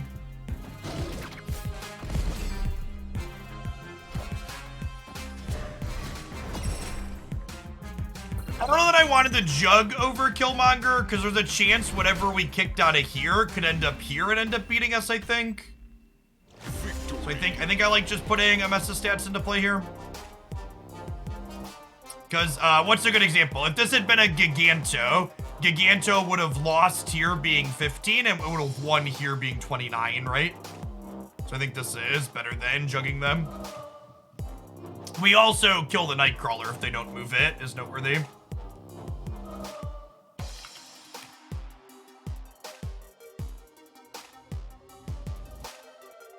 You say Zabu She-Hulk deck. Yeah, you can find my decks here on my snap.fan page, and there'll be a highlight up with it this weekend. I can only post 1 highlight a day, chat. If we post too many YouTube videos, the algorithm gets unhappy with me. I have a small backlog. I think I got like 6 or 7 decks that I have good sets recorded with that I'm waiting to post, so yeah, content teed up for a little bit here.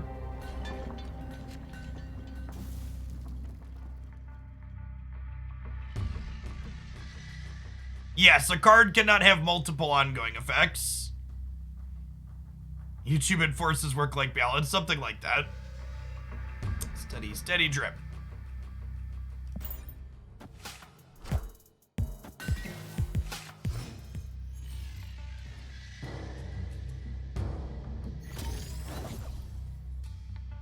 Right on time. That Sarah is split. That's an infinite border on her.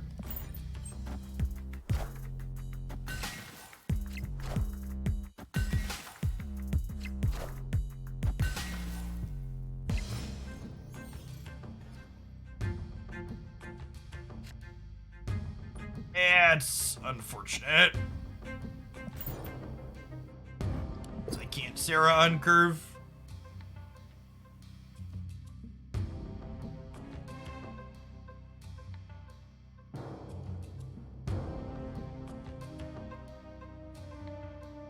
As is tradition, Silver Surfer nowhere in sight here for us.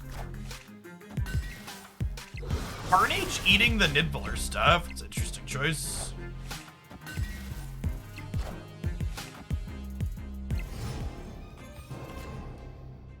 I think anytime you say in general regarding a card game, you're removing a lot of important context that matters in these games. So I wouldn't make general statements about most things. I like Domino in this Surfer version specifically, but for example, in Negative Surfer, I think Domino is quite bad because she really hurts your chance to hit Mr. Negative on 4. Hey, what's going on, Specimen? Rise up, Infinite Rank gamers. Can I be competitive in Wakanda?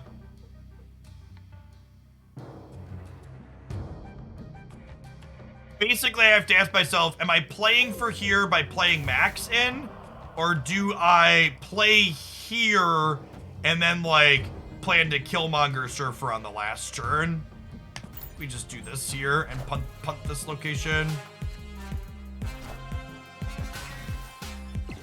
Oh, we've been waived. Oh, they're the Death Wave version of Thanos. The Death Wave version of Thanos, chat, for when you want to play the busted deck but make it a bunch of cards worse.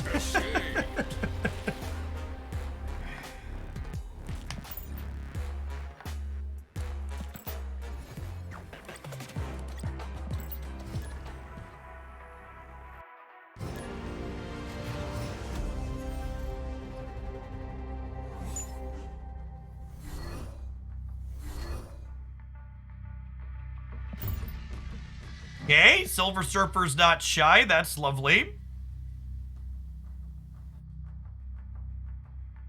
Global Nest, thanks for the quarter of a year, by the way. The high power with the brand new sub. Might have hit those ones earlier. I'll start to blur.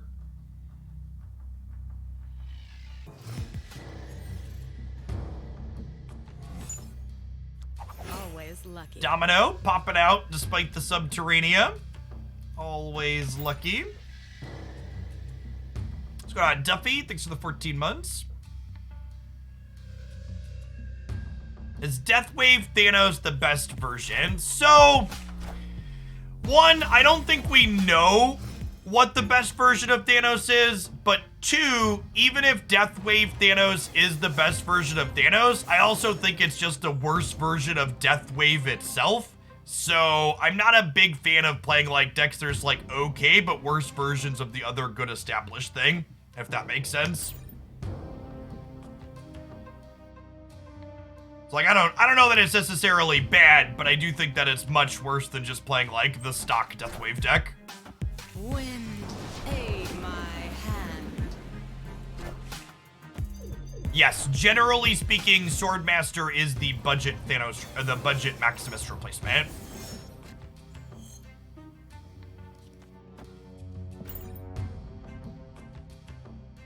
What about the surprise factor? No one reasonable is surprised when you play Wave on turn 5 after you carnaged a couple of rocks. I do not need a 7th energy next turn, so I'm gonna Polaris plus Cosmo here and yank something into here. Victory.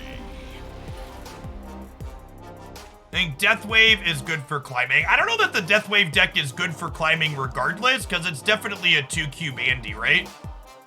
Like most reasonable people are leaving the game when you play Wave on 5 if they can't beat you. So it's a good deck for winning games, but it's gonna be a really slow, long grind with it. You're basically never getting 8 cubes.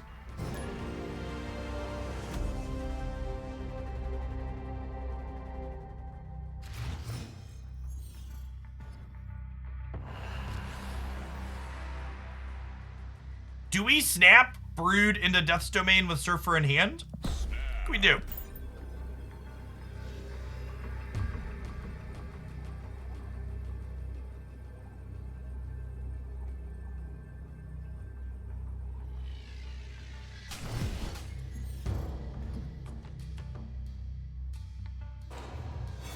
Nice. What are the odds? Leader in Death Wave is good at getting cubes. I mean, against bad people. At this point, anybody reasonable expects Leader to be in the output range of Death Wave.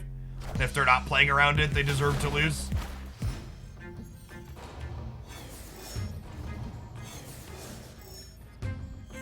Our archetype is close to 0% in the Galactus matchup, he says before drawing Cosmo. Opponent snapped. Yeah, come on, play a card.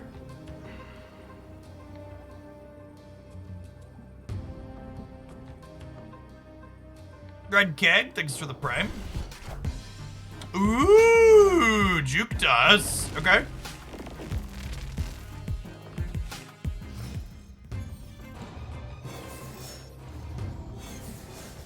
This works out fine though, right?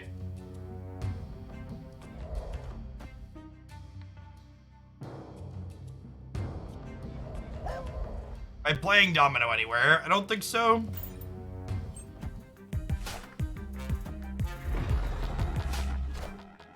Okay, Leech gets us. That'll do, pig. Silver Surfer is very, very bad against Leech. Escape. Why is Kingpin in this deck? Because it's good with Polaris and Juggernaut, and it's just an okay stat line for a 3-cost card. Is Forge overkill, so you prefer Domino? You're just not guaranteed to have Forge on curve. You're guaranteed to have Domino on curve. In order to replace Domino and still have a good... In order to cut Domino and still have a chance to play a card before turn 3, you need 4 cards on average that cost less than 3. Which means I have to cut a significant number of my 3-drops to have plays early.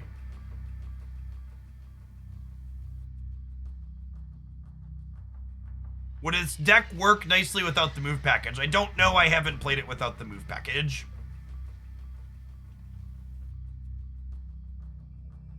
I do not think you want to replace Sarah with Arrow. Sarah into triple 3-drop is very good. You do not need to cut your good cards and change your deck to make something like Kingpin be mostly reasonable. Storm into Cosmo over here on the right, I think.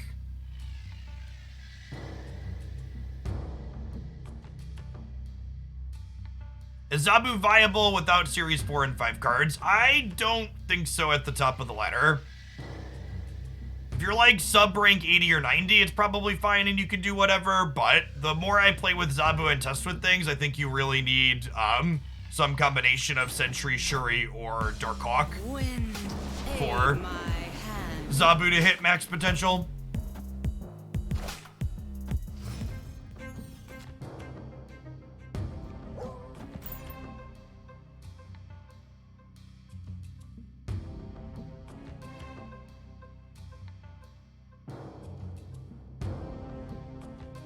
This deck feels more consistent than Negative Surfer. Yes, this is my preferred Surfer variation. I agree with the description. It is more consistent. That has also been my experience playing this archetype.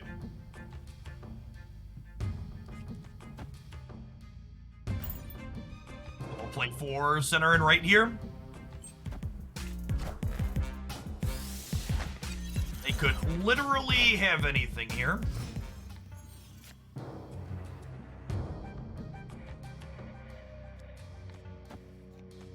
The downside to playing Domino is if I draw exactly,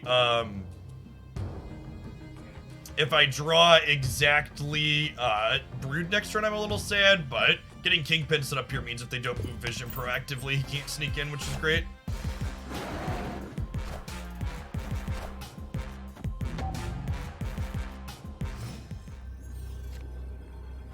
I would like to lay hands on the Devil Dinosaur chat.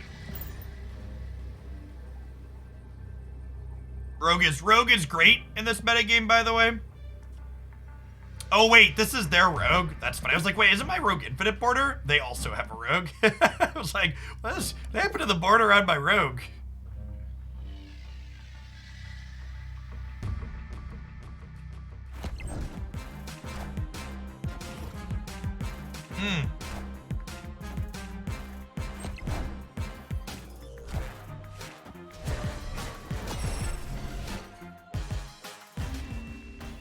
That'll do it. That'll do it.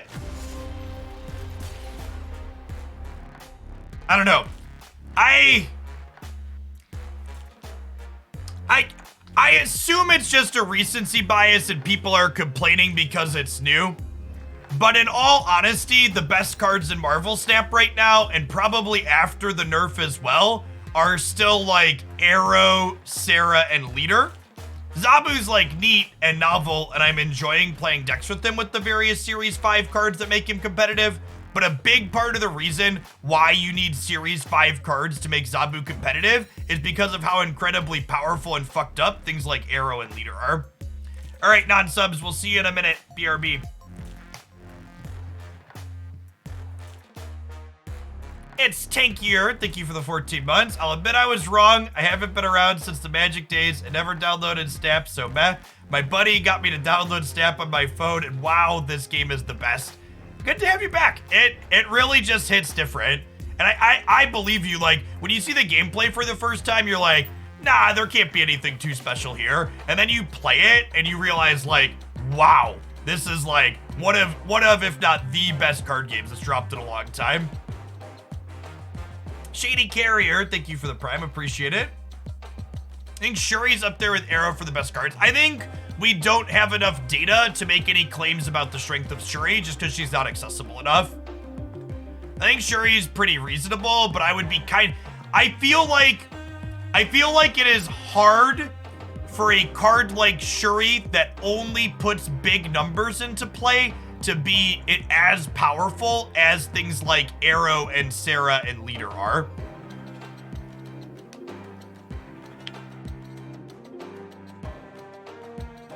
What's going on, Jordy? Thank you for the 2 months. Appreciate that.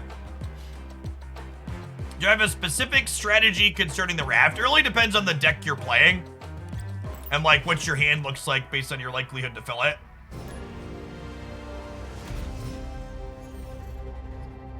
Yes, I agree with that, Marcus. And Snap looks deceptively simple at a baseline. I think we Snap Surfer and Brood. Like, for example, talking about Raft and playing a Brood deck, we fill Raft with Brood quite easily. We probably play for it, right? Yeah, I think Juggernaut remains one of my favorite cards on Snap. He's a ton of fun. Right on time. Right on time. We also have Killmonger for their Sunspot here. They stayed in. So this could be a Zabu Onslaught Citadel angle for them. Whole lot of nothing angle for them, eh?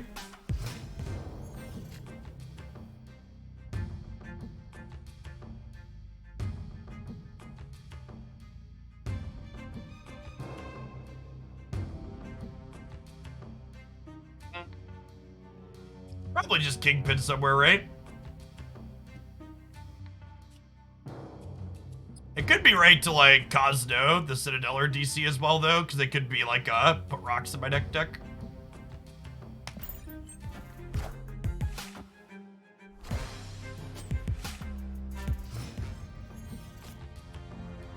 Nailed it. Easy game.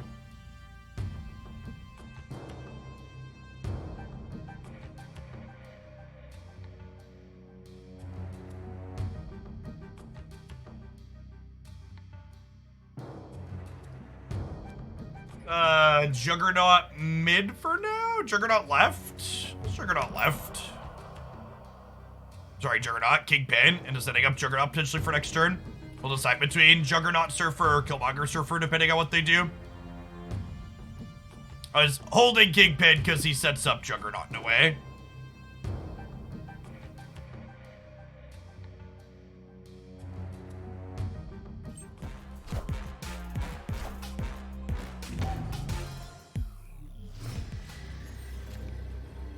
Okay, and then with Vision locked out of here, I guess there's a question of is...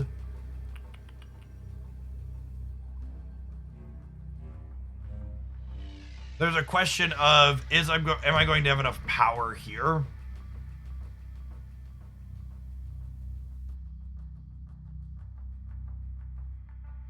Oh, Kingpin mid, Polaris the Sunspot's a fun one too. I don't know where exactly I want to play for. We're gonna add 9 here. Killmonger into Surfer is probably fine, right? Although I guess this is 1 short of if their vision moves here.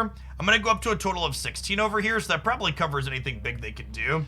Yeah, I'm gonna split the difference and play for all 3 here, I think. They're leaving. Yeah, makes sense. Victory. Retreat later, gamers, chat. Retreat later, gamers.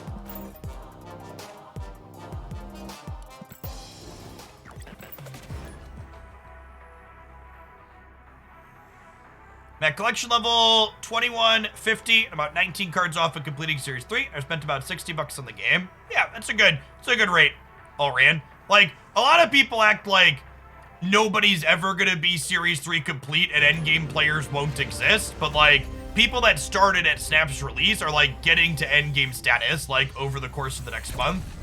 Do I not like Wong in this deck? No, I think Wong is great in this deck. That's why I'm not playing it.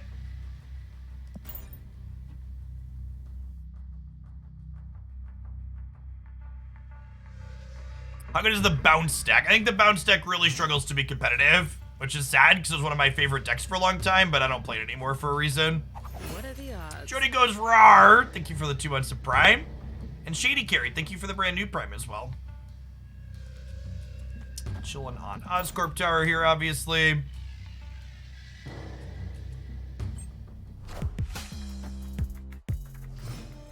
Someone asked, why wouldn't you use Psylocke on this deck for turn 4? Because on turn 4, you want to play a 3-drop chat.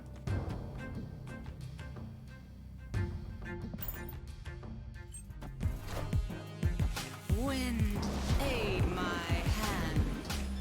If you're interested in what older versions of the Beast Bounce deck look like, go on my YouTube channel and look for the Human Torch Movement deck.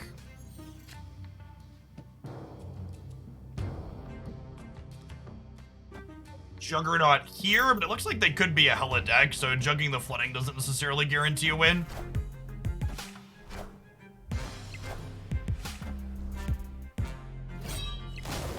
Is Kira's feeling like a beep boop energy? Nakia in their deck?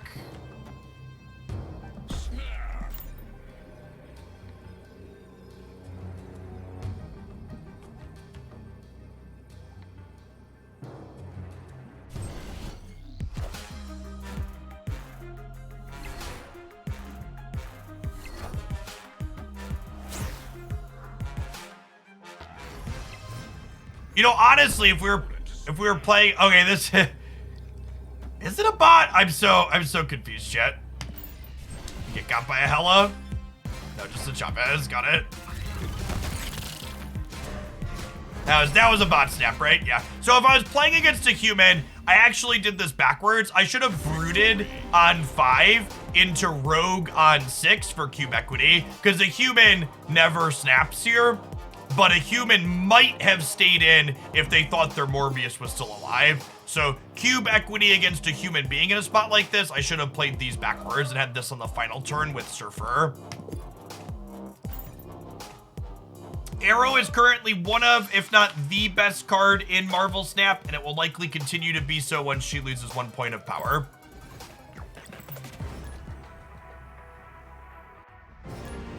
Arrow could be a 5-0 and still be a great card. I think 0 gets a little bit too low at this point. I think she could probably go as low as 5 or 6 points and likely still be fine, though. I think it's a reasonable take.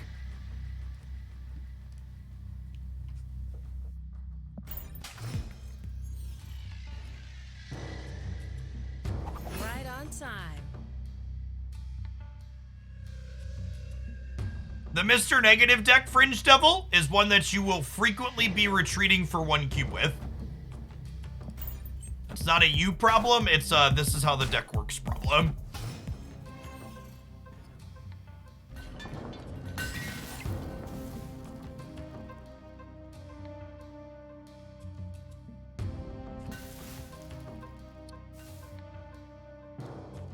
I think this is a Kingpin left. And then will Polaris pull the Daredevil on 4 to kill it with Hala, right? And I think I need to commit Kingpin here because if they play here, I want to make sure my 9 is likely to win.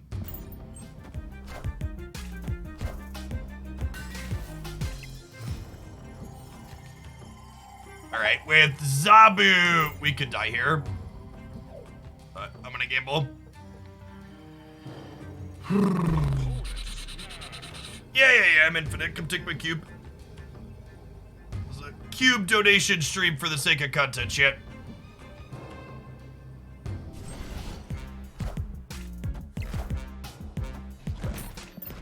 Good shot. Escape.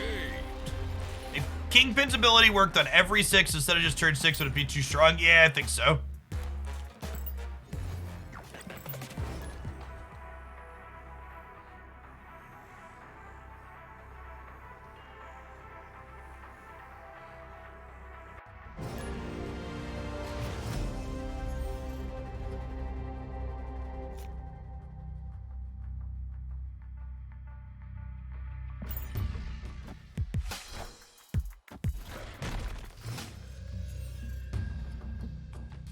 Curious for the anecdotal experience of other people on the ladder. Well, that's funny that Hell's Kitchen drew me the rock out. That's great. A lot of my matches are against Zabu Darkhawk here at the top of the ladder. For people that are in like the, let's say 40 to 70 range, is that the case for you as well? Or is it because of my rank in MMR?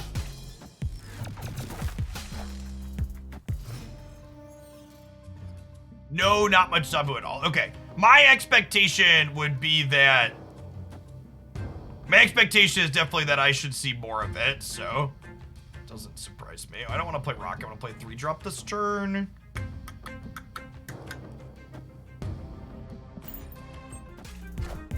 Go left! Go left!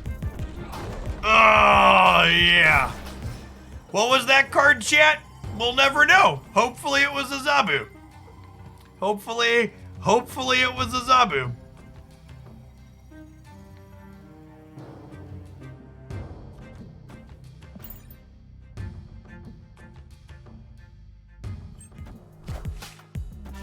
Here, bud.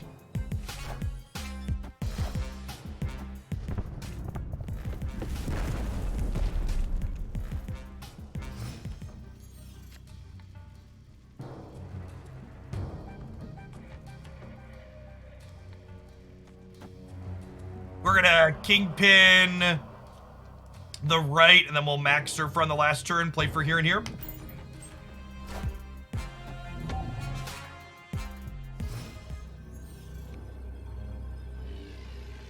Oh, are we about to get She-Hulked? They Moon-Girled and then passed. I wonder if they're playing the Zabu She-Hulk deck we featured earlier.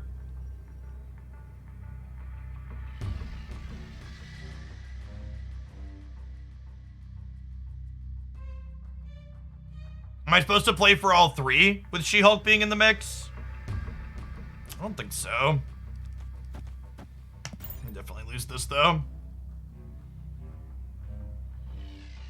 Oh, you know what? Maybe I am supposed to play Max left to play around Arrow. We could get Arrow She-Hulk here, and this is Fist Tower. Well, I guess Hala technically makes all this all sorts of sketch.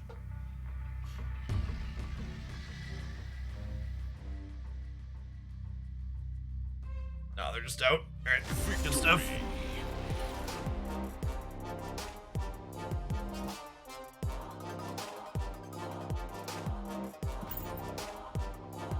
Good.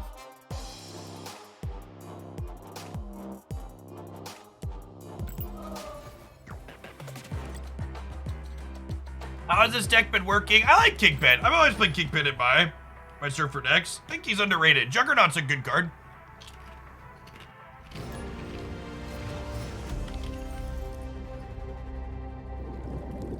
Opponent snapped.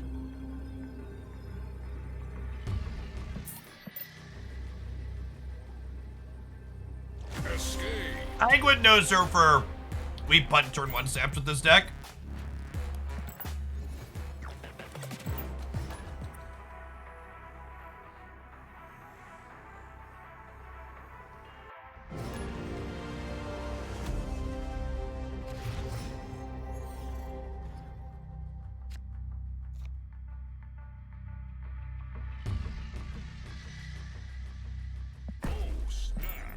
And with Brood and Surfer, we do the turn 1 snapping ourselves.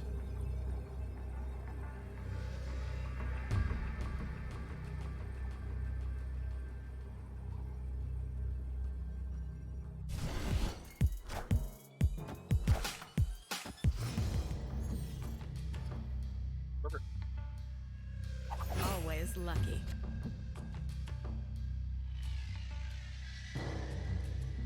That's good. You're the best.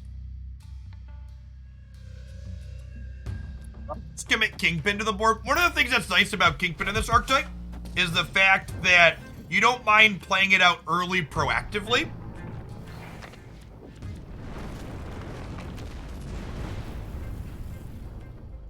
We've already snapped here, and that seems pretty good for us, right?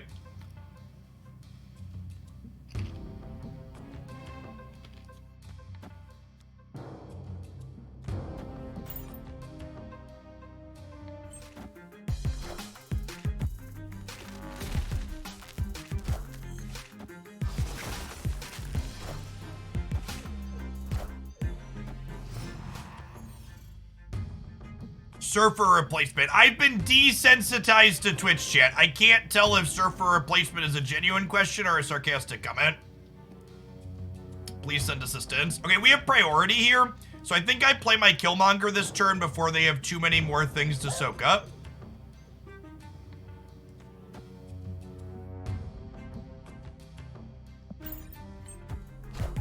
They could be Galactus, that's true, in which case the fact that I Cosmoed where I did's a little awkward. Yeah, that sucks.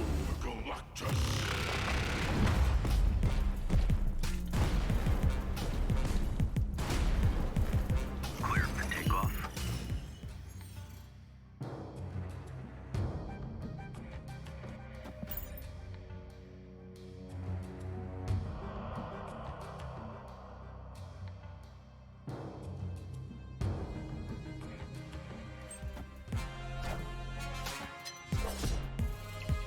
Hey, Paladin, thanks for the prime. Yeah, I'm gonna blame my lack of Galactus predicting on eating. Escaped.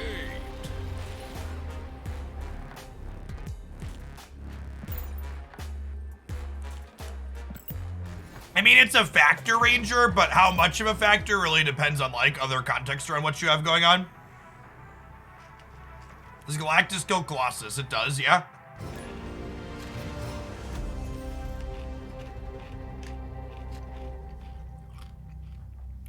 My Brood had to been hit by Iceman, so I couldn't Brood and Surfer on turn 6 that last game.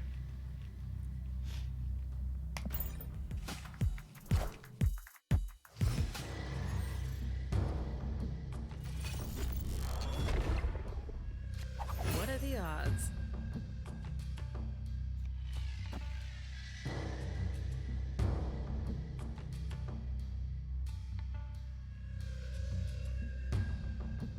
Yes, this is the Surfer list I was playing off stream.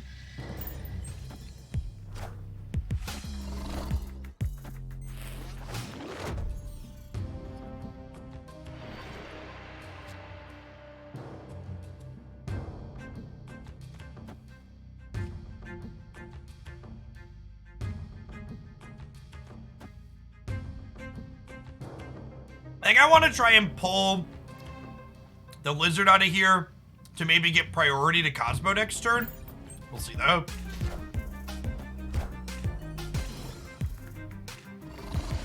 Does that work? No, it's coin flip down. When both players are tied, priority is random, so I assume we're dead here. Well, I guess we have Brood. Maybe we're okay. We'll see how strong their turn is.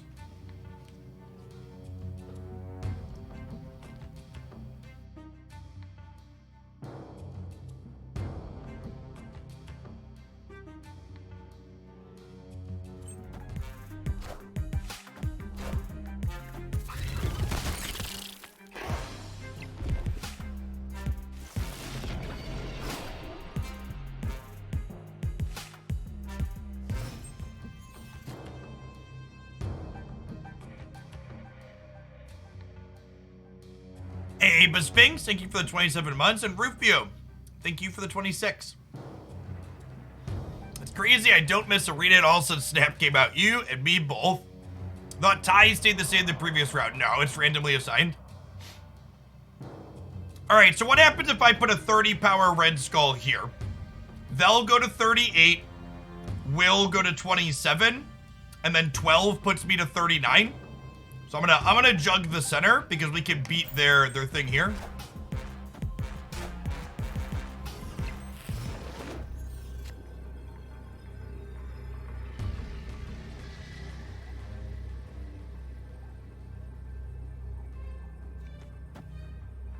Oh, they have priority though here, so I can't Cosmo them. Awkward. I mean, if they're only making one play, we just hedge our bets and do this, right? This beats Taskmaster. We're going to 39 over here.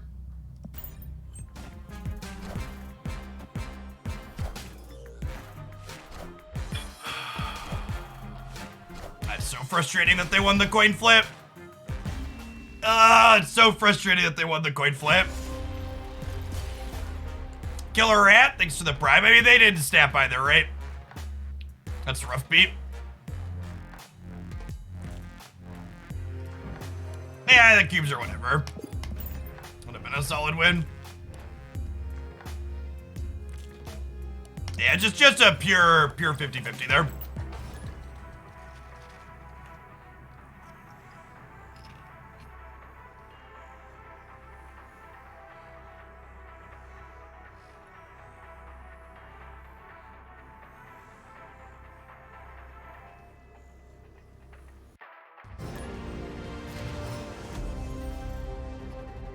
Hey, thanks, Killer Rat. Welcome to a live one.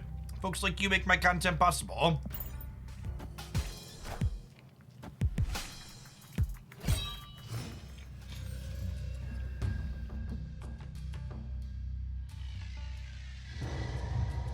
Always lucky.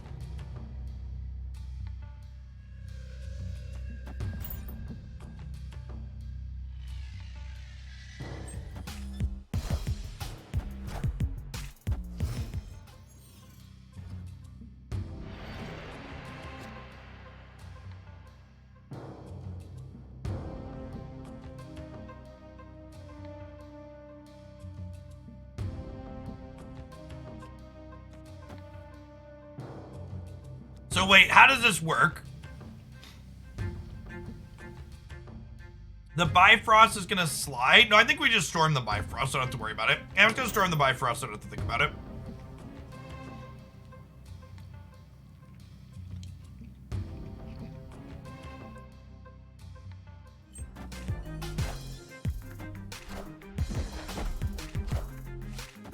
Wind, aid my hand.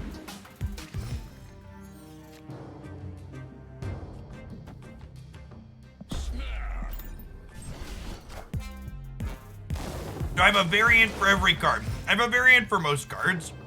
I think Cosmoing on curve is always a bad play. I think Marvel Snap is a game where having hard and fast rules like always do this or never do that is going to lose you way more games than it wins you.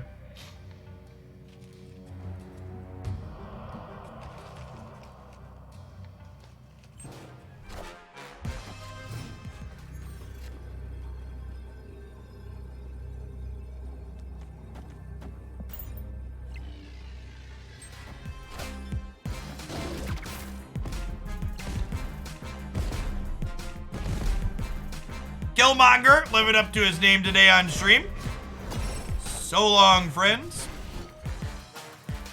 Beep boop, beep boop. Victory.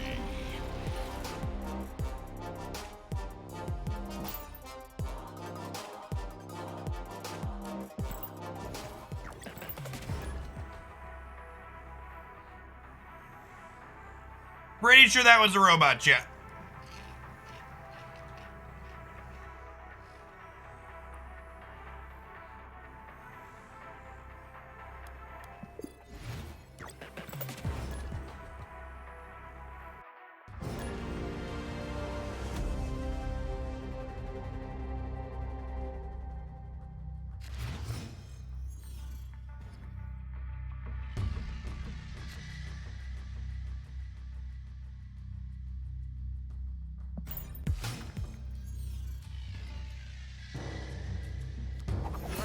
time.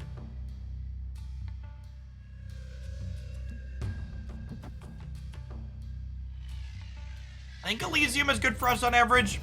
I'll leave that up and storm the right. Wind, aid my hand.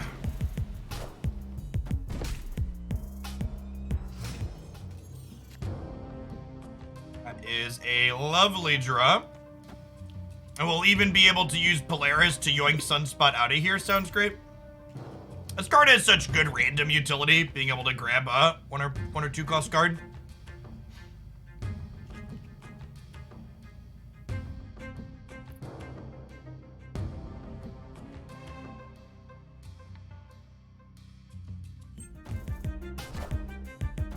Wind, aid my hand. So this is a kind of funny interaction here. When you re-storm the flooding, it actually gives you another turn to play cards into it here. That being said, Polaris will yoink this out, and then hopefully we'll still be good here. I think we're playing for the left and the right now.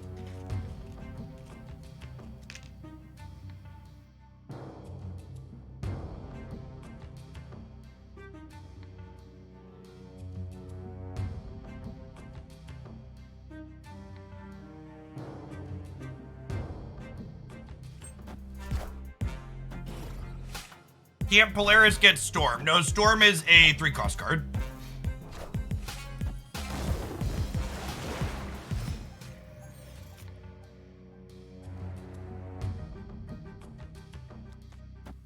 Outside of drawing exactly Sarah next turn, any 3-drop we can play along with these two, so I think we're just playing Max and chillin'.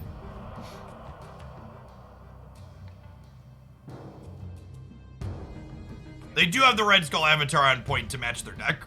Killmonger's the best draw in our deck, right? Because it would let us kill the Sunspot and the 0. 1 and 4 to get that.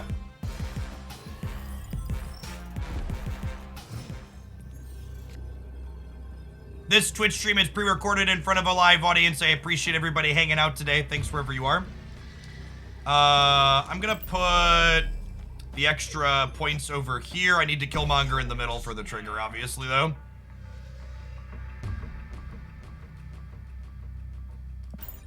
I don't want to chase him out with the snap back, but I think we're pretty okay, he says before getting Cosmode.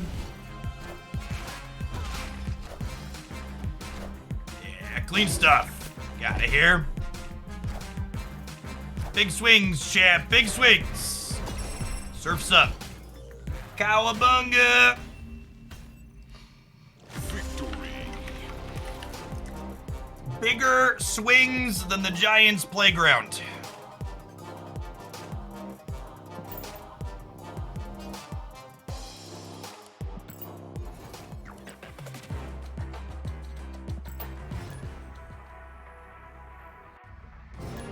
Like Sarah, Agatha List, or Lunch mid-range better? They're the same thing, Yak. The Lunch mid-range is the Sarah Agatha deck.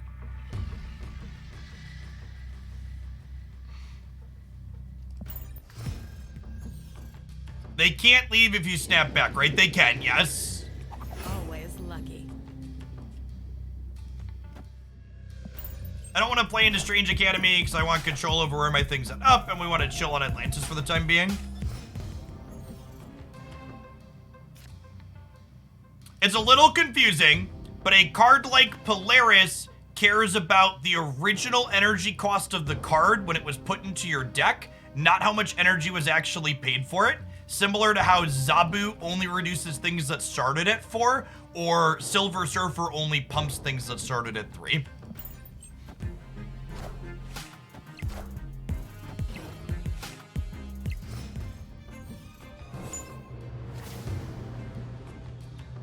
That one does not matter.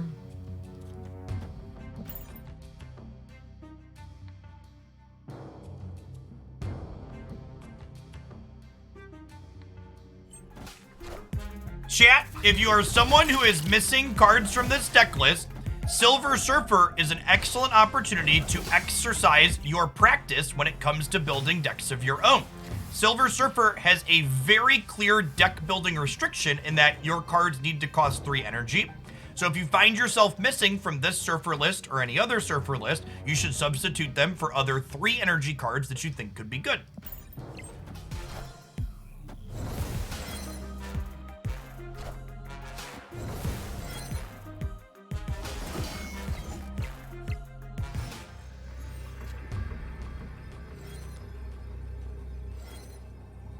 And I think, unfortunately, we're dead here without Sarah, so I think we peck it in. Or sorry, without Surfer.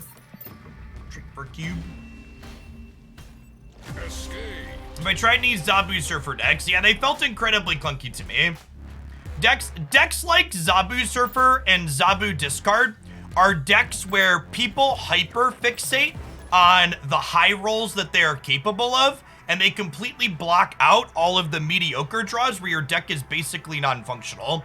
They are decks that look way better in YouTube highlights than they actually play in practice when you're playing with them yourself. Yeah, it's very similar to Negative Surfer. Like, the high rolls are high and I'm sure very powerful, but the average case scenario is really mediocre. The best Zabu decks, in my experience playing so far, are the ones that play somewhere between 4 and 5 4-drops, and then play a good curve leading up to that point. Right on time. We played a Shuri Zabu deck, and it felt somewhat reasonable. You can find a highlight of it on the YouTube channel from yesterday, I believe.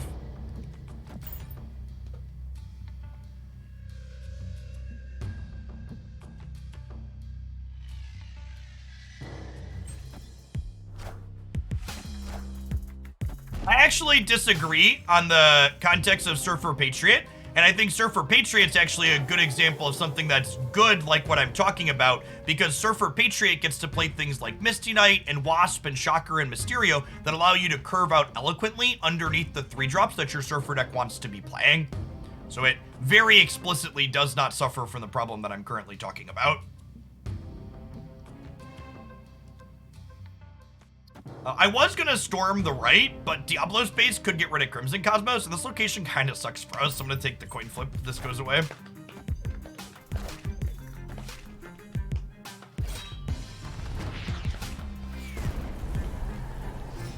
So it's not so much about having 2 win cons, so much as it is about your 2 win cons supplementing each other well and working well in tandem, right?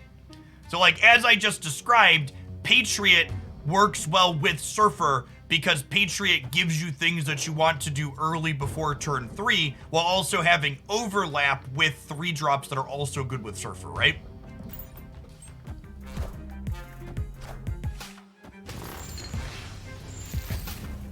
Zabu is significantly more inconsistent than Surfer. My favorite use of the card is Explosive turn 4 to make up for its low power. Yeah, definitely. And a big part of the problem with the consistency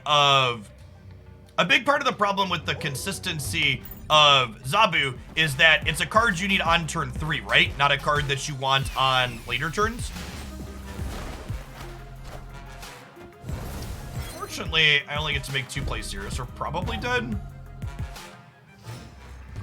How does Morph work with Surfer? Not how you want it to. Do not play them together. Escape. So is Pure Surfer better than Surfer Patriot or just different? I think it's just different. So the appeal of this particular Surfer deck that I am playing right now, in my mind, is the disruptive elements. Juggernaut, Killmonger, Polaris, Rogue. You don't have room to play these kind of 3-drops inside of the Patriot Surfer deck because your 3-drops are dedicated to things that work with Patriot and Surfer. So the Surfer Patriot is a good big numbers deck. It is a worse interactive disruptive deck. So the appeal of this build is you get to be a little bit interactive. But it also means when you need big numbers, if you don't draw Surfer, you're just kind of shit out of luck. Do you still play Sarah inside a Patriot Surfer? If you look at my YouTube channel, there's builds with both. I think there's merit to both builds. I don't know that I strictly favor one or the other. If you're looking for the Surfer Patriot list that we're talking about, if you go to my Hoaglandia Snap on YouTube, there is a Dex playlist on the front page that will help you get to where you need to be. So I don't think London is very good for our deck in general, and they're getting rid of it. Cool. I was gonna say, if this didn't happen, I was going to storm it next turn if we had priority. Killmonger sounds lovely. I think we're gonna run the storm. I'm gonna run the storm jug gambit before we do that though. Wind, aid my hand. Yeah, we could probably do some Surfer Patriot today. It's only 2 o'clock. I'm planning to go till 4, 5, or 6 o'clock. Yeah, my house. Get. We could pull Sentinel mid. Nah, I think I want to lock up the flooding more than anything. Maybe? I guess that could be okay. I didn't consider that line. That's interesting. This could lock up the middle too, though, right? Yeah, we got to have our cake and eat it too now, right? Whoo! Talk about having our cake and eating it too. Oh man, that's some nummy right there. Delicious. This card is great, chat. The only thing better than this card is the variant I have for it. Should we have snapped? Yeah, probably. They're novaing. Okay, so we got a challenge here, chat. They have priority now. All right. I think I'd rather put more stats over here because Angela's a little scary. Still have some stats in the middle, but this is adding 15 left versus adding 10 middle. They kind of have a virtual +4 here with the Angela hanging out. They're done anyways. Nice. Sarah just put so many. People ask why you play this card in this deck. Like, look at this turn, right? This last turn, we're adding 15, 25, 31 power to the board. It's just such an incredible swing.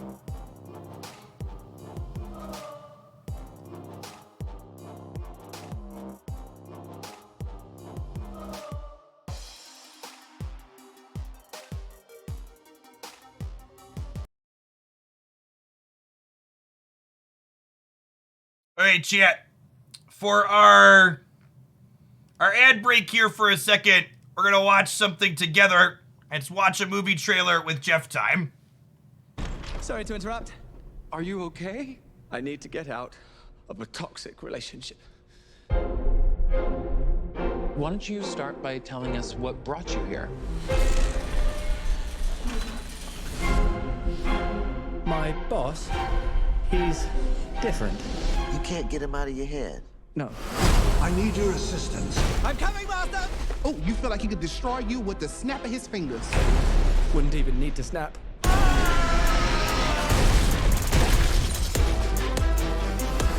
Okay. Uh-huh, that sounds familiar. Yeah, what? Renfield, bring me innocent victims. I want a handful of nuns, a busload of cheerleaders. And I just want a normal life again.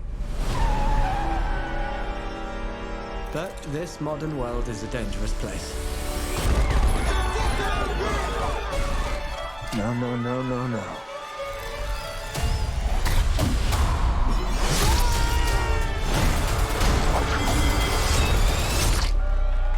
Thank you. You saved my life. Did I watch you cut a guy's arms off with a decorative serving platter? It's all in the wrist. Let me explain. My boss gave me this power. In return, I tend to his needs, including care, feeding. You bring him people to eat? You're like the guy that gets the villain's Postmates. But if you were to stop focusing on his needs, what would happen? He won't grow to full power. Exactly. He won't grow to full power. What? That's so weird. Why would you phrase it like that? But yes. Hi. Are you here for the meeting? Well, come on. No! Some call me the Dark One. Others, the Lord of Death. To most, I am Dracula. Okay, obviously we're dealing with a little bit more than just narcissism here. Now, let's eat. I don't know that I was expecting Nick Cage at the end of that. That looks great. I like that. Actually looks pretty good. All right, back to the Marvel snap-a-lapping, huh?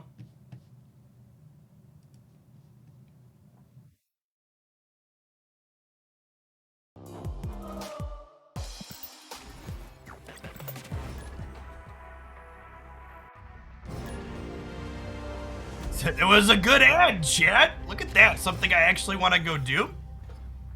I'd watch it. I'd watch it. What determines the order that Polaris and Magneto pull their cards? It is purely random. Purely random. Nick Cage confirmed Marvel character. I do think it's interesting / weird that some of the Marvel characters are just like things like Dracula, and some of them are like their own unique thing.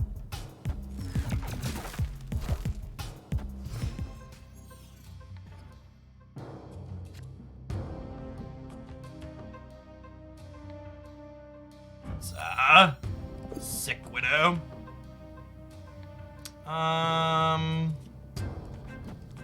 Not Cosmo the left here. Guessed wrong. Rip.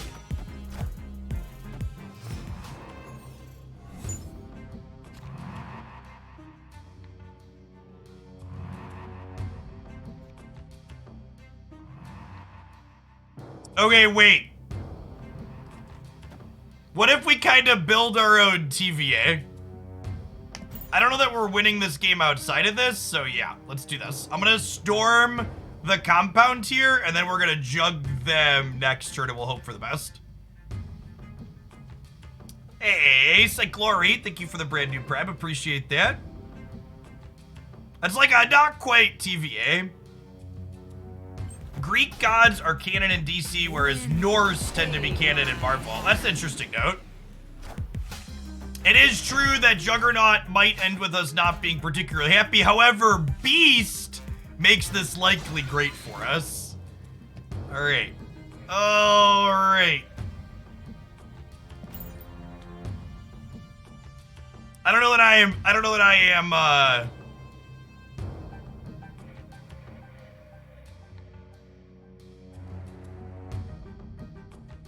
Zeus was in the last Thor film. I haven't watched that one yet. I'm on a backlog of Marvel stuff I'm catching up on.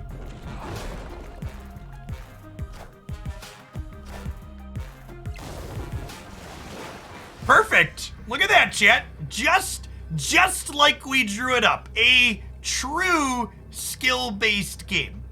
Easy clap. We by no means were we confident enough to snap them here, but certainly ready to try and end the game.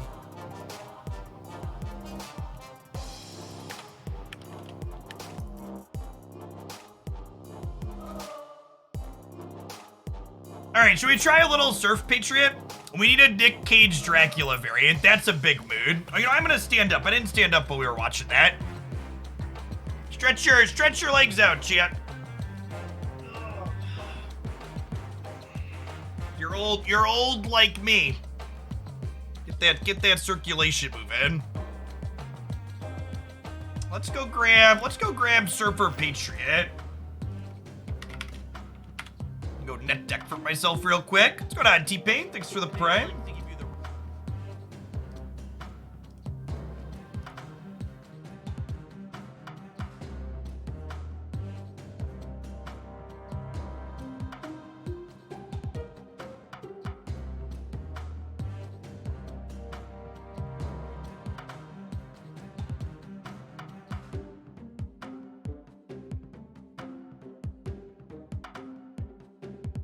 I'm gonna try I had liked the Surfer list. I had liked the Surfer list without Sarah in it when we tried it, so we'll start there, but we may or may not swap to the build that had Sarah in it. Do I need to get rid of a deck list? I need to get rid of a deck list, chat.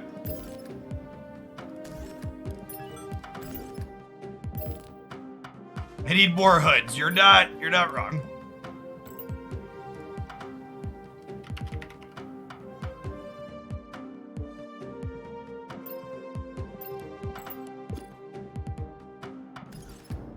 This one also has a bunch of banger variants in it. What do we need? We need a Shocker variant. A Cyclops variant at some point.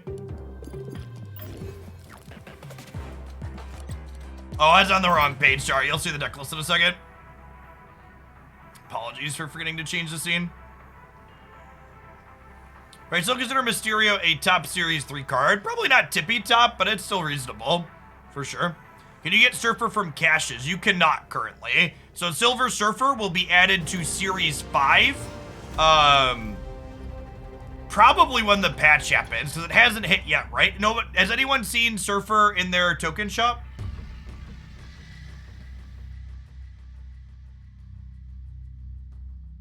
I think that was supposed to be one of the things that happened with the patch, like getting rid of the winter variants, that just hasn't happened.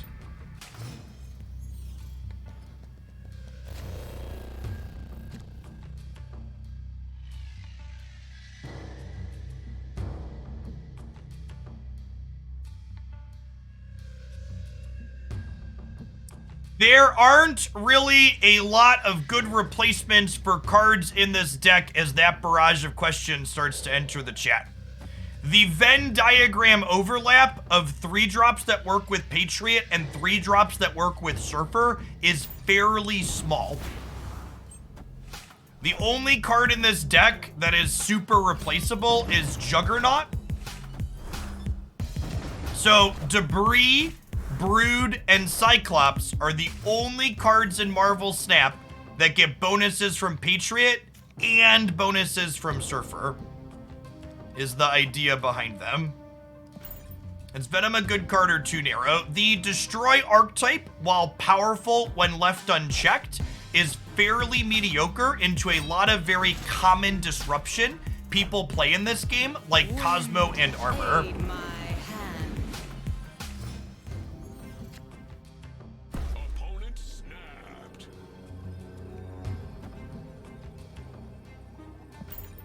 That feels like a bot snap. Hard to tell though.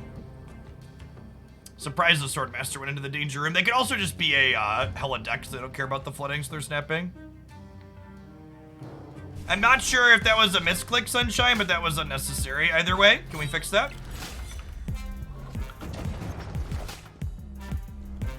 Mods in general, you need to cool it and timing out people that are subscribed to the channel especially.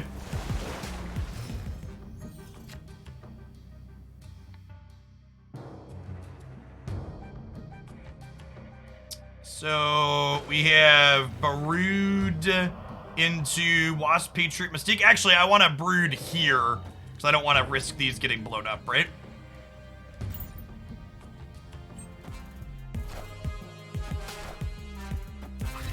So Surfer go from 3 to 4 to 5 each month. So we don't know yet. So the thing that you read that said you read the season pass cards go to 3 after 2 months. That was true before Series 4 and 5 cards existed. They have not established a timeline yet on when cards will downgrade from 5 to 4 and 4 to 3, which has been a point of tension in the community.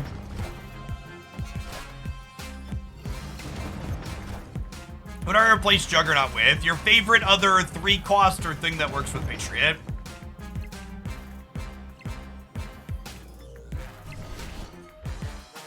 Is Leader worth buying from the shop with nerfs coming? I would be incredibly surprised if Leader and Arrow aren't still 2 of the best things you can be doing after they lose a point of power. I think that was a robot. This is actually one of the downsides of me reaching Infinite super early, is the density of robot matches goes up because there's fewer people near my rank. What do I replace the USA with? Maybe something with the functional government. Something with the parliament would probably be good to replace the USA. I had to go out on a limb and guess. The next bundle will have 12,500 credits in it, as well as boosters to upgrade 8 cards to Infinite. We do not currently know the pricing on that bundle.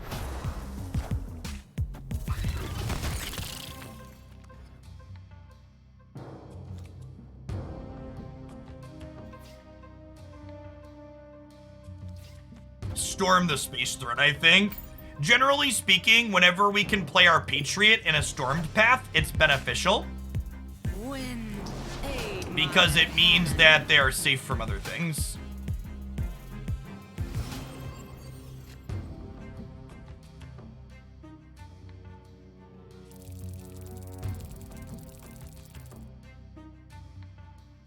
I'm gonna do this because it hedges both directions here. You'll note that I played Patriot second because if we draw Mystique here, I want to be able to play it out.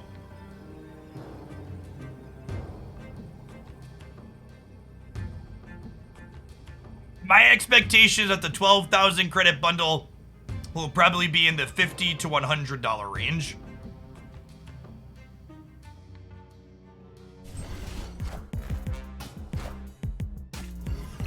Friendly neighborhood Spider-Man here.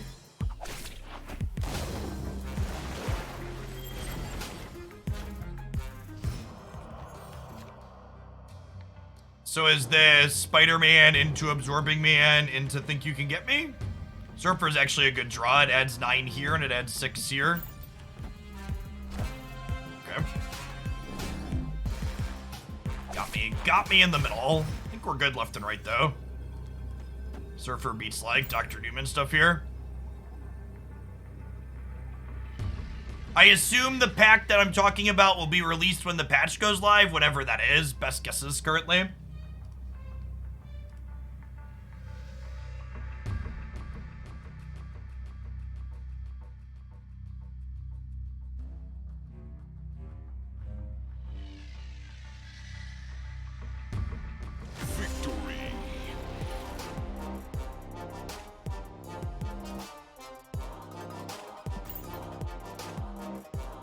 Have you done the math on how often Domino prevents the Surfer draw? It's about 3%.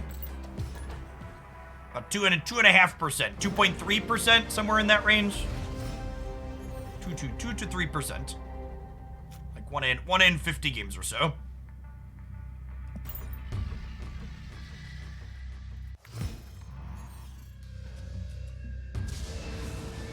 Do you have any advice on how to know when to snap mid-game? Yes, you need to understand the deck that you're playing and the matchup that you're playing in. If you're struggling with knowing when you should be snapping, my best piece of advice to you is play a deck that has a powerful, proactive game plan where you don't really care about what your opponent is doing. I think this is Storm into Jug on the right here. I'm gonna snap them.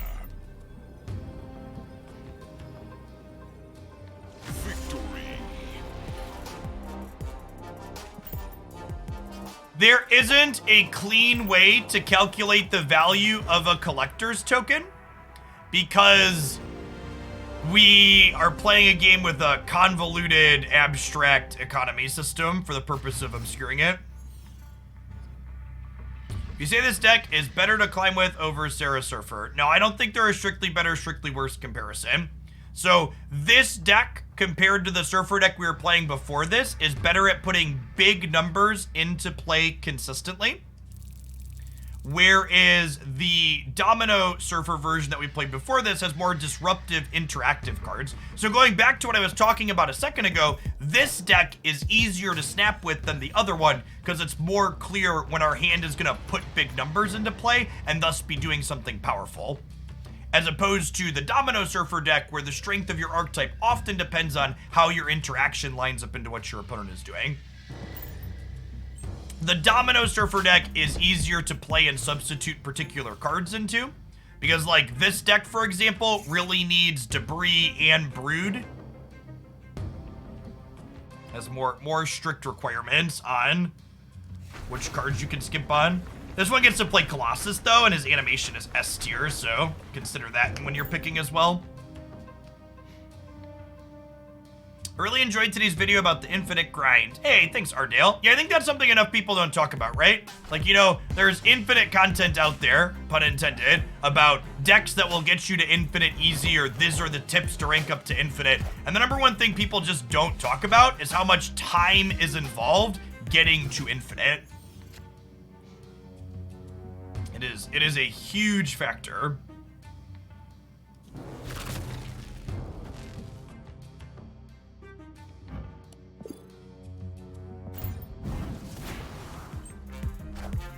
Hey, Robuster, thank you for the prime. Appreciate it.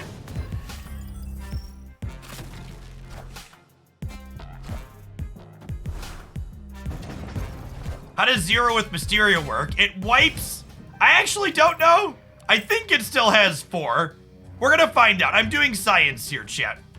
We're gonna spend cubes for knowledge here.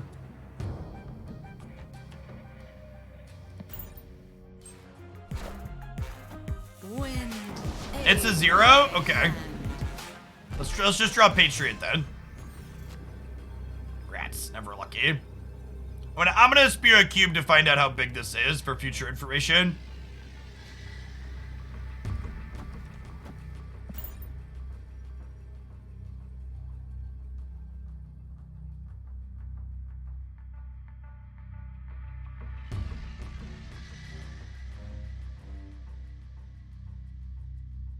What are my thoughts on the Congress drama? I think anybody who's been remotely paying attention to politics in the United States for the last 5 to 10 years clearly understands that the only policy points the Republicans have are 1, owning the libs, and 2, cutting taxes for the ultra wealthy.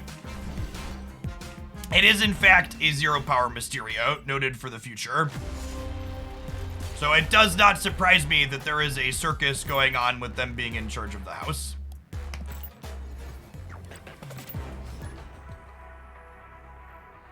If there's anybody new here that wants to pipe up and feels differently, let a mod know for your complimentary ban. We don't tolerate fascists around here.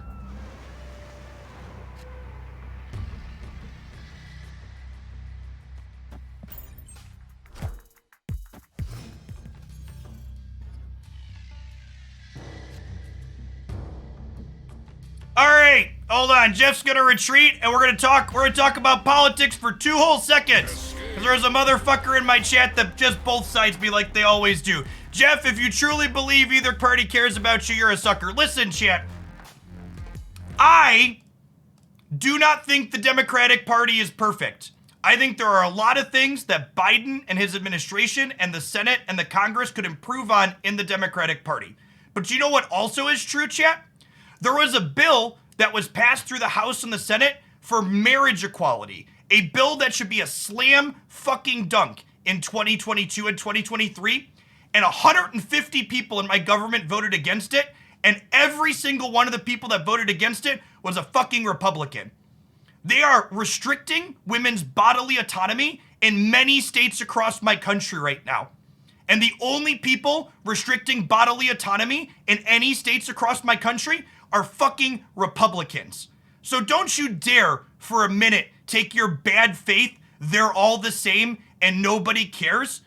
Nobody is saying the Democrats are perfect and are reasonable, but everybody that understands reality and sees what's going on in the United States knows that all of the people preventing progress and doing fucking shitty, terrible things have R's next to their name on the ballot.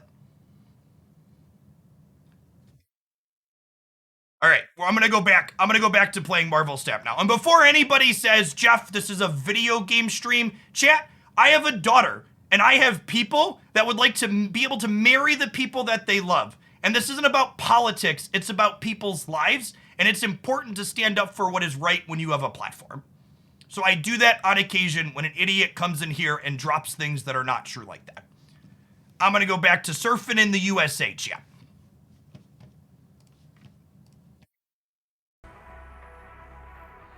Thank you for the support, folks. I appreciate you. Held in with the sub gift. To Sneakies with the 5 sub gifties. Lead Fan, appreciate the tier 1. I'm gonna miss some of these, I think. Racklet, thank you for the brand new tier 1. Hugsy Starcraft, appreciate the prime. Flyer Ram, appreciate the prime. Apatos, thank you for the sub gifty. Telex Ranger, thank you for the quarter of a year. I think we're saving the Shuri's Lab for bigger things here, question mark. Kurt's So Good, thank you for the quarter of a year. Minus, coming in hot for the 3 months. Splathinator, appreciate the prime. That's fine. We have a storm in our deck, chat. We're going to storm the bar with no name, I believe. The Undefeated Gal, appreciate the prime. Drivix, the Storm Blessed, welcome, welcome. Kryptonian Vol, appreciate the 5 sub gifties. That's super generous. Gnome Sense, y'all are absurd, okay? Y'all are wonderful. And remember, by the way, if you enjoy my message there and you want to chat with other like-minded people and you just subscribe to the channel, make sure you pop in the Discord server. We have active channels in there for not only Marvel Snap and video games, but also food and politics and sports and all sorts of other topics. I think we're leaving without Storm in sight in the bar with no name. Nygo's Alert, thank you for the sub gifts. The Kaba with the 5 sub gifts as well. Money Pants, thanks for re-upping for the 2nd month. Granola Dan with the 10 sub gifties. Friends Dog, thank you for the Prime. What's going on? Canoe Shoe and Smaxolator. Thanks for the 100 biddies. Whoa, Justapert. That is a giant pile of biddies. Happy New Year to you, and I appreciate the support. 25,000 bits.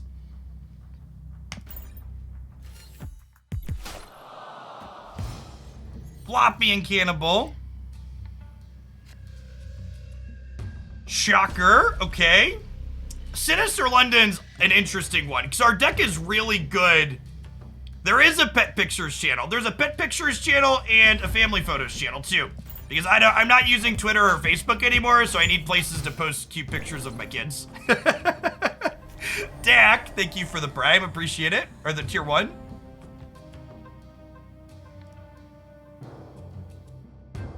Ah, yes, the classic Hitler was technically a leftist while ignoring all the points of things that I pointed out about reality. Stay stupid, Republican simps. Stay stupid.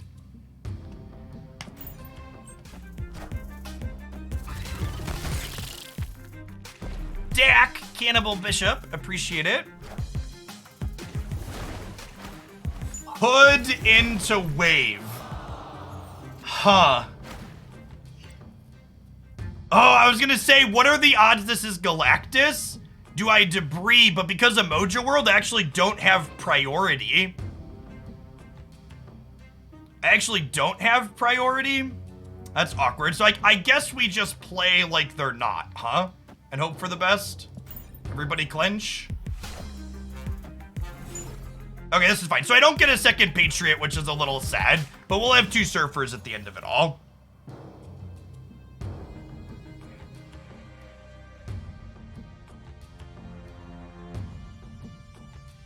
If I debris, it pretty much clunks everything up, right? But I'll still guaranteed have 1 spot here to Surfer on next turn.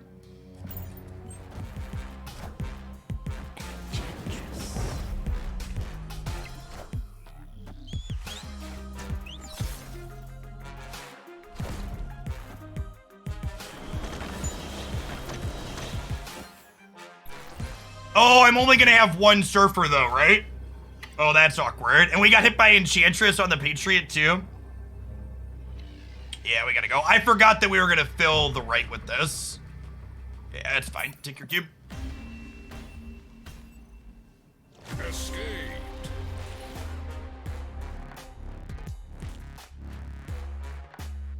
Haha, nice big baby. Zabu Thanos. Cobra, if you could drop it in the Dex channel in the Discord, I could take a peek at it later. Oh gosh, chat. You can tell I played off stream last night because we actually just ran out of boosters for the day. New username. Thank you for the brand new tier 1. Welcome, welcome.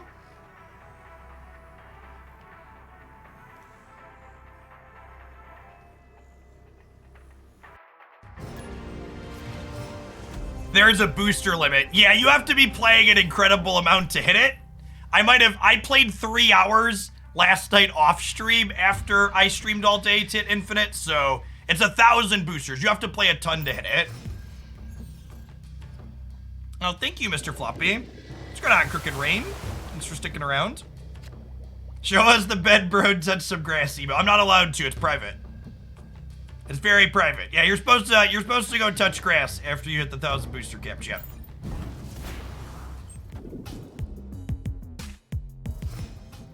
Why even have a limit if it's going to be so comically high? So, God bless America. During the closed beta, there was a much lower booster limit that they then kind of backed off from because the feedback on it was super negative. And I think rather than just deleting it, they just like punched a bigger number in because it's a level that most people will never hit it.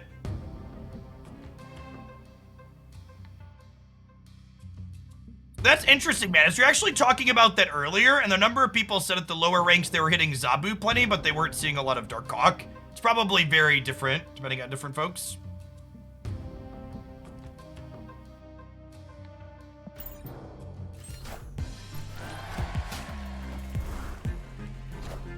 I think the Kingpin Surfer deck's a lot of fun. I like that. I like that shell a lot. Yeah, 200 was too low. 200 was so low, you couldn't even, like, finish your quest most days.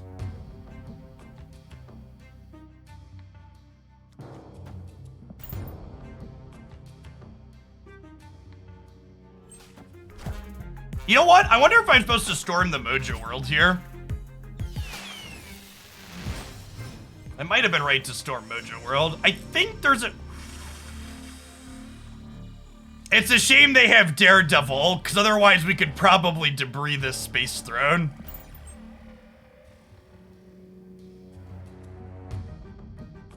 How many mission refreshes can you buy with gold daily? You can get 3 sets of refreshes, but there's an asterisk there as well, because if you don't use all 3 of your mission refreshes in a row every day, you can bank up to 10 of them. So if you don't do refreshes for like 3 or 4 days, you can sit down. Like, I don't refresh missions over the weekend, and then when I stream on Monday, I have 9 refreshes ready to go. Yeah, that's true too. The internal MMR isn't determined by your rank.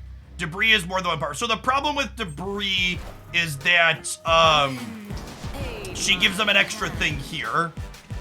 Yeah, this looks like a beep boop they didn't play into the space throne. He says before they hit Dr. Doom. Okay, so this is a cheating bot. So when you are at the higher ranks, the bots make their decisions based on knowing the outcome of every random effect. So the bots in Infinite know what they're getting with Jubilee if they play Odin there. And they go, okay, does playing Odin on Jubilee win me the game? If yes, do it. They basically have Daredevil every turn. Yeah, so the debris, well, so it's tough to know, right? Like, if I were to debris there, they might have filled here knowing, like, yeah. I don't know if they're omniscient only on 6, or if they consider the previous turns too. The debris might have messed it up. Yeah, the bot also would have done something different if I had debris here, and that wouldn't deterministically win them the game. If they had a different play, they would take it. Which maybe they wouldn't have, and it would have won us the game. But like, the AI here makes this play knowing that Dr. Doom is coming to win them the game. For 2 things, because this always comes up when I bring up the bots like this at the high level. Scrub Enormous, thank you for the prime. First, when I talk about bots, I am not talking about human beings outside of Second Dinner running bots on their home computers to farm stuff.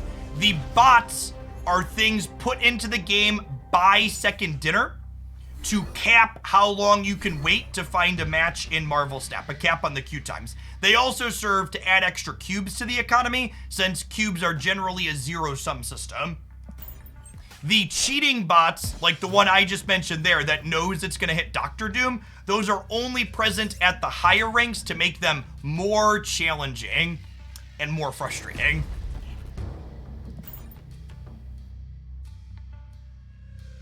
This should be a human being. This should be a human being ready to morb on us. Most of the bots you play at lower ranks are not cheating bots. And if you want a full breakdown on everything that we know about bots in Marvel Snap, check out this video here where I break it all down. What we do and don't know. So we don't want to play Patriot on 3. because ideally we want to play Mystique after we play Patriot.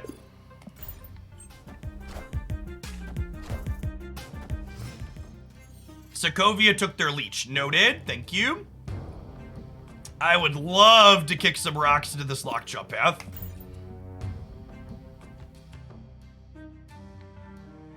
Ben Brode actually plays all the high-level bots manually. Yeah, when he plays on his phone, he's driving the bots. Something like that.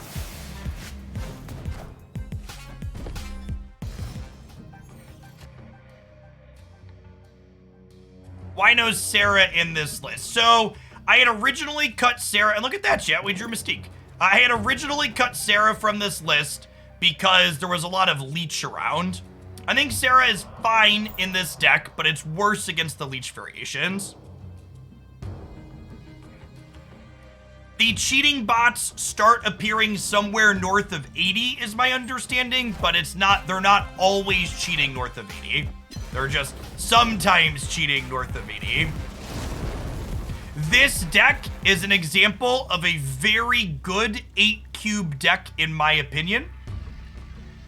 And I say that because with Patriot, Mystique, and Surfer, we add unpredictable amounts of power to the board on the final turns of the game. I don't think I'm playing Mystique here. Whatever we draw, I could play into these last two spots on this last turn, so I'm just going to vibe on the Mystique for now. Yeah, we pass here and don't let them know that Mystique is coming. Speaking of cube equity.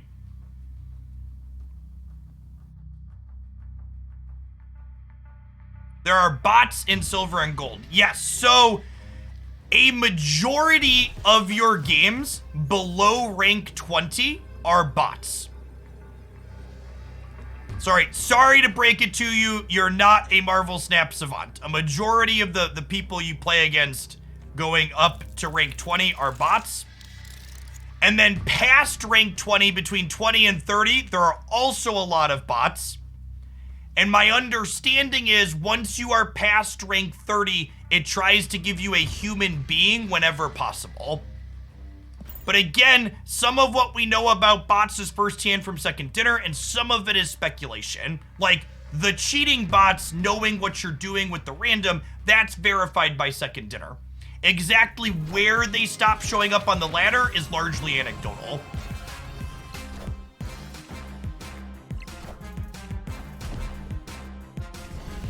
This game is a good example of getting an extra cube here because we didn't play the Mystique, right? If we play the Mystique on turn 6, they likely know their beat and they leave. But because we didn't and we surprised them adding more power here, we get to win the game. Can bots retreat? Some of the bots retreat, yeah.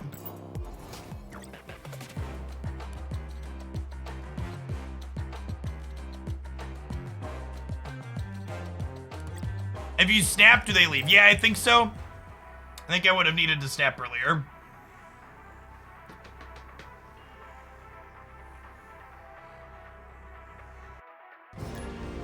I played 3 mirrors today of Moon Girl into Arrow. Arrow's a heck of a card. Can Cosmo be a good replacement? Yeah, it's probably fine. You do miss out a little bit not having as many cheap things to play. The games where you don't play anything till 3 can be a little clunky. Although Debris putting lots of bodies into play helps with that a little bit. Oh, you know what? If you don't have Mysterio, you should play Squirrel Girl, chat.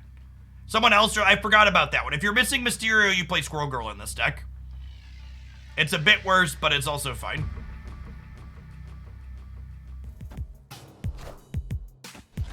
She's a thing that puts bodies into play.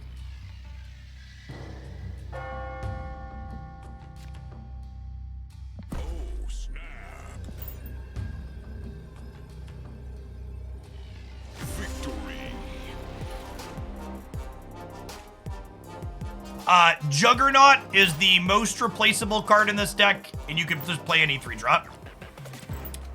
Any of the bottom end cards in this deck, Wasp or Mysterio, you can sub out Squirrel Girl for.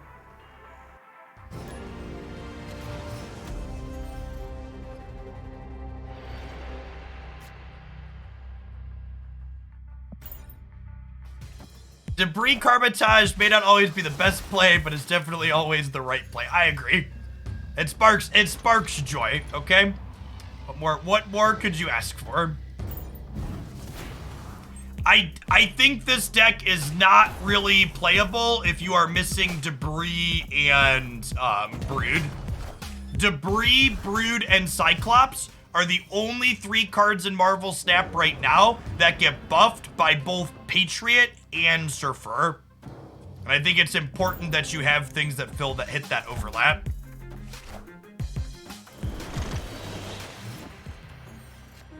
Oh, you know what? If you're missing Mysterio, you could also play Mr. Fantastic in that slot. Or not Fantastic, Mr. Sinister is another 2-cost card that gets a Patriot boost.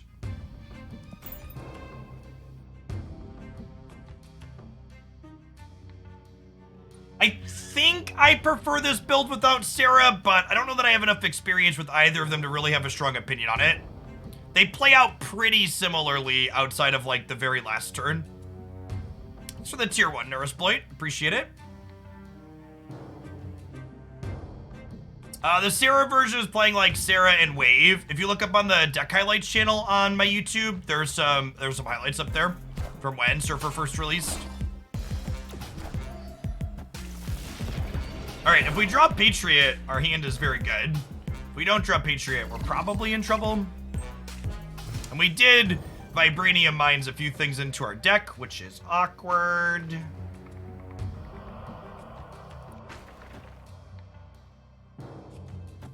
I'm gonna Jug here, just in case they play something they don't want to go into Baxter Building.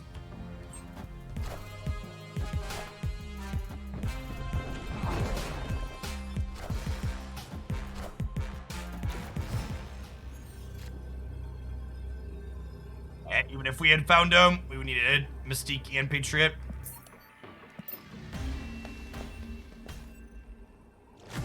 How is Negative Surfer? In my experience, Negative Surfer tends to be less consistent than both just Surfer and just Negative. Its high rolls are really high, but its average case draw feels really mediocre. So I prefer playing just like a Surfer deck like this or the Domino one, or Mr. Negative, as opposed to meshing them up. Yeah, it's got big swings. It's an alright 8Q deck. But you retreat for 1 a lot, in my experience. More than regular Negative does even.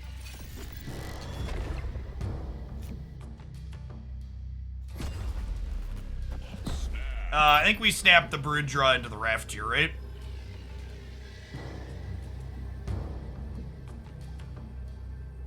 There's a reason to not include Goose or Polaris in this list. Yeah, all your slots in this deck are really tight. Basically, the only flex slot this deck has is Juggernaut. Because everything else this deck is playing is like something for Patriot or something for Surfer. You have a pretty strict, these are what you have to do to make this possible. Hey, Pocket Chain, 6 to 11 months, welcome back.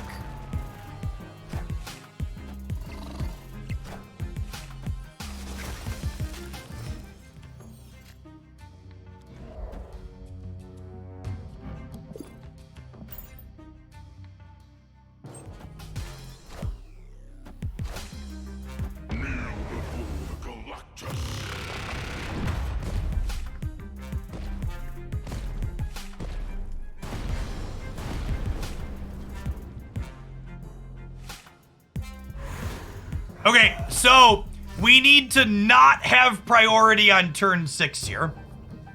If we could avoid having priority on turn 6, we get to storm Death's Domain and win the game. So we're a coin flip to win the game here. And their name is highlighted in gold, so they have priority. So we should be good to go here.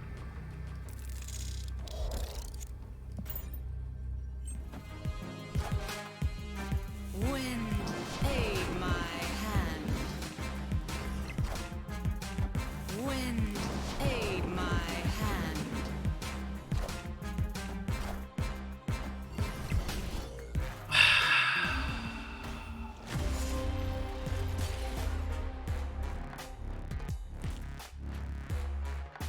Don't worry, chat. Leader will be 3 power very soon. He'll be 3 power very soon, okay?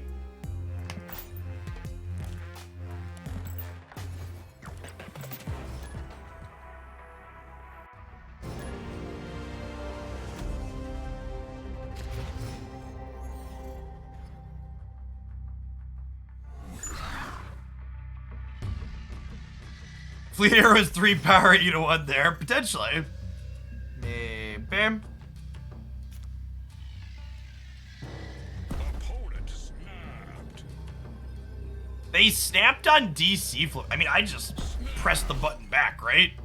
For a Patriot deck, and the first 2 locations are Savage Lands, DC.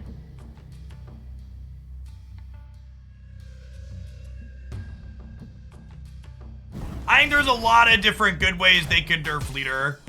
Other than, I think there's a lot of good ways they could rework Leader, I should say. I would like to see a change to Leader that's not a simple push a number up or down.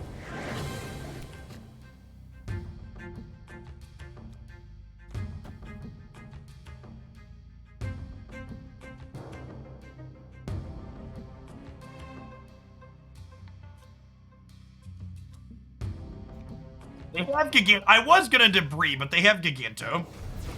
So I guess we'll just play Cyclops into DC for now and chill. Giganto Zabu. All right, long-time listener, first-time caller opponent. Got something sweet going on here.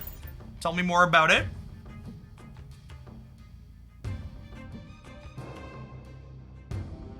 Yeah, they must be like Ghost Rider Zabu, right?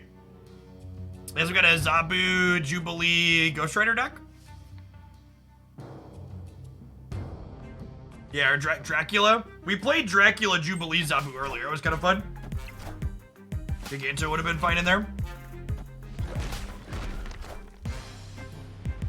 Nope, they're also Darkhawk, question mark? I mean, these rocks just don't matter, right? We do this, and then we'll go Debris, Silver Surfer.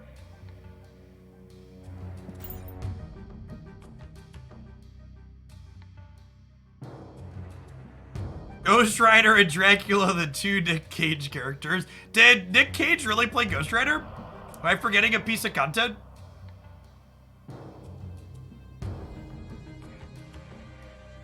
Really? There's a Ghost Rider movie? How have I not seen... Oh, it's pre-MCU. Okay. It's a pre-MCU thing. Okay, is that on Disney Plus? It was awful and I walked out. There's 2. Oh god, I think I'm gonna have to waste 3 hours on these this weekend. Early 2000s. Okay. Oh, so that's like OG X-Men era stuff, right?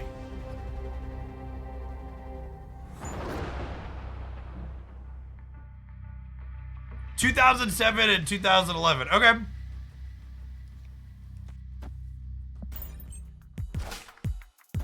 What I replace Juggernaut with? Yeah, just Polaris, your other favorite 3-drop. Yeah, we very clearly have to check it out now. There's a Daredevil film too. Okay, now I'm gonna have to go look for old MCU stuff now.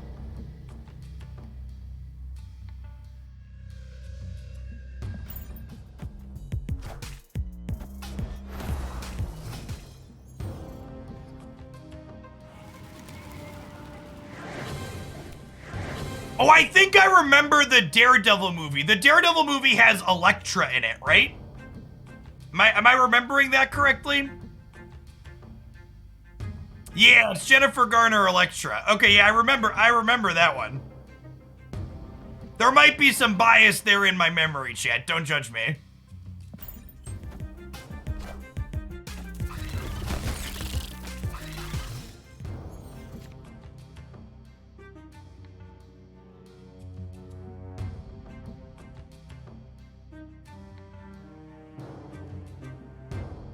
There's also an Elektra standalone movie. I feel like I need to catch up on the MCU stuff I'm behind on, but now I feel like I have a backlog of superhero stuff to look at. Okay, so they didn't play Strange Academy here. So I get to storm into Jug here, and then they are super out of space.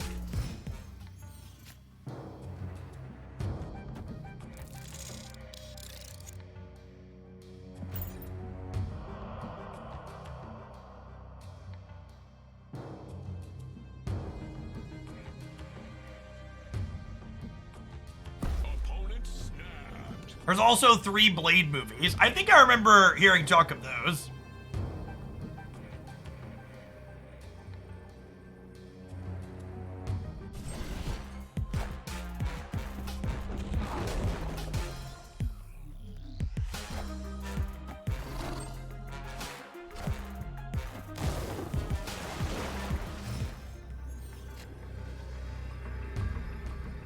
All right. All right. I deserve that.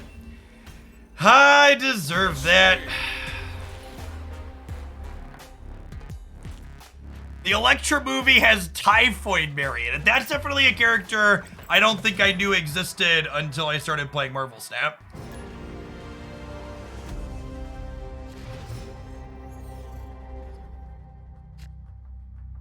How old am I that I haven't seen those movies? I'm only 32, chat. They were out when I was a teenager. I didn't watch a lot of film during my teenage years.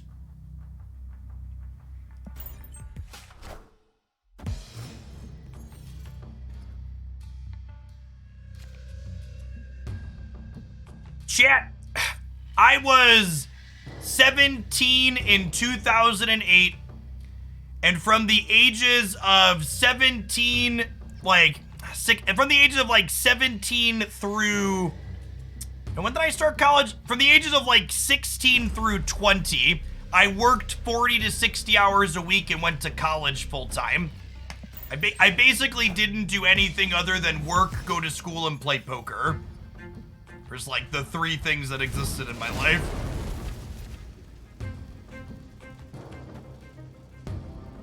At some point in the middle there, I met Christy, but largely work, school, and poker.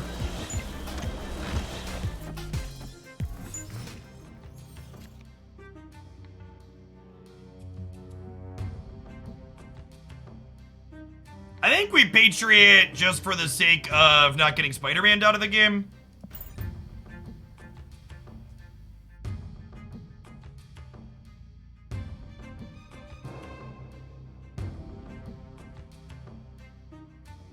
Cerebro Surfer. I've heard some rumblings of that. I don't know that I'm a believer.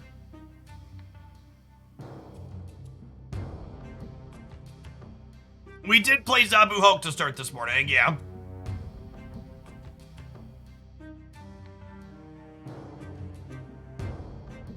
Highlighting to spread the gospel of the 1998 made-for-TV Nick Fury Agents of S.H.I.E.L.D. movie starring David Hasselhoff.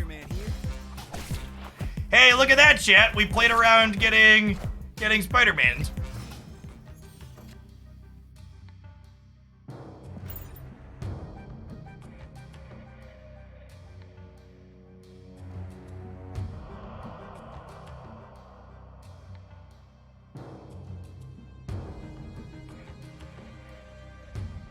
Okay, so Silver Surfer adds 6 on the left, and it adds 3 in the middle, and it adds nothing on the right. Might have a shot here.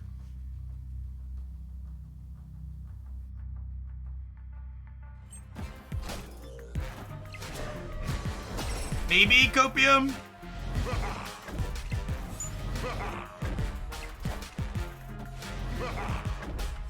Wow! Wow! That ain't right, chat. That ain't right. We got collection diffed. The age of Skrull has arrived.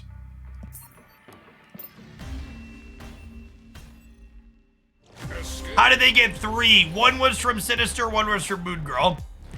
So all their scrolls were giving +4. Oof. Oof. The collection diff. It's a hard knock life on the collection diff, chip.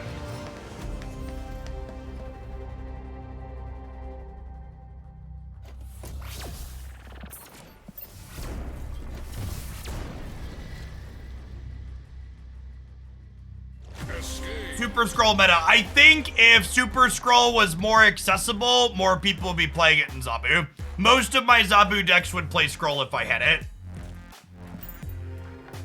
Skrull is one of 2 cards that I am missing.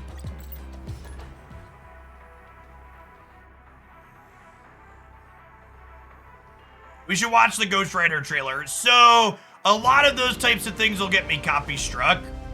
The video ad that we watched for Dracula earlier was through what's called the Twitch bounty board as an advertisement, which gives me explicit rights to broadcast it.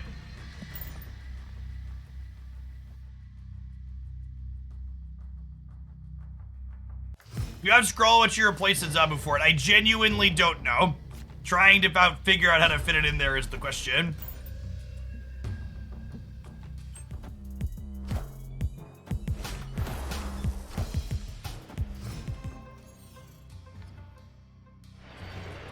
Yes, I'm missing Bast and Scroll. And at this point, what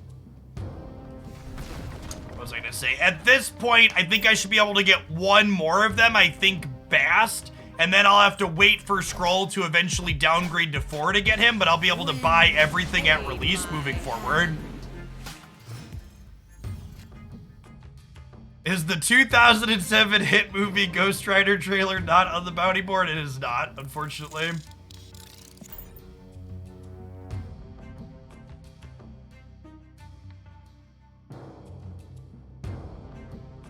Wouldn't it be better to save for the new Series 5 one? So at the upcoming bundle, I should be able to buy Bast and then buy the next one as well, Shauna, when she comes.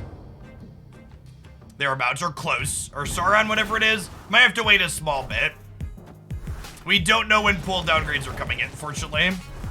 For an idea how much I've spent on this game, around $3,500. It's for the 2/3 of a year, Dave. I am doing swell. Yes, the 12,000 credit one is what I'm talking about. All right, we need a Patriot chat. Can you explain buying Bast? Yeah, every single day I spend gold on credits, and then I use those credits to progress up the collection level track. And progressing up the collection level track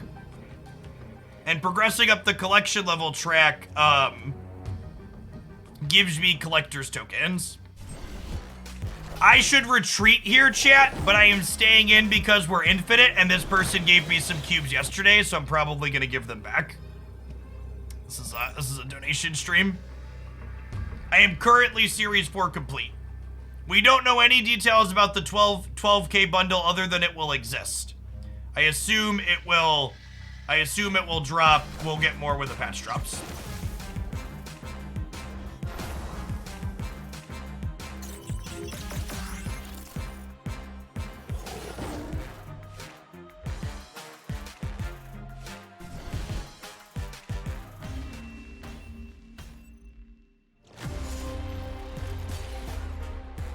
I have not heard any communication on the patch today, which makes me assume it's not coming till next week.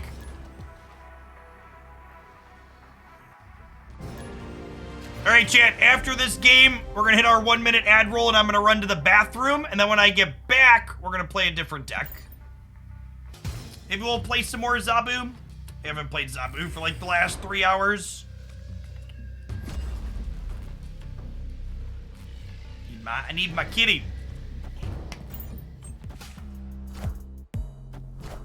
Valkyrie, maybe.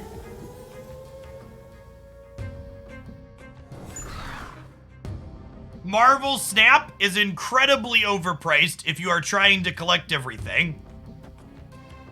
And Second Dinner has said point blank via the mouth of Ben Brode that their goal is that not everybody has everything right away. Not only do you have to spend an incredible amount of money to have every card right on release, but you also have to be playing Marvel Snap like it's your job.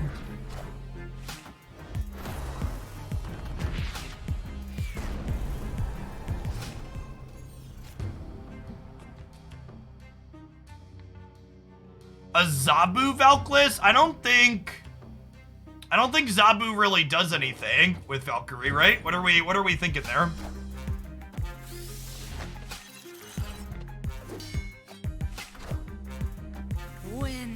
What's the most versatile Series 3 card? Probably something like Arrow or Leader, if you're talking about purely versatility.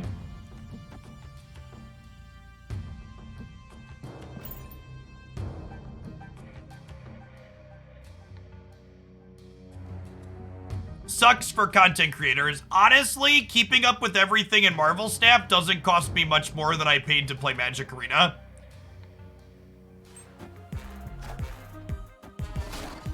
I was previously spending around $2,000 to $2,500 a year on Arena. I expect I'll spend about $3 grand a year on Marvel Snap with their current pricing. So it's about a wash. All right, would I rather Patriot Mystique or Patriot Surfer? Patriot Mystique gives me +8 here to 16. It gives me +8 here to only 10 -1, so it doesn't win there. Whereas into Surfer here gives me +4 plus +6, which is +10.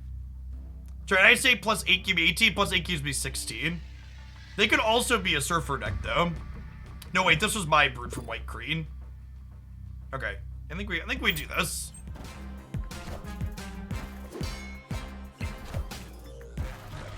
Yeah, it's a little bit too much for us.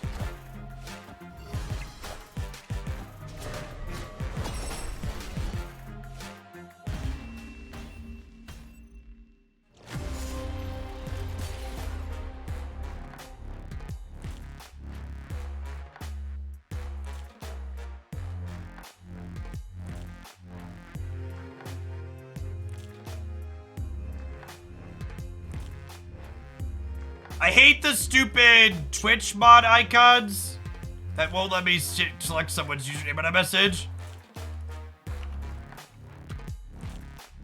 So that was the fun in chat. Someone on Reddit calculated that a Series 5 card costs $225. So let's talk about that for a second. $225 assumes that it's what's the best way to put it?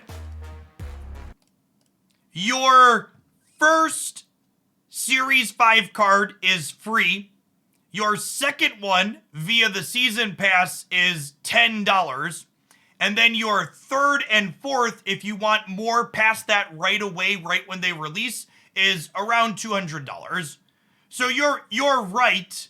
That makes the assumption that you're having absolutely everything right at release. But it also ignores the fact that you also get a bunch of stuff for free, and it bucks the idea that you don't need to have everything right when it comes out. That price point also makes the assumption that there will be no new bundles coming out for extra collector's tokens or credits, which looks like is not the case. How is your first free? Because when you are an endgame player in Marvel Snap, you get 6,000 collector tokens per month.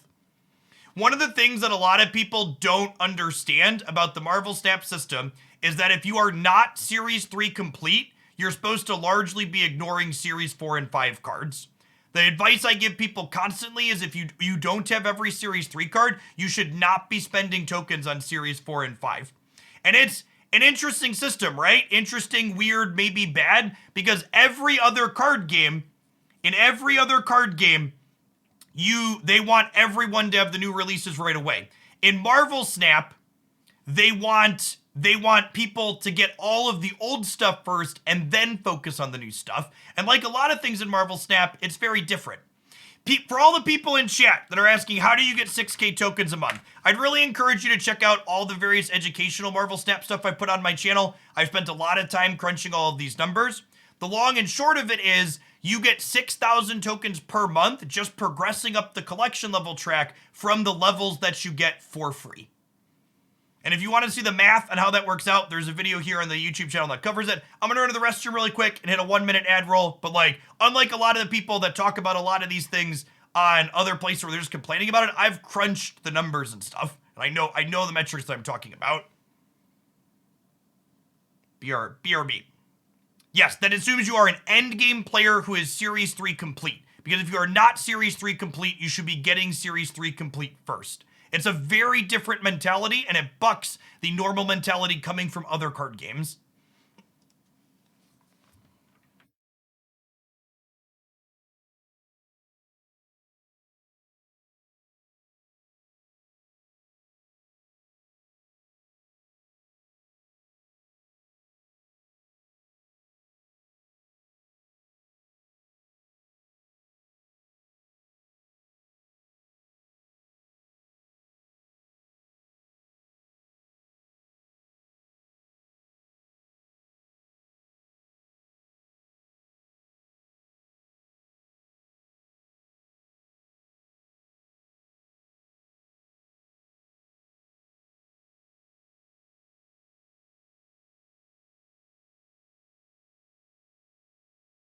Someone said, do you think they're going to lower the amount of tokens people get per month based on the patch notes that are going around saying you'll get between 2 and 600 instead of guaranteed 400? No. The patch notes actually point blank said the average number of tokens players get will still be the same. The goal of changing how many you get per box is to create highs and lows, to create dopamine style of events where people are excited when they open more.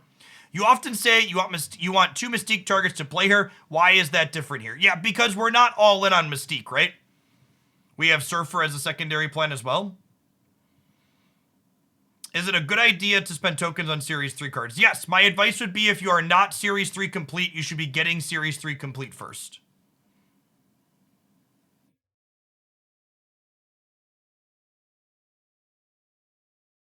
If you look on the YouTube channel, Gamer Blitz, there's a version of the bounce deck post-Okoye nerf. It's got Human Torch in it.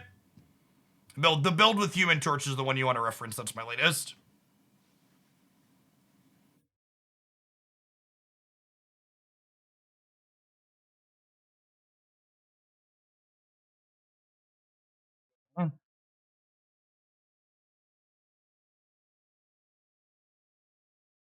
I kind of want to just, like, storm the Diablo space.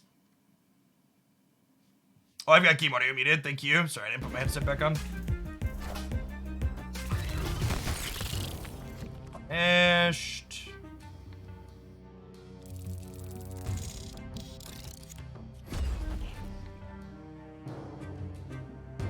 I can't play this here because it'll fill the Bar Sinister.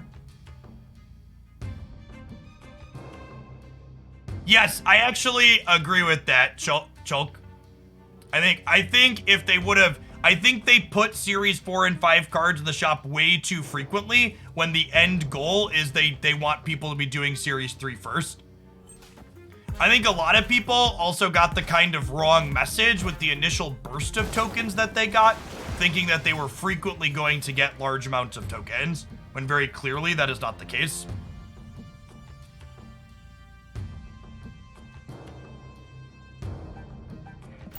Yeah, I'm gonna not play anything. If we hit a debris here, we can win the left as well.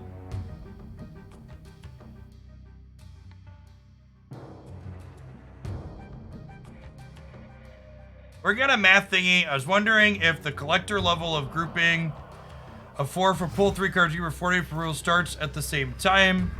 And so the collector level, the same collector. Yeah, my understanding is all the reserves are in groups of 40. Oh, well, that's a great draw. That probably wins the game, right?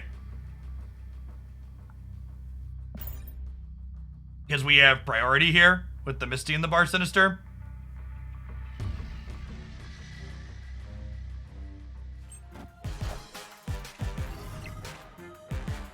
I suppose this could be Surfer plus a 3-drop, and then we could lose left and right here, right? That's probably what this is.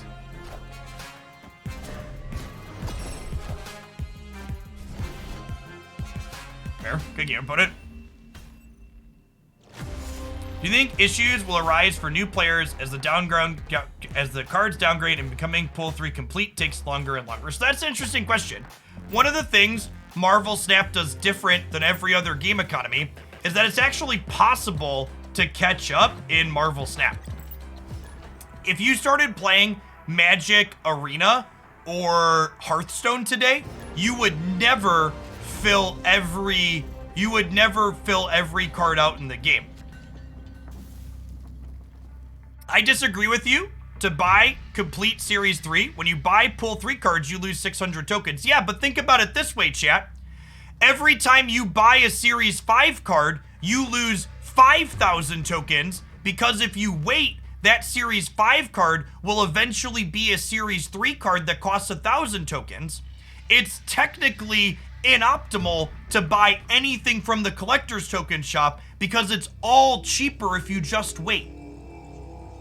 So I really hate, I've heard that argument from people that don't understand the system a lot. They're like, oh, you should never buy Series 3 cards because it's like losing 600 tokens. It's like you lose tokens regardless of what you buy. They're too valuable to use. They're like potions in your game. You can't use them at your current boss because you might need them for the next boss.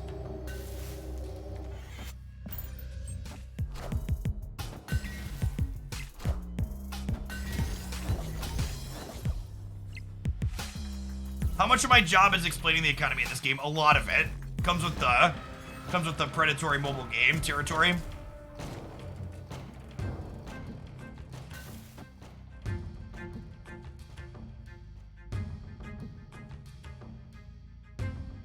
Why buy a Series 3 card you don't need rather than a Series 5 card that you want? Because if you're, well, it depends on how many tokens that you have, right? Like, if you're not Series 3 complete, chat, you only get 1,000 tokens a month. Meaning if you have 2,000 tokens and you need 6,000 tokens to get a Series 5 card, by the time you actually have tokens to get that Series 5 card, it won't be Series 5 anymore, most likely. Someone asked, what in the heck is this deck? I just put a bunch of cards in the deck that all have to do with cost reduction. It is a pile. I wanted to play Zabu and Quinjet and Sarah in the same deck.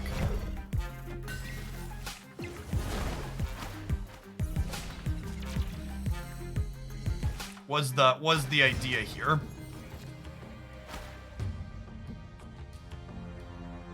Armor and wave. Where do we think they're going here? I think they're going Murder World or Stark Tower. I think they're going Murder World with their Galactus potentially. A Magneto there.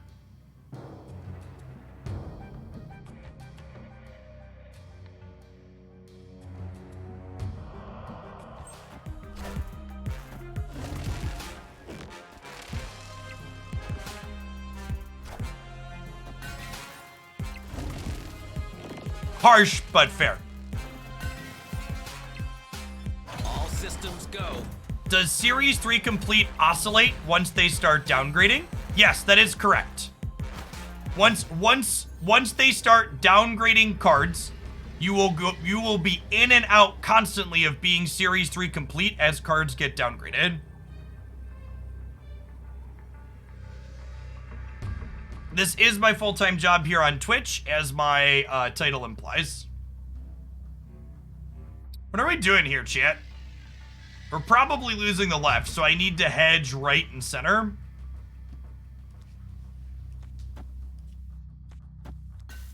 We do this. This adds 3 extra power to the collector. So this goes to 7, and I'm going to 11 here. It probably can't beat 11 here and here. Victory. Adam Warlock seems good into Nidvaler. You are correct. Thank you, Agent 13.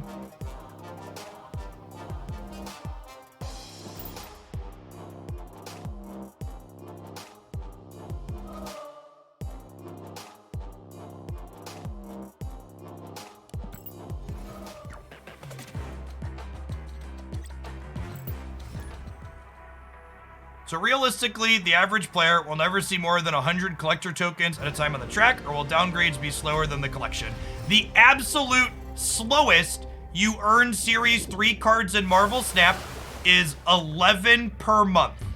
Meaning even once they are adding 4 Series 3 cards per month, you will still become Series 3 complete eventually. The calculation that I show my work for and talk about in this video that calculates a free-to-play player starting today takes about 6.5 months to get Series 3 complete. That calculation works under the assumption that 4 new Series 3 cards are added every single month. Because again, you collect things faster than they add them, even once they hit their full release stride. Think about a card that increases hand size. Probably really clunky to program in terms of the interface. There is a good chance that this deck is a complete and total mess that we're playing, chat. There's a reason why I waited till I was infinite to try it. Helicarrier is not good in this deck. Subbing Cable for Maria Hill is probably fine.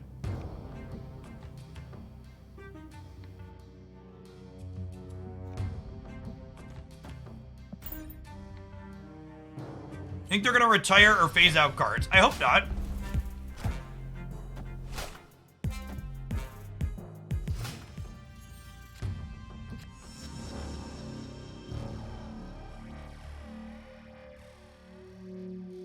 All right, you got me.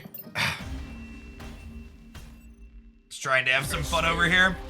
Play my bad deck.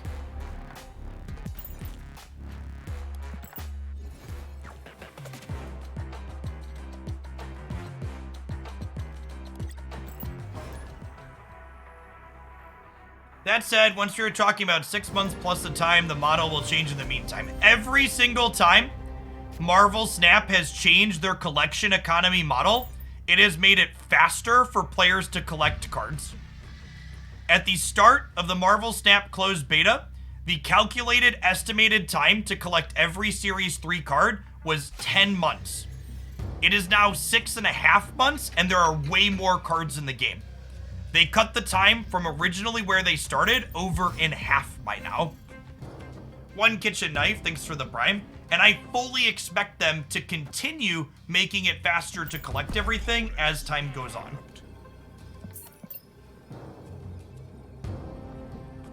Escape.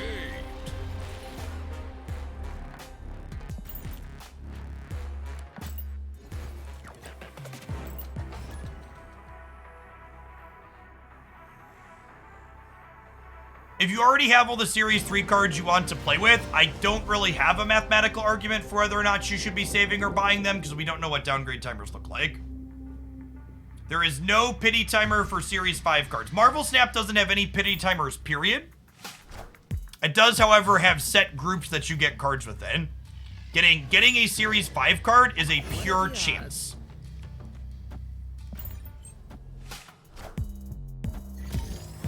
I've learned so much in the short time I've had the stream on. Thanks, One Kitchen Knife. Thanks for the prime. If you want a good place to learn more, by the way, and you're someone that supports my stuff and you want to ask questions, be sure to pop on into the Discord server. What's a pity timer? So other gacha style games tend to have what's called a pity timer, which is if you are unlucky, you eventually are guaranteed to open a certain thing.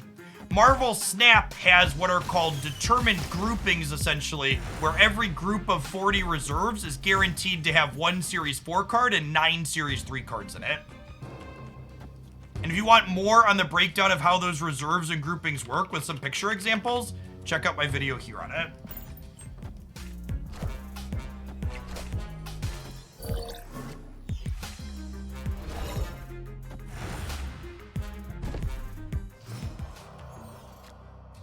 The only way to not lose tokens when buying from the token shop is buying variants. That's the true big brain take that we need.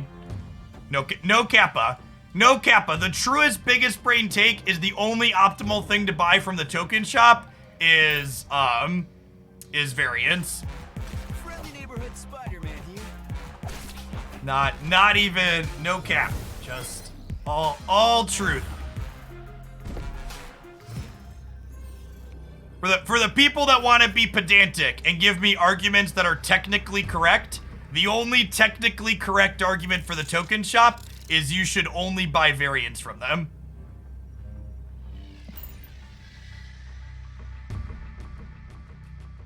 Victory. If you wanna strictly min-max your tokens.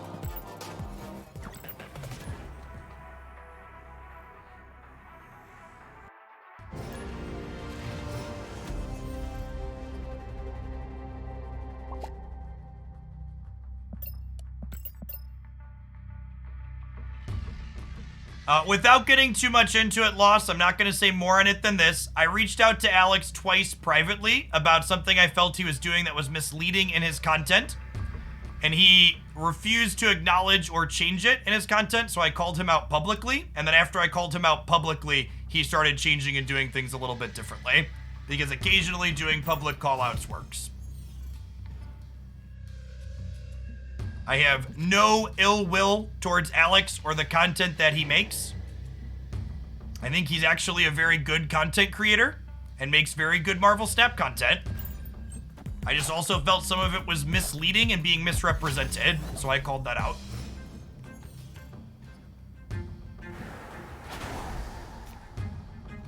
If you are looking for more Marvel Snap content with fun and interesting decks, Alex is a great place to look. He primarily produces content on YouTube and also streams here on Twitch on occasion.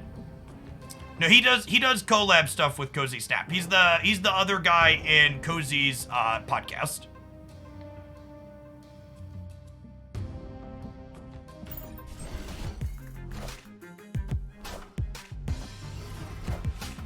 My top 3 pull 3 cards to spend tokens on. I think the top card you should be spending tokens on varies depending on what your collection looks like. And I have a full breakdown on how to figure out which cards fit best with your collection here.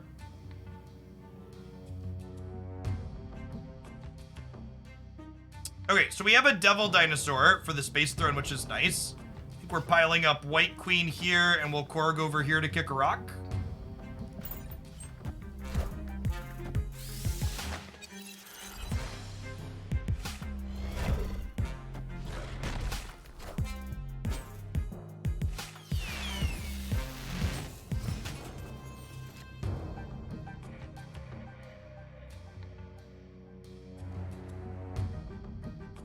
There is a difference between having a difference of opinions and having two people respectfully disagree on something and saying something that is a pretty objectively misleading.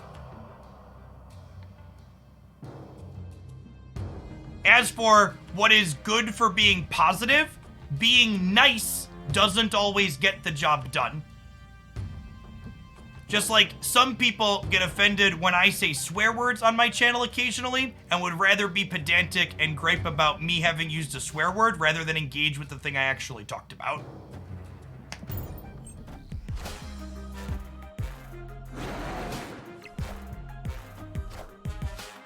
All systems go. I say potty words on occasion. I'm gonna move on from this topic now, and anybody else that wants to bring it up is gonna get timed out by a moderator. You've been warned. Moon Girl here puts us up to 21. It generates 3 cards in our hand, puts the Devil Dino big. I think we're good to go here. Yeah, check this one out, J-Rod.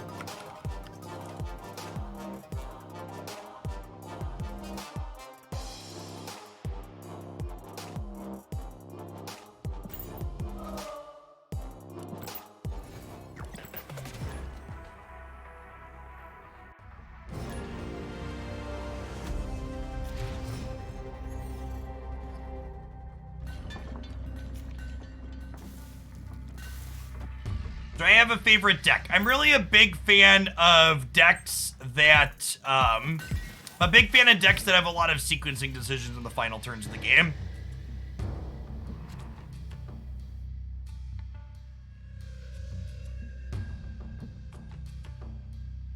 Go bully someone else.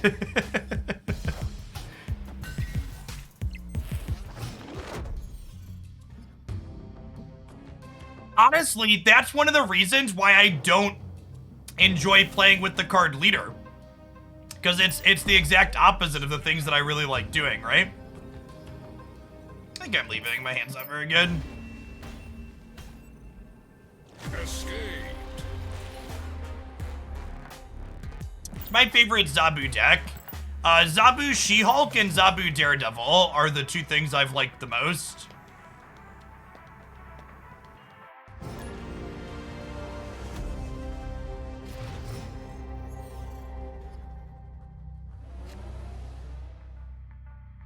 I share the Zabu She-Hulk deck. Yeah, it's in my decks page from earlier. Is Daredevil a Series 5 card? It is not. Hey, thanks, Magma. Good to have you here. So, Luke's Bar is actually a location that Moon Girl's very good at getting into because she fills her hand and then can't get bounced back out, which is nice. Agent Coulson actually does that this turn too, right?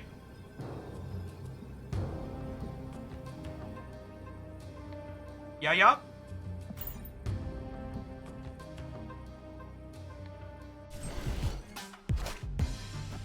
Wind, aid my hand.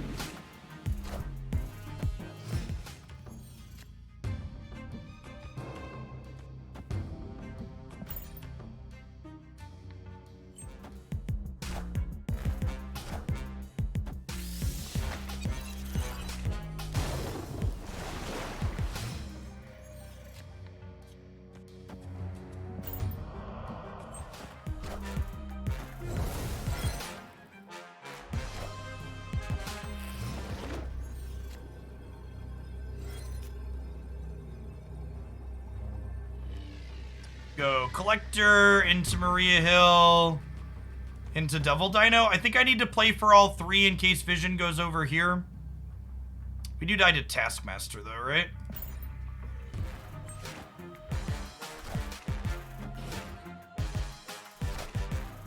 Also die to Arrow.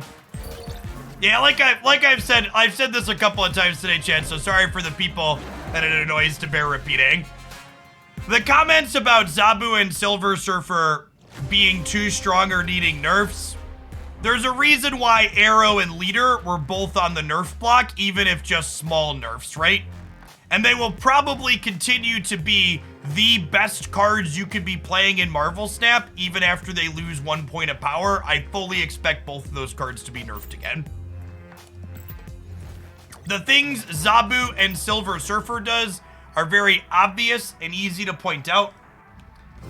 Arrow's got a little bit more finesse to it, but she closes the door on a lot of games that no other card can close the door on.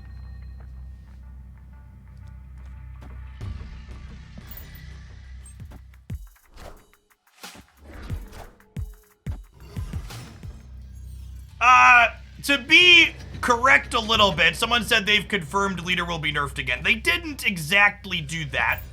They said they're going to continue to watch Leader and are acknowledging they think it could still be problematic. So I think in the abstract, Arrow is probably stronger than Leader, in part because she's a 5-drop and that offers some more flexibility. But I also think Arrow offers a lot more counterplay than Leader does a lot of the time.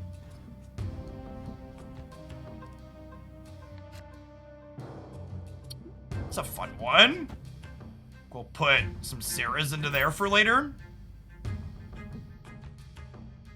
Can you explain why you always play the 1-drop in the 3rd location instead of the 2nd on turn 1? There's no real reason.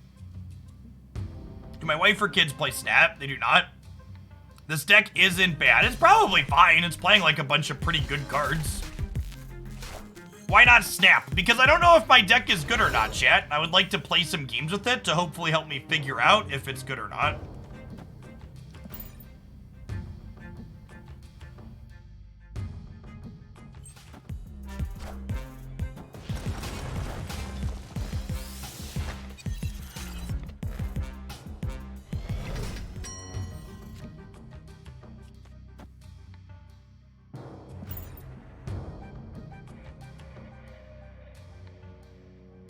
No, they're not a Galactus deck. There's like some kind of probably I wouldn't be surprised to get leeched this turn.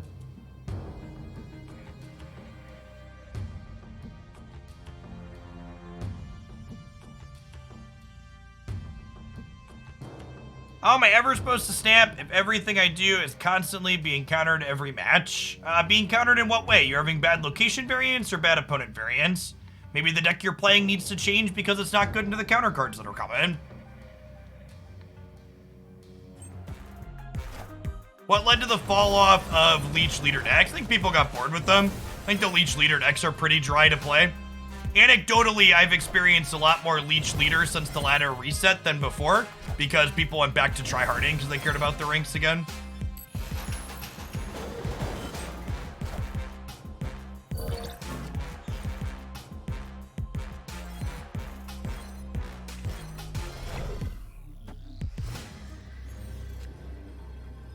Good old Rock. Nothing beats Rock yet.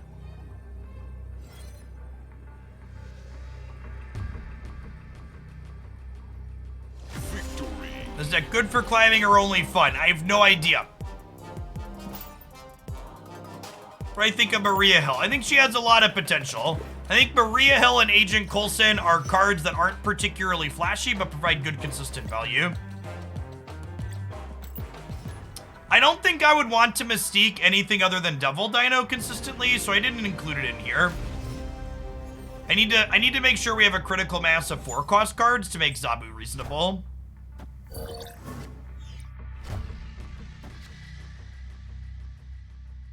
Opponent snapped. Is there a good substitute for Absorbing Man? Not really. Absorbing Man's a pretty unique and powerful card. Well, leave our hands kind of bad. Escaped. I didn't. I'm gonna go. Now you're gonna make me go back and read Ben's tweet word for word, because people in chat are inferring from Ben way more than I read from that.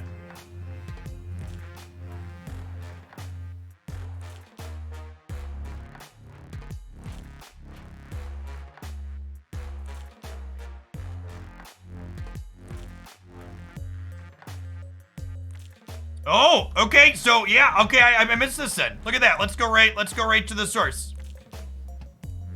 That last sentence is not intended to mean we may or may not change them again. It's intended to mean we are determining exactly which change to make. Okay, good. I missed this this second part, or this reply follow-up, or didn't recall. Good. This makes it sound like to me like they think they need to rework the card.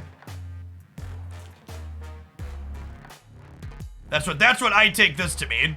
We are determining exactly which change to make. It makes me think it makes me think a redesign is at least on the table, which would be ideal. Yeah, it sounds like we need time to reprogram his new ability is correct.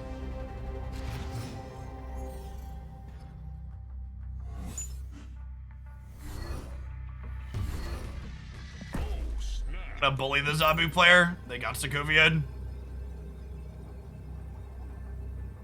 It's in my decks from today, Prof. Bob.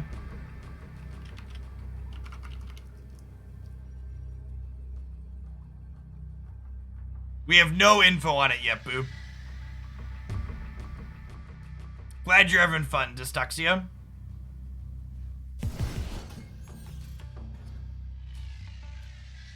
How do you see decks from the day? Exclamation point decks gets you all of the decks that are currently in my Marvel Snap deck editor via the snap.fan.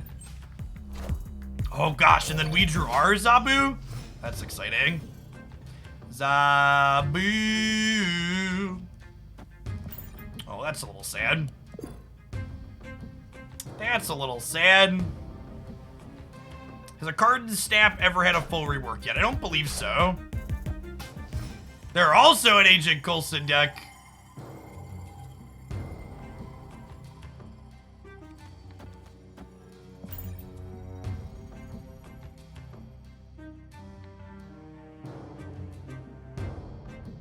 White Queen is low-key an Agent of S.H.I.E.L.D. chat. Friendly neighborhood Spider-Man here.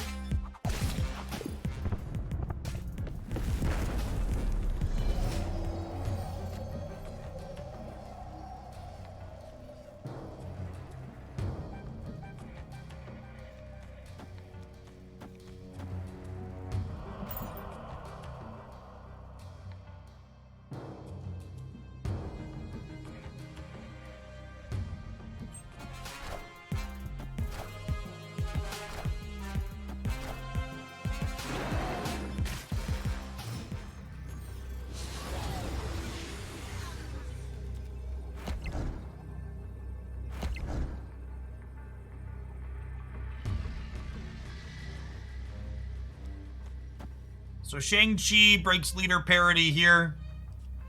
Do this here, and we do these for stats over here.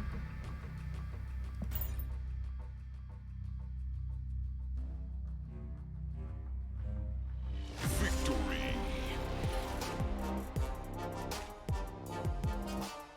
I don't even know if this deck is good, Crichton. At the very least, Maria Hill could probably be capable, but it's just like a pile of cards I threw together that we're trying to play some games with.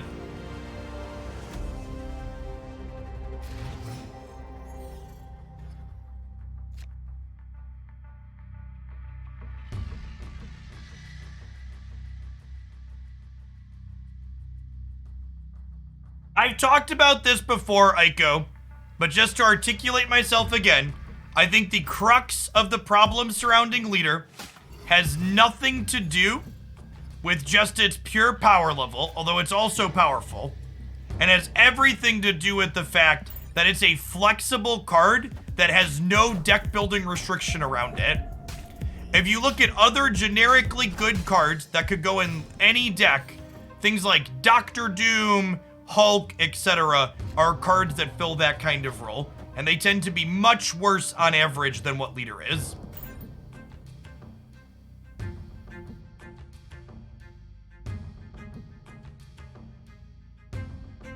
Yeah, we could do a little bit of the darkhawk deck from the YouTube video today.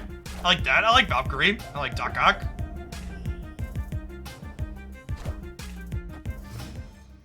Cards I enjoy. This is heckin' rude, chat. Enchantress, your Quinjet with the path.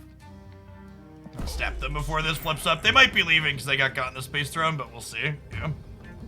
Victory.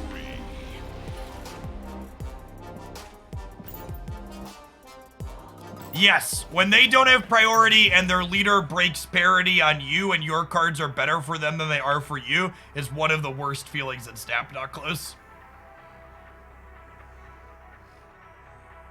I don't know. I think it's also fair to say that both Dara and I are incredibly biased in our opinions of leader, because like Dara plays mostly leader decks whenever I've anecdotally tuned into his stream, and I essentially never play them.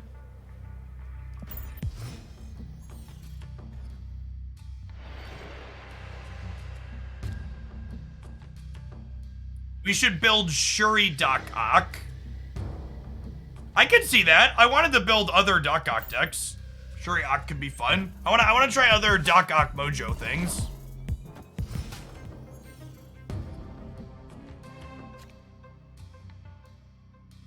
The Fisk Tower, chat. Oh no. Well, at least we're both dying. Wait, if I can fill the right side, our thing doesn't die, right?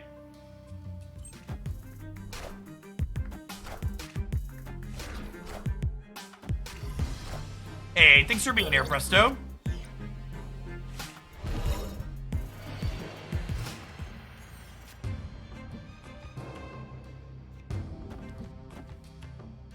Nailed it.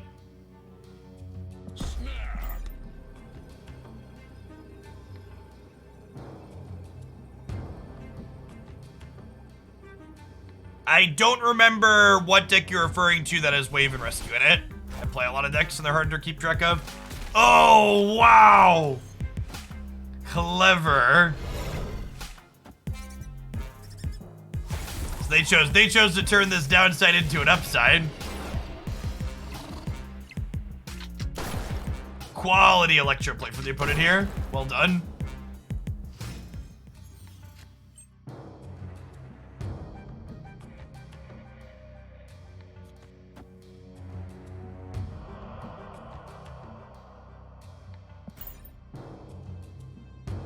I'm gonna play Dino to the left, so I'm not firmly committing to how much power I'm putting into the Bifrost this turn.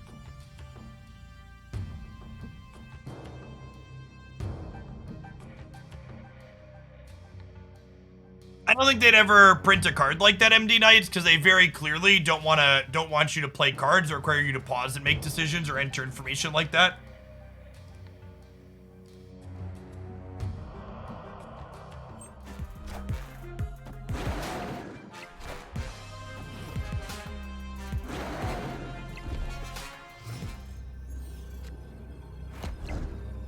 Well,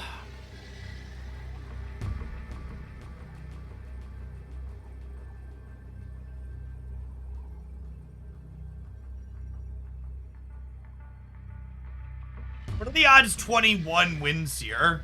Non-zero? That's plus 13. Do we beat leader? Their leader Dino will be 9. My Dino is 15. Yeah, we beat leader. No, we beat leader, chat. Dino's a card that beats leader symmetry if your hand is full and theirs is not.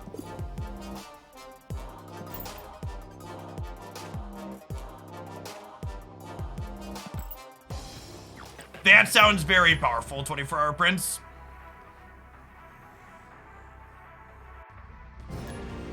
Yes, if they leader left, they would have had 13 minus 2, and I would have been 15 minus 1. Like how we changed to a Dino deck and Mindscape has become the featured location. Feels bad, man.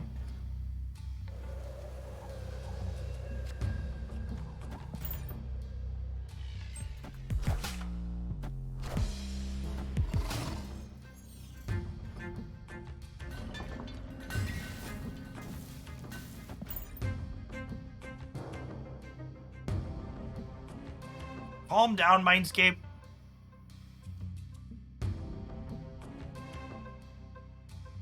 I played Pokemon TCG. Yeah. I'm gonna leave because of Mindscape. My kids and I play Pokemon TCG casually. Hey, thanks for dropping by a live one, Namakuts. Good to see you.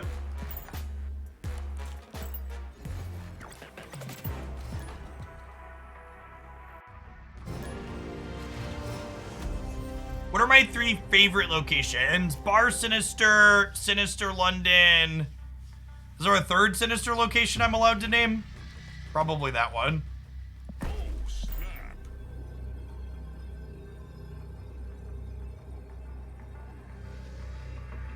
Which decks are good with Mindscape? Discard decks. Empty your hand.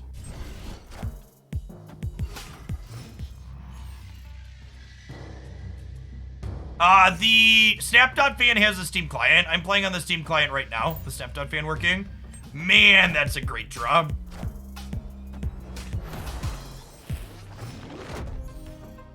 I ever play Pogo PvP? I played a bunch of Pogo PvP for a while, but they have really terrible latency issues that made me find it very frustrating and eventually quit. Pogo PvP is constantly lagging in my experience. I'm sorry, what? I'm sorry, what?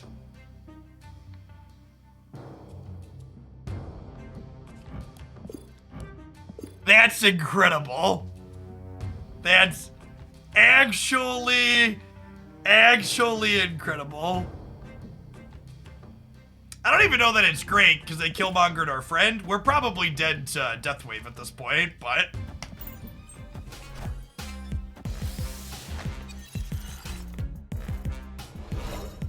Okay, so they're Silver Surfer? We might be able to beat Silver Surfer.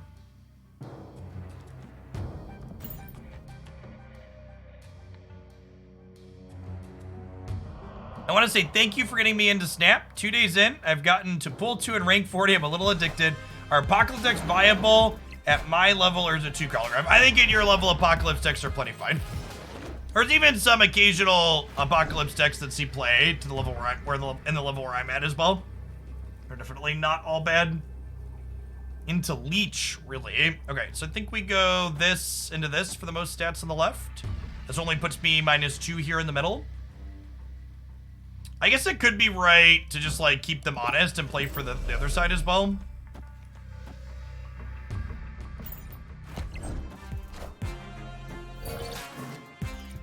Oh, this loses a leader left, right?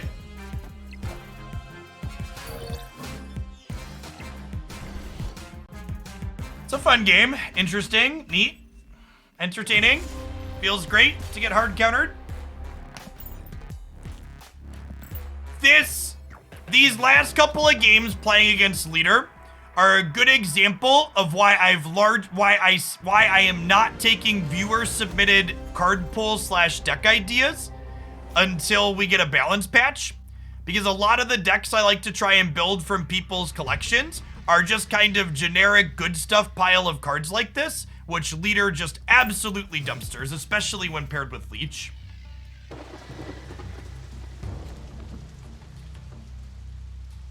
That's true too. We know they drew the Leech on turn 5 and the leader the following turn because the White Queen gave us Polaris.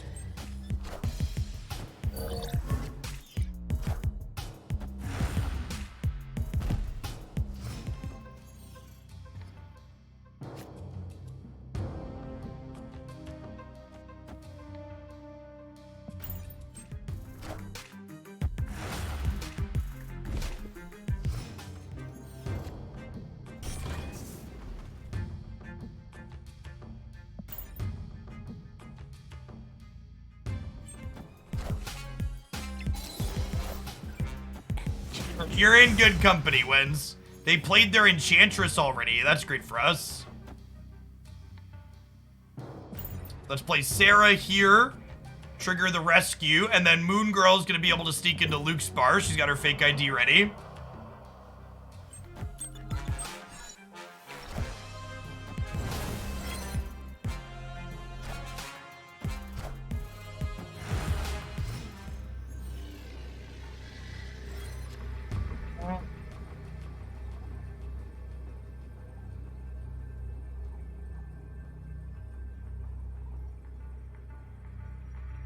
Shang-Chi kills Sunspot in the middle. Is it crazy to Moon Girl just to keep them honest on the vision? Do I Moon Girl to keep them honest, or do I play this somewhere else?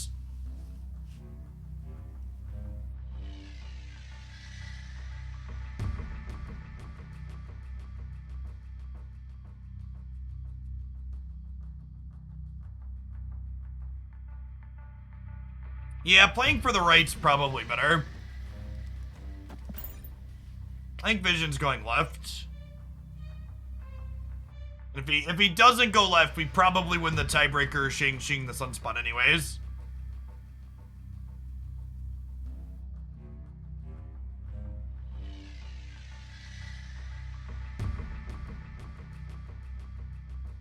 It gets bounced if you play into the bar. No, Moon Girl fills your hand. So if your hand is full, there's nowhere to bounce her back to. If a card would enter your hand from anywhere, it instead goes back, or instead stays where it is if your hand is full.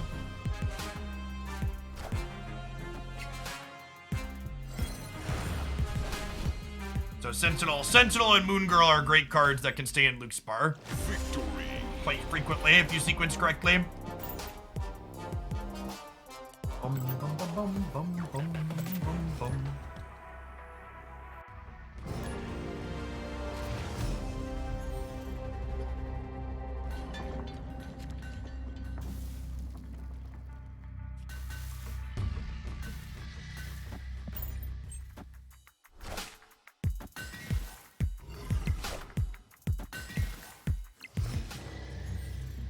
Shang-Chi is a cringe card. Wow, my opponent interacted with me. Why would they interact with me? The audacity.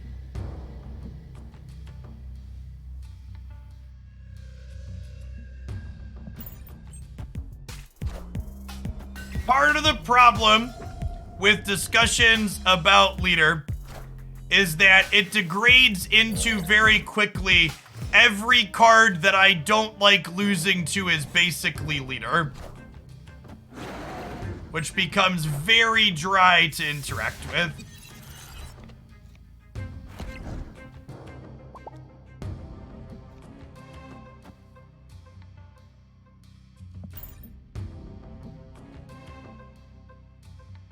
Decane, thank you for the prime. I think there is a good argument that all of these interactive cards, like Shang-Chi and Enchantress and Cosmo, I think you could stand to make them have a little bit less power, and they would still be good and fine and plenty powerful.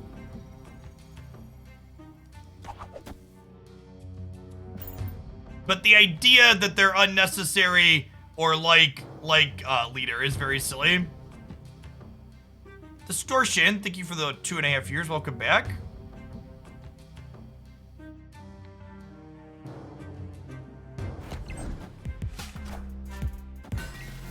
I think having narrow pieces of interaction that are very, very good against the thing they are good against is a reasonable thing and good thing to have for the game.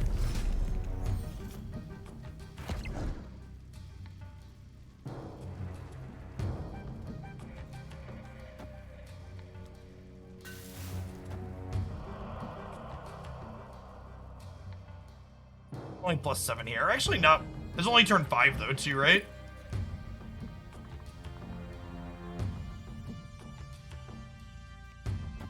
Yes, you could also interact with the interaction, is big true. Cards like Armor and Cosmo are counterplay.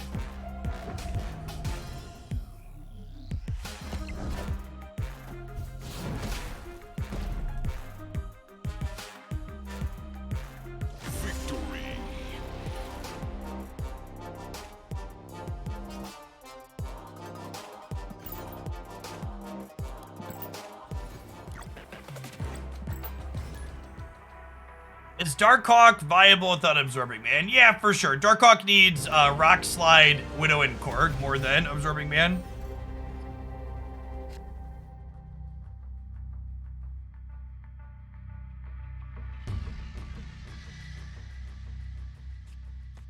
It's a nice curve. It's a nice curve, chat.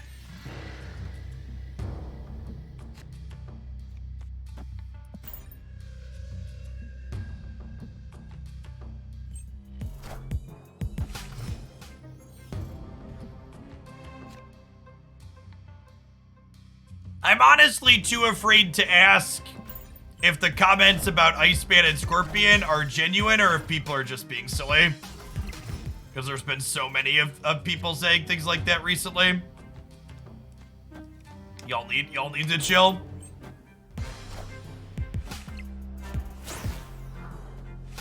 It's the coin flip. Feels bad, man. They are probably a surfer deck.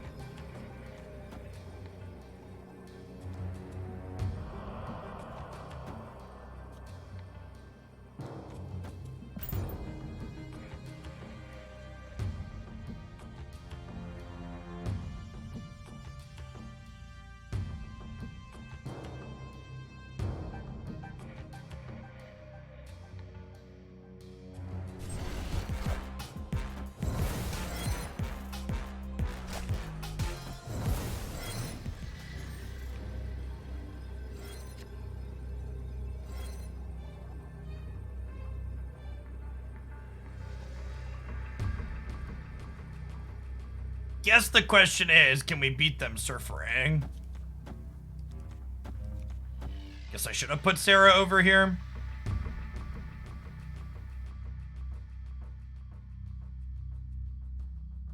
You play Darkhawk and a Zabu Shelly. I think that's one of the best ones.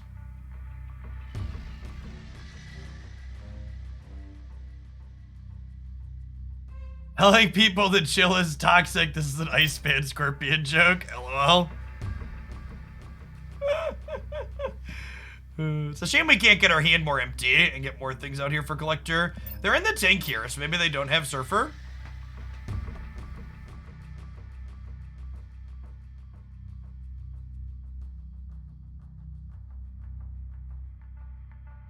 Yeah, we had that happen on stream one time, Bill. You basically just have to wait for it to time out over the course of like up to half an hour. It's real sad.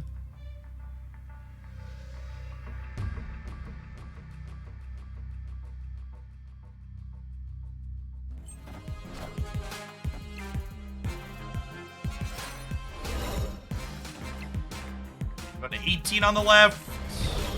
Only 7 in the middle, though.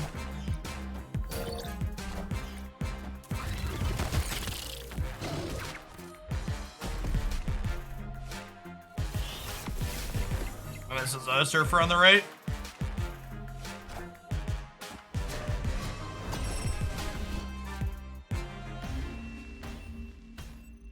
Hey, Flamboyant, thanks for the 2/3 of a year. Juggernaut's probably one of my favorites.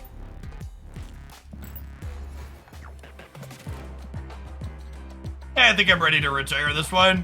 That was a cute idea, but it just doesn't go quite big enough to keep up with the other linear decks people are playing, and it just gets hosed by Leech Leaders, so it doesn't really work into anything that people have going on. Okay, so someone tagged me in this deck list and said they used it to get to Infinite this season.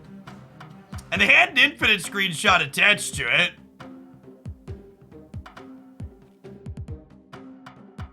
Shall we?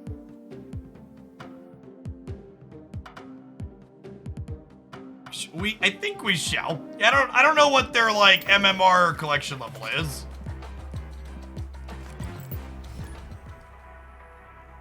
It's an 8-cuber for sure. It is probably a good 8-cube deck. Trusting strangers on the internet playing Omega Red.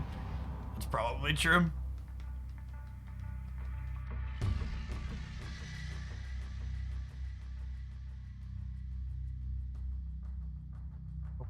Deck picture to update.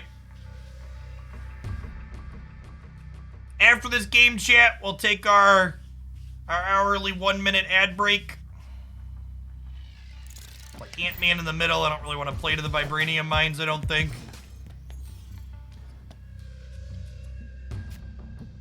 That actually doesn't bother us, right? Everything else we want to play here is expensive at this point.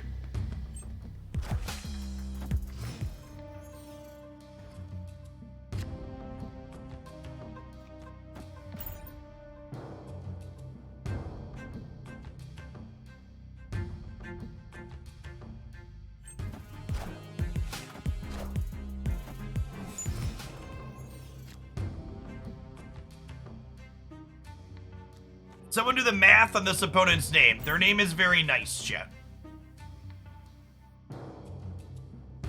Avengers! Assemble.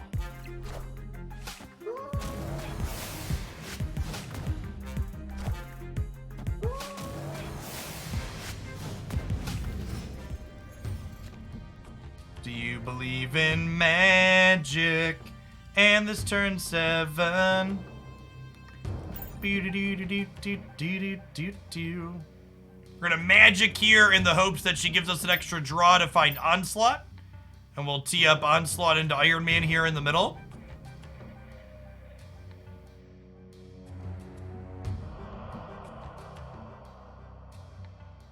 This game could use a more varied soundtrack. I don't think it would hurt.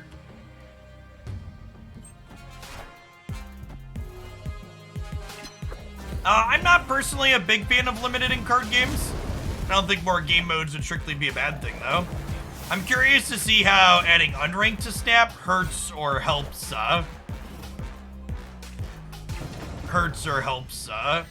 queue times overall, though, for sure.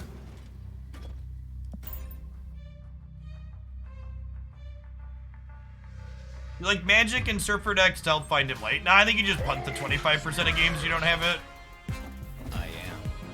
Alright, 1 in 3, chat. 1 in 3. The Claw. The Claw good enough? The Claw is +8, +14 here, which might turn on Omega Red. Alright, meme cubes. Meme cubes.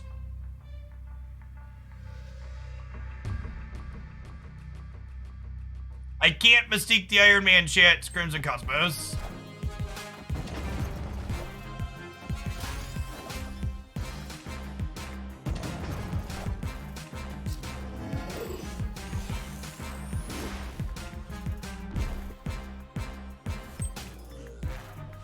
Can you believe the audacity, chat? They discarded a card that had power? Just the sheer audacity of this opponent discarding something that had stats. How dare they?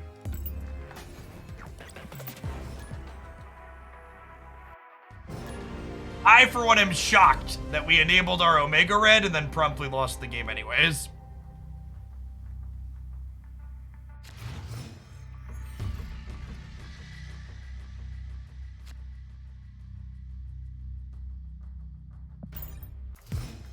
Shocked and appalled. Okay, so if I go Ant-Man, we can wave into Onslaught, into Mystique, into Claw, right?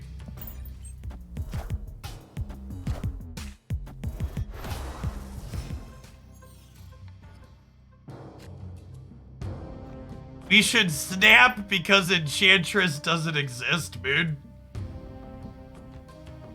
No, I don't want to chase people out in a game that we might... No!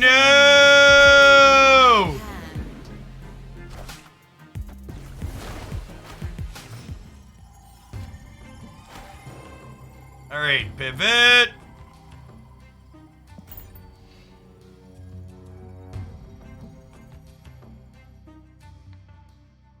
My body is ready for them to lead her middle.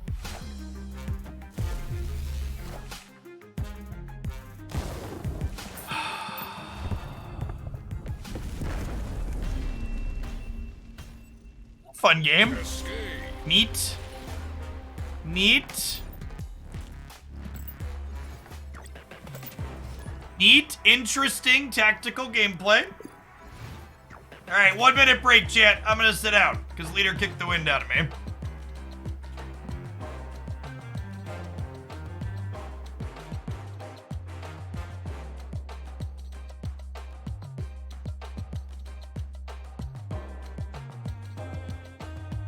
Three power leader would have saved the board. No, because my wave was only 2 because of the scorpion. 2 power leader would have saved the board.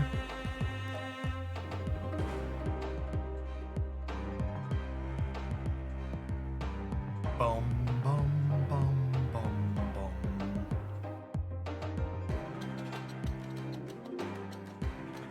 For people that missed why I conceded there, we lost Tala, so we were losing our onslaught and our wave. Hey, Sam H, thanks for the brand new prime. You are correct that if we weren't losing our 2 cards in the center, we could have easily won that game still, but we were losing our 2 cards in the center, so we were very much torched.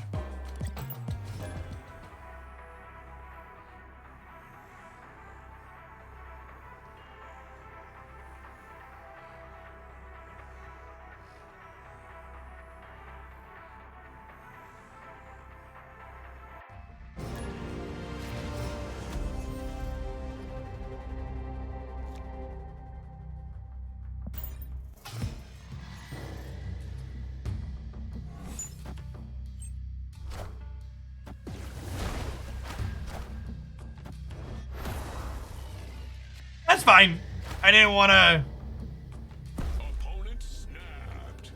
Why did I get timed out? Because I wrote Shang-Chi as a cringe card. Because if you want to roll your face across your keyboard and write silly complaints about cards with no articulation or thought behind it, go to Reddit or the Marvel Snap Discord server. Posting stuff like that in my chat is clutter and it's not helpful or constructive.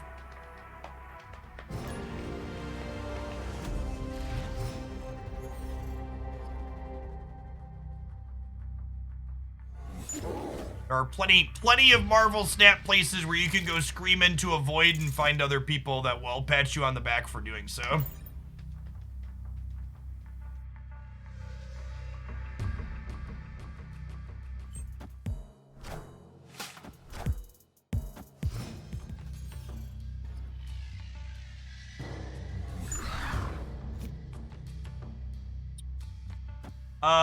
Actually, with the magic drawn, I think we pumped the brakes on Psylocke, and we Psylocke into turn 4 magic.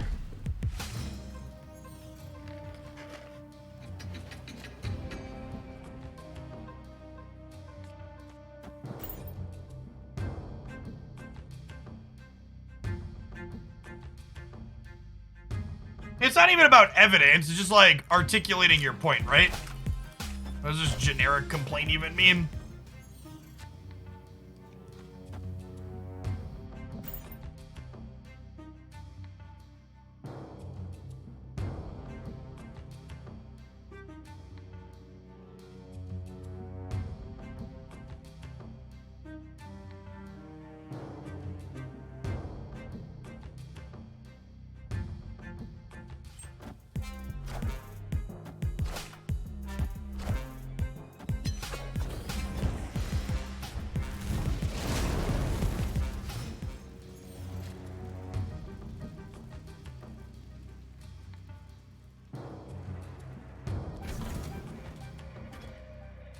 Someone asked, how is this deck doing?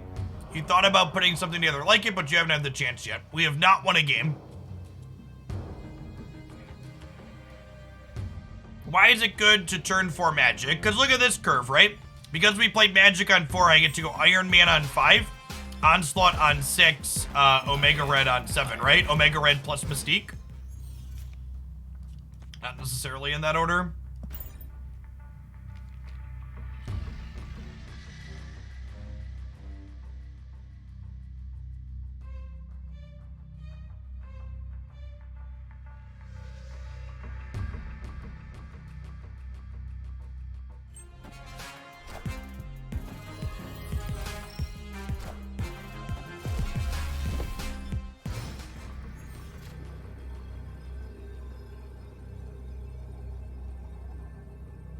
Demonis Rex, thanks for the sub-gifties. That's super generous.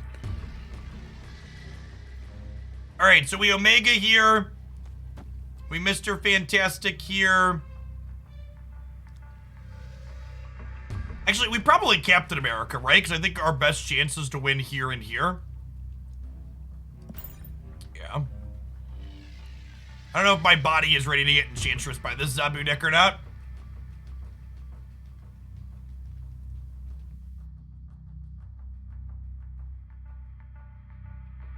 So the thing Sarah does that's good in this deck is you can wave on 3, onslaught on 4, Sarah into the onslaught path on 5, and then play a bunch of stuff on 6 at -2.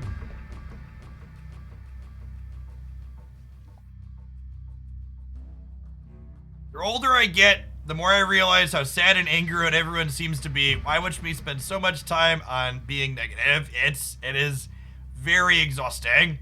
It's part of the reason why I manage my social media the way that I do. Just like explicitly block out things that don't spark joy. It upsets some of those people that are doing the things that I don't enjoy, but I'd rather just like be happy. Assemble. This is a 4-cost card, so we're dead. It's just a Wong! Oh, baby, chat! We're on the scoreboard. We're on the scoreboard, chat. Chat, I need ideas. Okay, for people that watched my video about grinding to infinite this season, it's on track to be my worst performing video in the last month. How can we clickbait that video harder, chat?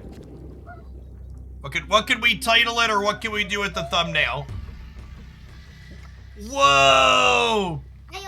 That's really cool. You want to show up? I'll put the camera up big. The camera's up there.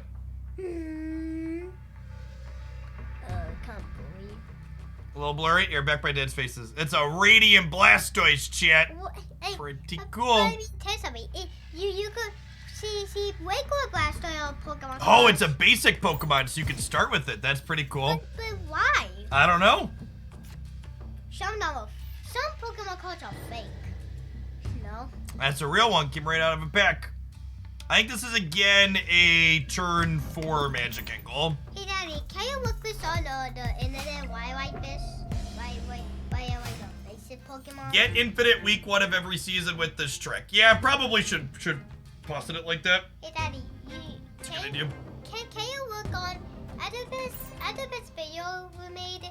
Can you like help me or two? I can help you look this one up tonight, okay? Yeah, and why don't you go put that one in your binder so it doesn't get ruined, okay? Okay.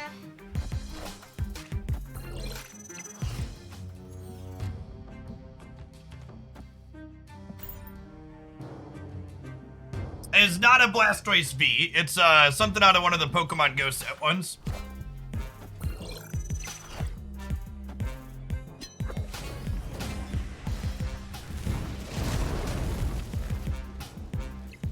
Oh, that's a good idea. Call it longer / shorter than you think. Is a good shout. Okay, chat, I have 3 turns to make history. What are we doing? We can go Claw. Someone asked why Magic on 4. Look at this curve. This is actually kind of good, right? We can go Claw into Onslaught, into Mystique, Onslaught, into Omega. I think is the curve angle here.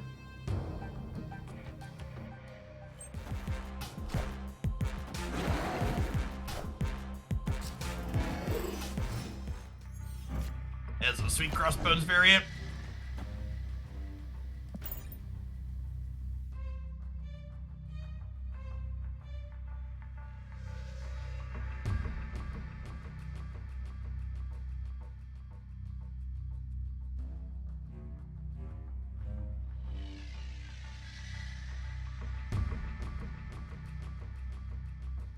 Talk about reaching infinite faster than other people. Yeah. How did the Crossbones get to 16? This was previously a Shuri's Lab that I limboed.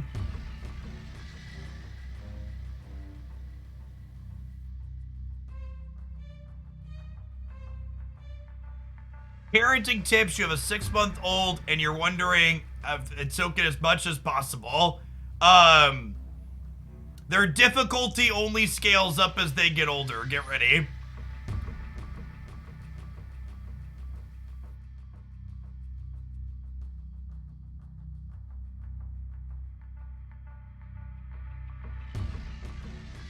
Like nervous about transitioning from magic to snap, cautiously optimistic.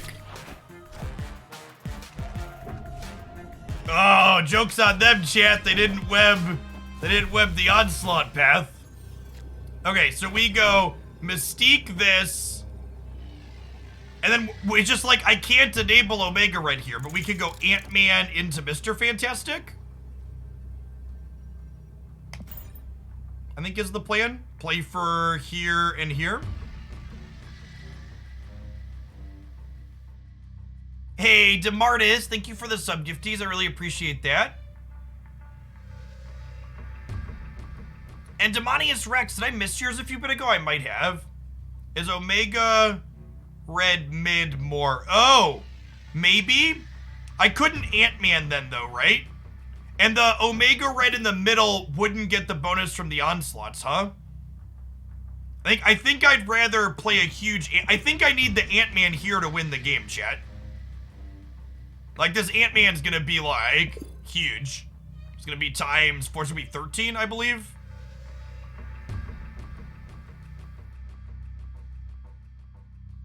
So, Mystique is copying Onslaught. Ant-Man's getting double boosted. Claw gets double boosted. Is Iron Man left better? No, I don't think so. I need to win both of these paths, chat. I'm staying in. I think we got a decent shot here, he says, before getting Enchantress. They're a Devil Dino deck, right? They're not gonna Enchantress me. Copium.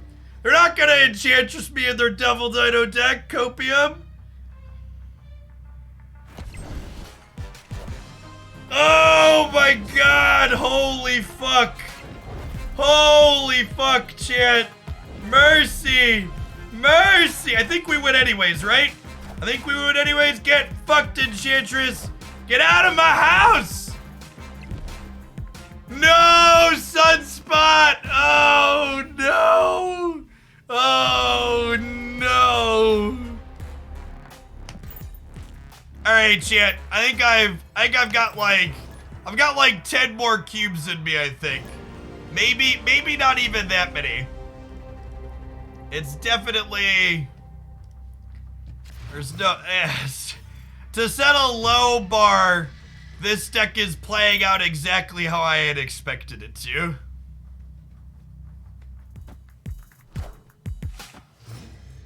Chat, you don't have to be stream sniping to figure out you should play your Enchantress into the Onslaught path. Come on now. Have you tried Titania? Yeah, you can find a few different decks highlighted with Titania up on my YouTube channel. I think she's a really interesting and complicated card. If I had to pick a Marvel Snap card that I don't think the community has really figured out yet, Titania would be my pick. Got a lot going on. Can you play a move deck with Dagger in it? I don't think any of the move decks with Dagger are very good. There's a little moves deck that's like kind of okay, but kind of okay is like the most gracious thing I can say about it.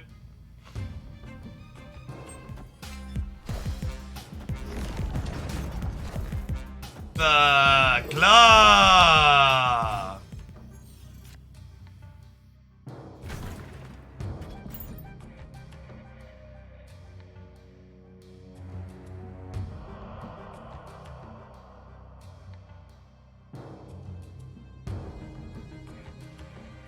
For the Zoomers out there, if you haven't seen Toy Story, you need to go watch Toy Story to appreciate my claw references, okay?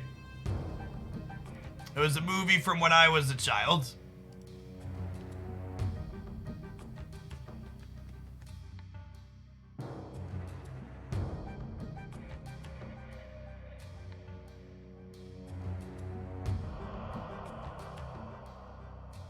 Liar, liar. I don't know that I'm familiar with that movie. I am Iron Man. I am Iron Man. This beats most things that Shuri puts into play here. Copium?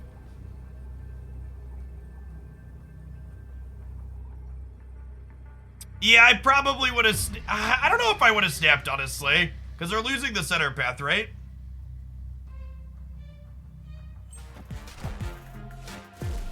We lose to Enchantress again. We beat 20 power She-Hulk though. Nom nom nom nom. From 8 power to 44 power. What an onslaught, chat. What an onslaught. Okay, we're on the scoreboard. We're on the scoreboard, chat. Don't call it a comeback.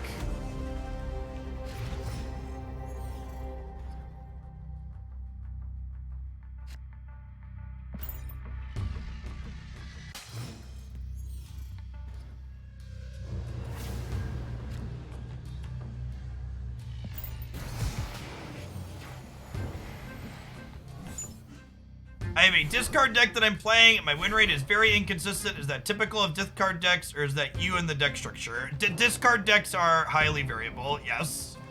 I also think discard decks are bad cube rate decks even when they work, because you tend to play very face up on the table. Your opponent knows what's coming most of the time. But a discarded Surfer, that's good for us. Thank you for the catch.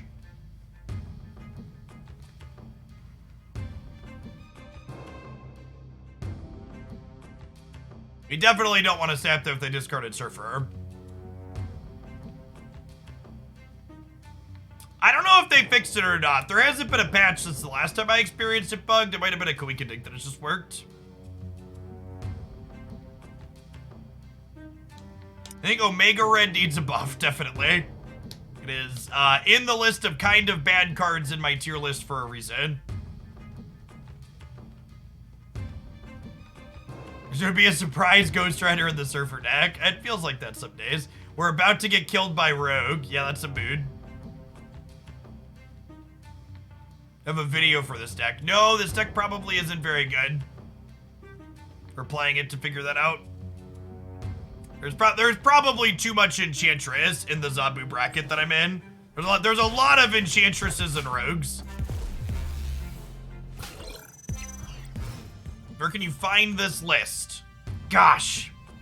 If only I had some kind of way to communicate to people at home the deck list I'm currently playing. Technology's probably not there yet, though.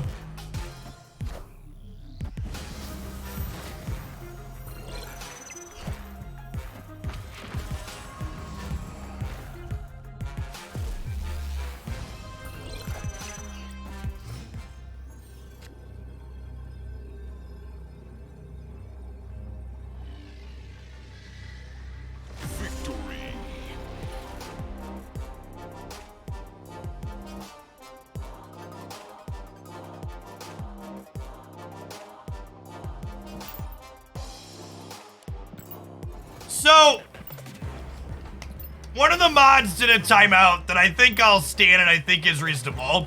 Just to articulate what I'm looking for when I talk about a deck. When I say I don't think a deck is very good, and then I cite the reason being there's a lot of Enchantress and Rogue currently being played, which makes this deck much worse. And then if you feel the need to respond to that with, my win rate with this deck is 90%. You don't understand how to have a discussion with what we're doing, right? Contrary to what she told you back in undergrad, size matters. And your sample size is small and bad and doesn't make your win rate with any given deck list a justification for why it's good. So if you can engage with the point that I'm bringing up and say, well, actually, Jeff, I think this deck is fine into Enchantress and Rogue because, and then highlight or articulate a point that I've missed, and maybe we can have a discussion about it. But just saying, no, this is my win rate with the deck, ignoring the point that I've brought up, is very silly. In order to have a, well, this is good based on the stats, you need to have good stats to start with.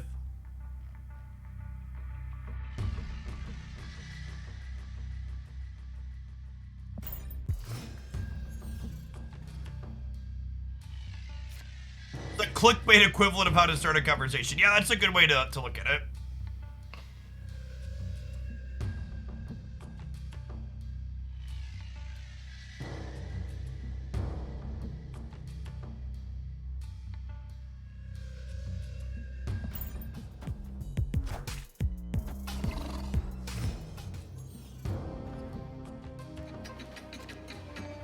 Let's say you could play Invisible Woman. You could play Invisible Woman to protect from Enchantress a little bit. I can see that being okay. We regularly don't do anything on the first or second turn of the game. Maybe you cut Captain America?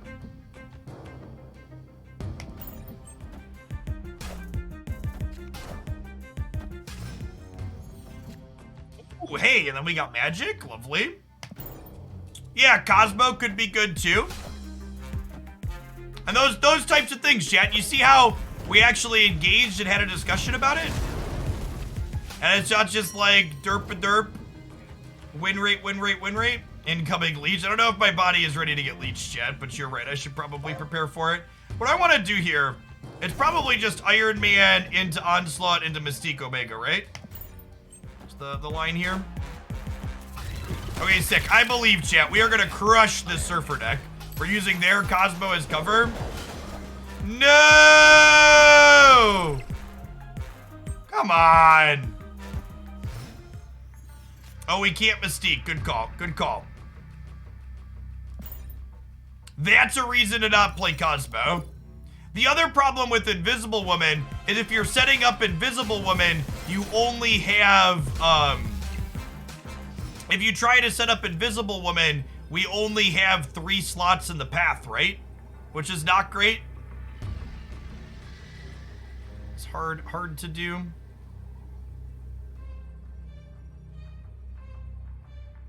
And Omega Red would have actually been okay.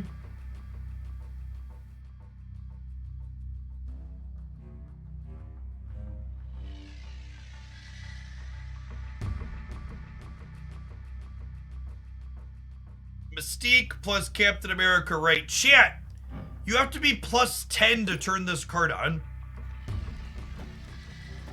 This gives plus 2, so I guess that's 9. That still only puts us to 15 here. Plus 10 is so much. It's so much. I can't Mystique right, chat. There's a Cosmo.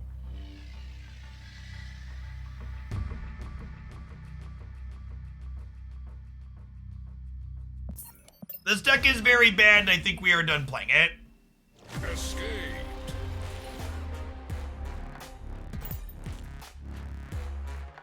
Need to be plus 10 to earn the 8 stats. Yo, that's actually a great way to think about it.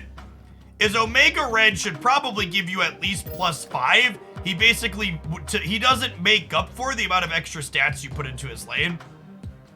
We could have Mystiqued into Captain right before the Onslaught. Yeah, maybe. Because their Surfer was down, that might have been okay. I don't know. There's just way too many rogues and enchantresses.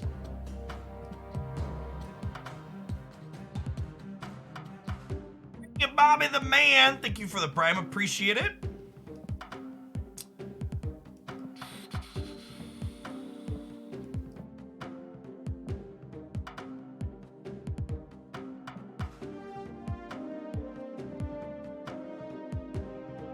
Zero Shuri Panther. We can do a little bit of that. This deck was pretty good the other day. Sure, let's do it.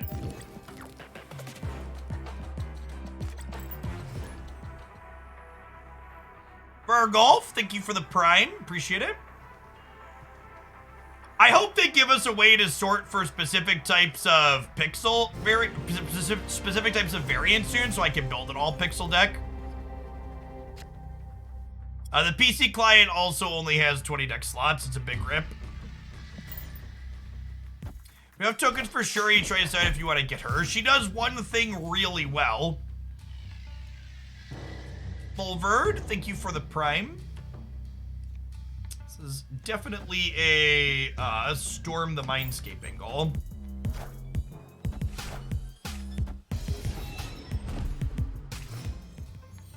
Using Thanos. We played Thanos earlier today.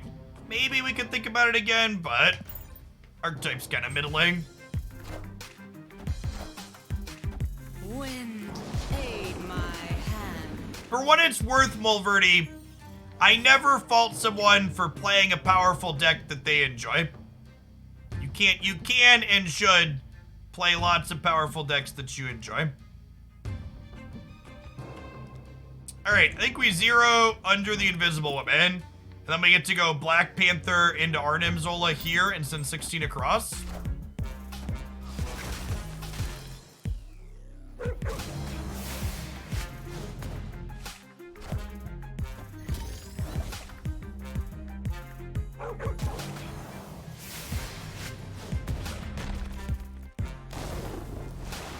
I really just don't have a desire to play Dracula Thanos. I really don't enjoy playing high variance Dracula decks. It does not spark joy for me. When are the winter event cards going away? Not until after the patch. Interesting.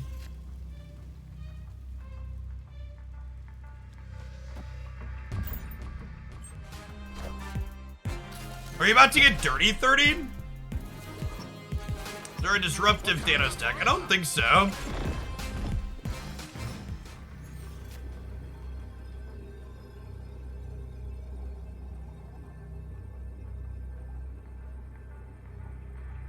This beats She-Hulk, but not Infinite.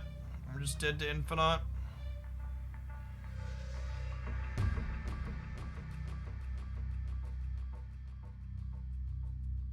We're probably supposed to retreat here. I'm gonna spew.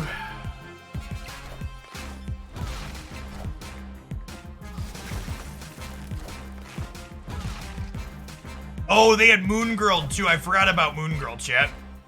Oh, Red Skull's technically bigger. We still would have lost, but Red Skull's a little bigger. You're correct. I should be +5 here. Axel, thank you for the prime.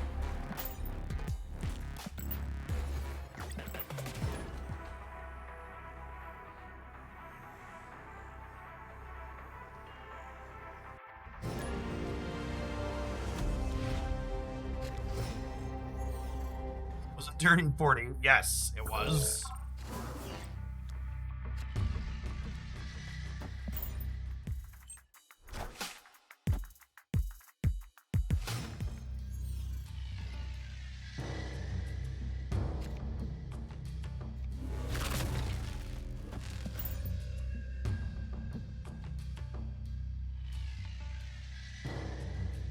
Taskmaster would in fact have copied Arnim for 0 power.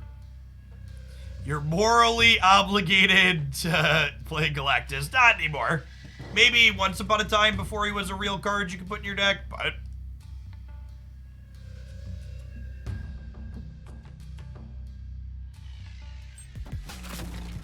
Less so now.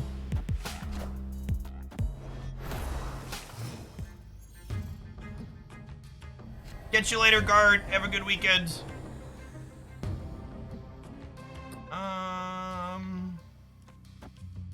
Invisible Woman? Scorpion is so good against our Black Panther deck, chat.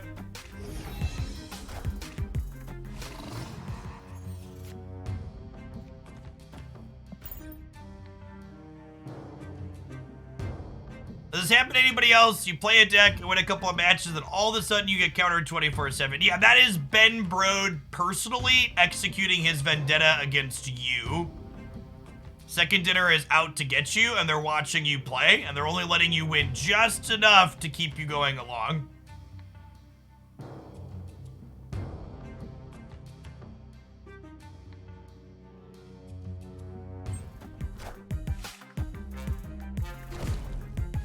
The game's as rigged as the earth is flat. Wake up, sheeple. Cleared for takeoff. Cleared for takeoff. All right, so this is still a 12 power cat into 24 power cats left and right. Wakanda forever. Wakanda forever. Oh, Monka darkhawk, chat. Okay. Okay. Hit me, dealer. Okay, could be going worse. Could be going worse. Coolio. Darkhawking a Shuri deck is certainly a decision you are allowed to make. Certainly a decision you are allowed to make.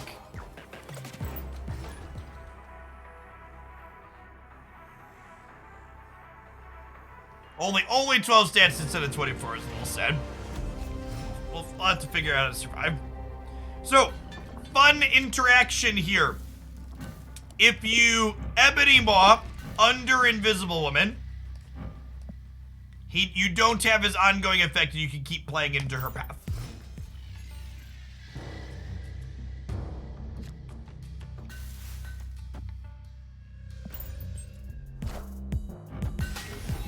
It's almost like he's happier and stops being crabby when he's underneath her, chat.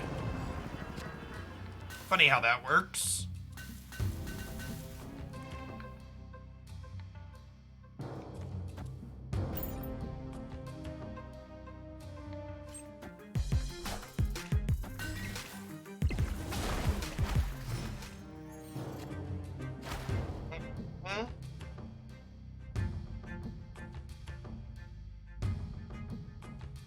Do we Shuri or do we destroy her? I think we Shuri, right?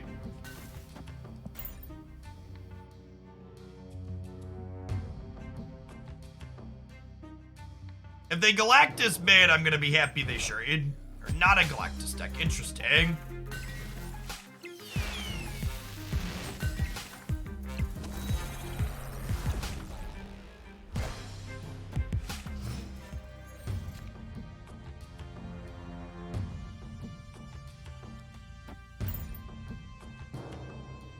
What happens to a card under Invisible Woman if you destroy her? They survive. Invisible Woman will die, but the other cards live, which is one of the reasons why Destroyer is in this deck. Or Invisible Woman's in the deck. She has some good synergies with a few different things that we're doing. She's tricky in a couple different ways.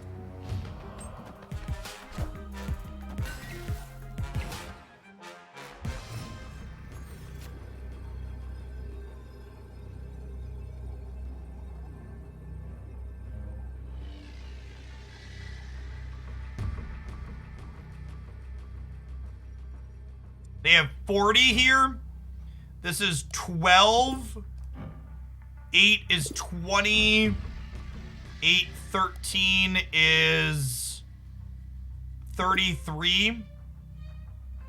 If I destroy her, we lose the right by 1. You think they're gonna leader us? All right, I'm gonna destroy her because they're a leader player. It's a good call. Oh, yeah! Holy crap! Woo! Winner, chicken dinner. Get smoked. Oh, yeah. Sometimes chat is right, and it is glorious. Oh, baby. Oh, baby.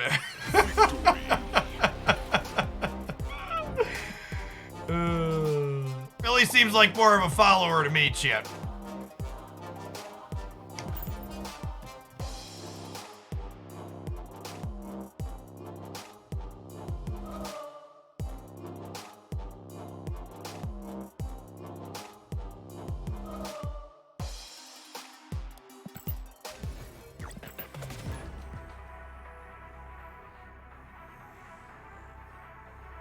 You know what the next new card will be? I believe it's the dinosaur thing. Sauron or however it's pronounced.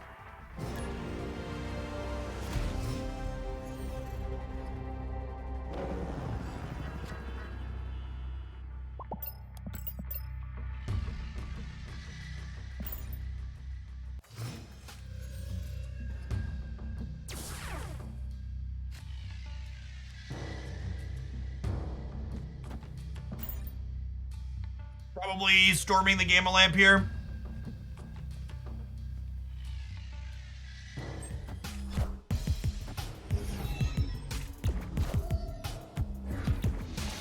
It's an interesting choice. There's this infinite split already. Oh, Starlit Citadel complicates things, fam.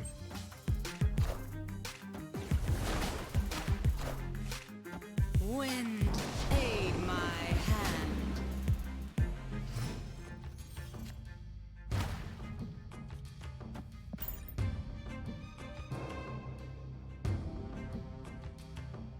Opponent snapped.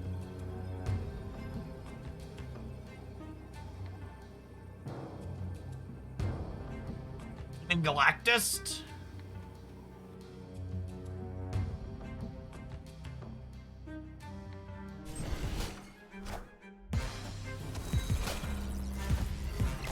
Okay. Dr. Doom makes sense too at the Ebony Maw.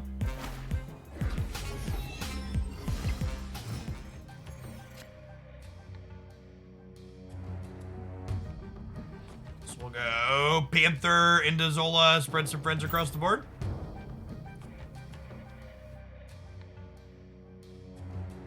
They could have an Odin coming. Odin would put 5 more over here. Odin, we do actually lose to Odin, right?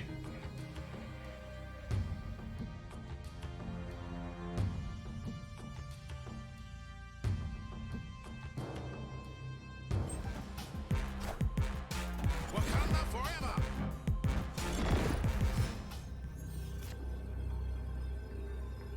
I assume we're gonna go to Odin, right?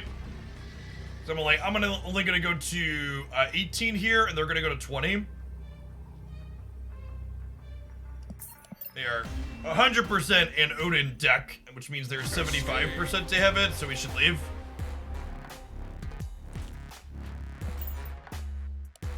Isn't Wong good for a deck? I don't think Wong is a very good card in general.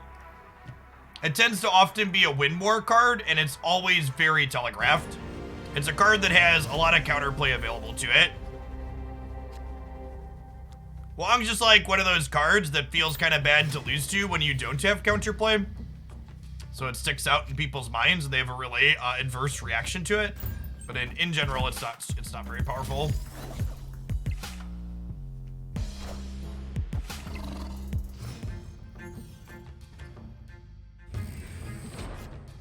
I think, and just for clarity's sake, chat, Wong is an incredibly fun card. If you're looking to have a good time, Wong is here for you. But he is not a very good card, in my opinion. Wind, aid my hand. A lot of the most common cards that people play offer a lot of counterplay to Wong as a card, which ends up making him not great. Wong is a great tricky play. It's a good way to put it. All right, this is a Shuri Panther Zola angle for sure. They are going to get a big Panther back in their hand, but we're going to spread a big Panther out as well. Maybe this is wrong, actually, because of Machine World. Zabu kind of makes Wong better. No, so the problem with Wong and Zabu is you have to find decks that want both Wong and Absorbing Man. And I think in most instances, Absorbing Man ends up being better, if that makes sense.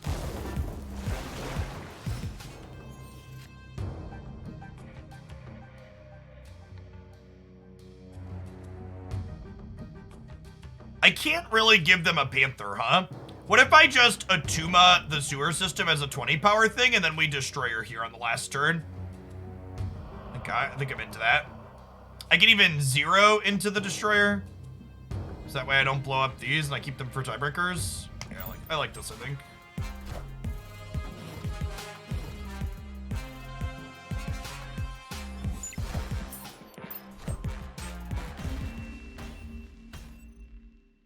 Escaped.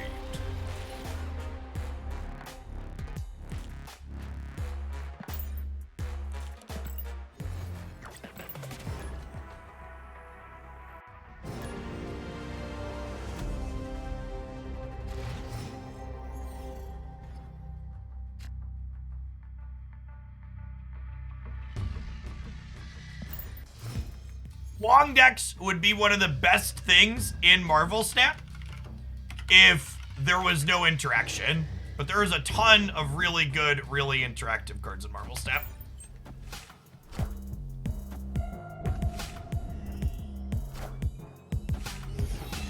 Machine World doesn't copy the cards from Arrow, but my 20 power Atuma was going to die, for people that are wondering why I left that game.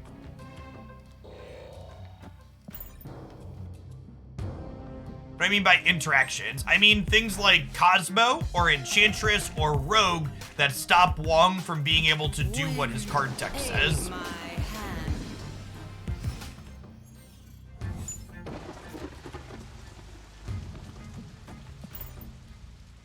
or Magneto, or Arrow, or Goose. There's just a very long laundry list of things. Juggernaut, yeah, just like the list is very, very long. All right, shit, I believe Black Panther is gonna survive the danger room here. Copium.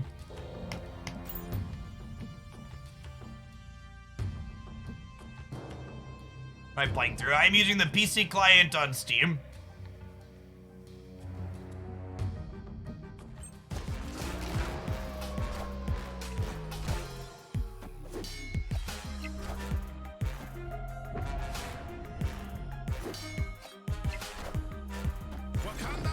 Another thing that's worth noting about Wong is that when you're playing against better players understand. I'm gonna give them 3 cubes to Shang-Chi me here. Better players understand when they're beat by Wong and they leave for 1 or 2 cubes. Whereas, so you only ever win 1 or 2 cubes, and you frequently lose more than that because you get countered on the last turn. Like so. Lack of priorities, bitch. No, Invisible Woman protects your cards from Enchantress. The cards underneath her simply get revealed if she gets rogued or Enchantress. And again, that's a good example of how I play differently to show you all the outcomes of games for the sake of content. I think creator card backs ever be a thing? I think that would be sweet. I would love to have my Hoaglandia logo in client that I could use. Be Octane. Could have done the Invisible Woman trick to play around that. I was still losing, JVL. I was losing left side. I need Arnim to win 2 paths. Honey T TV, thank you for the prime, appreciate it. Oh, that's fun.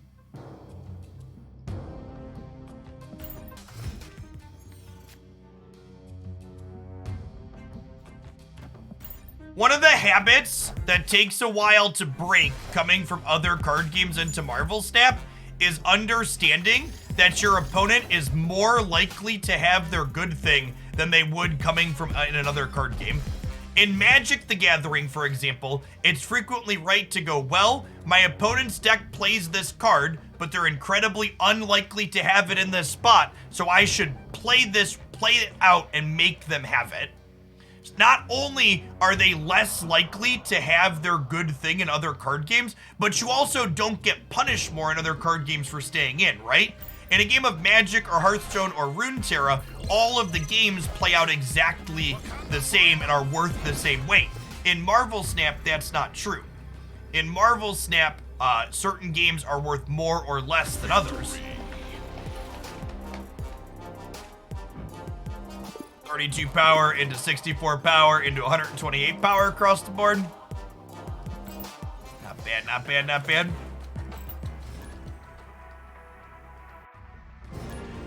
Is Thor worth pinning? I think Thor is a pretty low priority pickup overall. He's just kind of like a generically reasonable card, but he's replacement level in basically everything he's played in.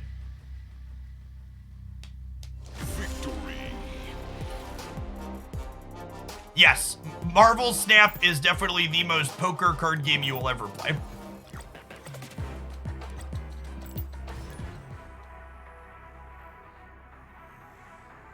I see some folks talking about Sarah decks in chat. If you're looking for a range of Sarah decks, that's one of the cards I have an ultimate deck guide posted for.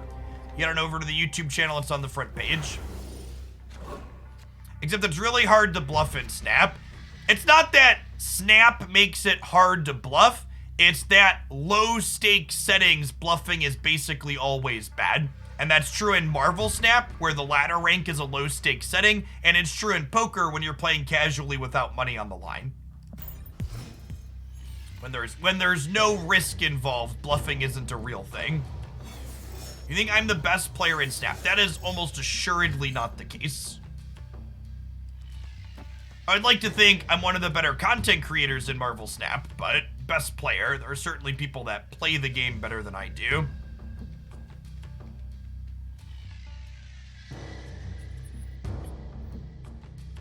I think I'm playing the Zero. I'll probably have time to fit it in on Curve somewhere else later.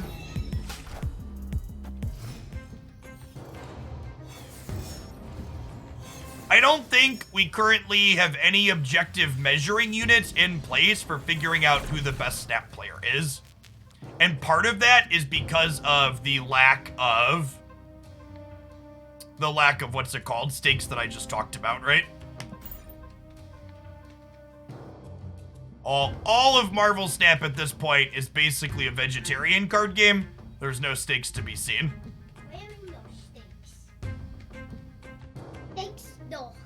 You opened all your booster packs? Don't show the internet the code cards. What the code cards do? The code cards scan into the game on your phone that we showed you, remember? So if you end up playing some more on your phone, you can scan these to get more cards in it. Can you scan them on more Pokemon cards? You get more cards to get digital cards. So if you end up playing that on your phone and you like it, you can scan some of them in. I not really play that game that much. Isn't there a creator tournament coming up for Marvel Snap in New York City? Yes, but that also doesn't have any stakes involved. What do you mean stakes? Stakes are when you do something called gambling and there's money on the line, or you're playing in a tournament for prizes. Gambling. Gambling is okay in moderation, but only when you are responsible, okay? It's something that's for adults, not for kids.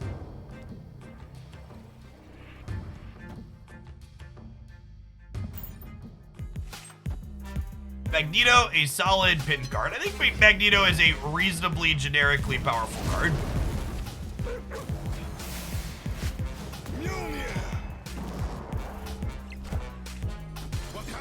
Chat thinks you're awesome, Jacob.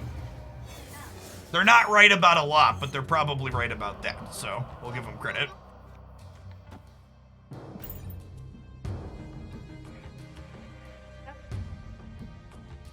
I buy Darkhawk. Yeah, I think Darkhawk is probably the best Series 5 card at the moment. It's a Dragapult. You want that one for your collection?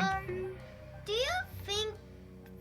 Hey, Daddy, do you remember one time you used to tell me you used to rate Pokemon cards and other games cards? Yeah. So what your favorite kind of rating this is? I don't know about this card, but it's been a little while since I played a lot of Pokemon cards. You can have that one for your binder, though, okay? But maybe... The YZs, thanks for the 2 months. Welcome back. Maybe you could try and... Is Blue Marble good in Cerebro 3? Jacob, how old are you?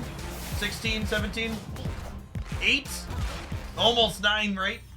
Soon, another month? Till February 9th.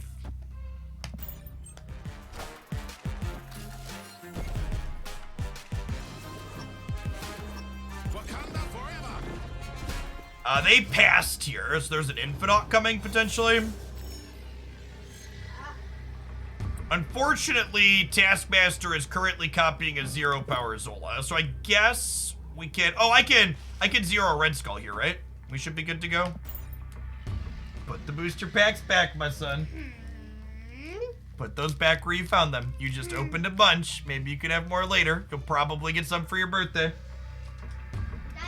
There may or may not be booster boxes of Pokemon cards in my office, chat. May or may not be. Shout out to the Pokemon Company for sending me product on occasion.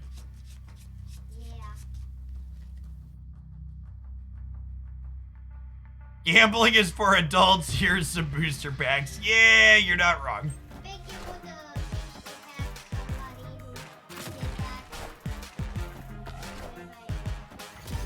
Chat, he just opened a bunch of packs. He just brought me down a giant stack of code cards from stuff he opened. Are we good here? It looks like we're good here. Where'd the second She-Hulk come from? Did they Moon Girl? Oh, they Moon Girl Lockjaw, right? Victory. You want to talk to chat? They can hear you. Well, so do you think I should open 2 more or none? That's my question. That's his question, chat. Do you think you should open 2 more or none? He thinks chat's his third parent.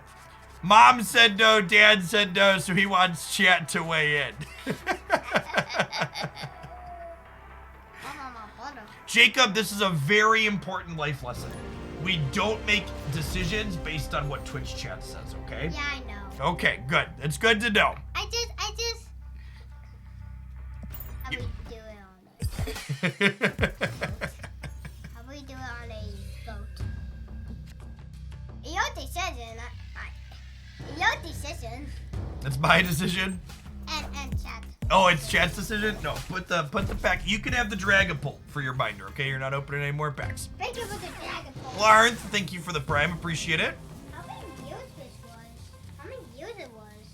You know, how many years? 2 packs for 10 sub gifts. All right, I'm gonna gamble on the internet. Jake, you can take 2 booster packs. You and your brother can each have 1. Oh, so how old is this exactly? Those are chat bought you those, okay? Oh. You can take them upstairs and tell mom that chat bought them for you. Really? How old is this one? I don't know how old this one is. I think this is newer. This is 2021, so only a couple of years. Oh, yeah.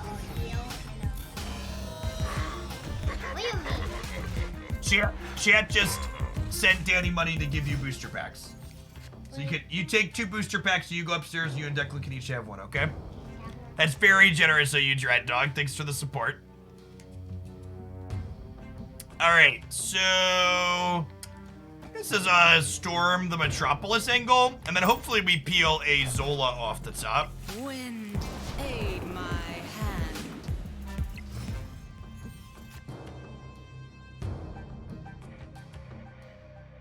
That is a copy of the Destroyer. Not great for us. Yeah, I think it's probably fine, Trevor. Some people in the subs Discord said that they played it to Infinite this season. I'm gonna play Panther out, and then hopefully we can peel the Zola. We're 1-4. Monka Magneto, chat. All right, well, I think we're dead. I mind showing you a Darkhawk deck without Absorbing Man. I don't think that really exists. That kid just learned so much from this interaction. He's too smart. He's gonna learn how to bait Twitch chat into gift subs to get packs. I mean, you're probably not wrong. I think we gotta go here. I guess it's a breaker, right? We lose to Dr. Doom though. They haven't played a lot of cards. I guess they had Sunspot. They could definitely be a Dr. Doom deck, right? I don't think we win the tiebreaker with only. We might win the tiebreaker with 21 here. But I think there's a good chance they have Dr. Doom and beat us. I'm gonna stay in for the sake of chat. I think we're about to die to a Dr. Doom. Yeah. We could die to Leader. Maybe? In 7 or 8 years, we'll ask how many subs to get a car.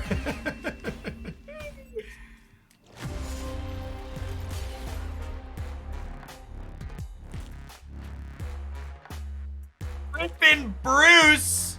Hoaglandia's 101st Shillionaire. Refresh my memory, Bruce. Am I remembering correct? Is that your second Shillionaire? Or is that your first? I feel like it's your second. Double Shillionaire activate. I did remember, right? Now listen, chat. Thanks to the trickle-down economy, our next Shillionaire only needs to spend 999,899 shillings. The only trickle-down economy that works.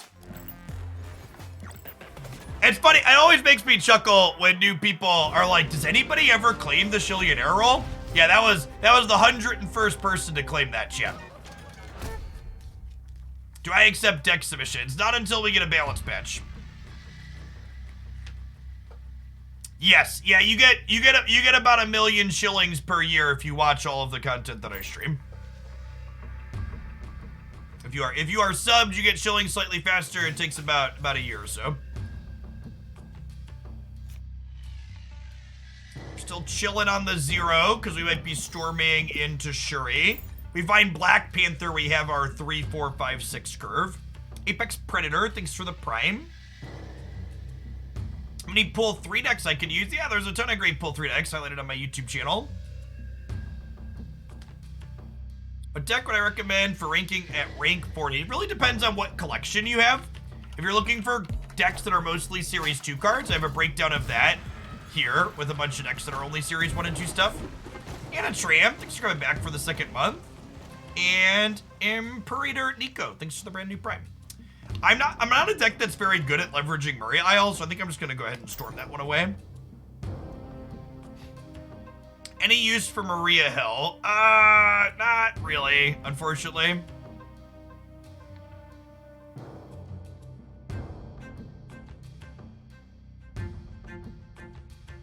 We're watching pretty consistently at tier 1, but only have 781k. Yeah, you need to use an auto clicker. Make sure you claim the bonus shillings from the button. Interaction, etc. All right, we got 2 draws at Mr. Panther, chat. Well, I take deck submissions after the leak balance patch. I'm gonna do at least 1 day of deck submissions after the balance patch, and we'll see how I feel after that.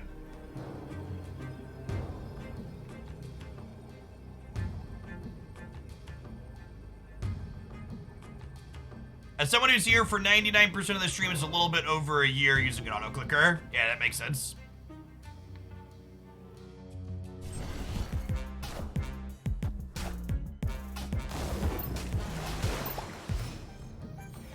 Based on Scorpion and Lizard, I think they're like the Vision Captain Marvel more fair build of this archetype.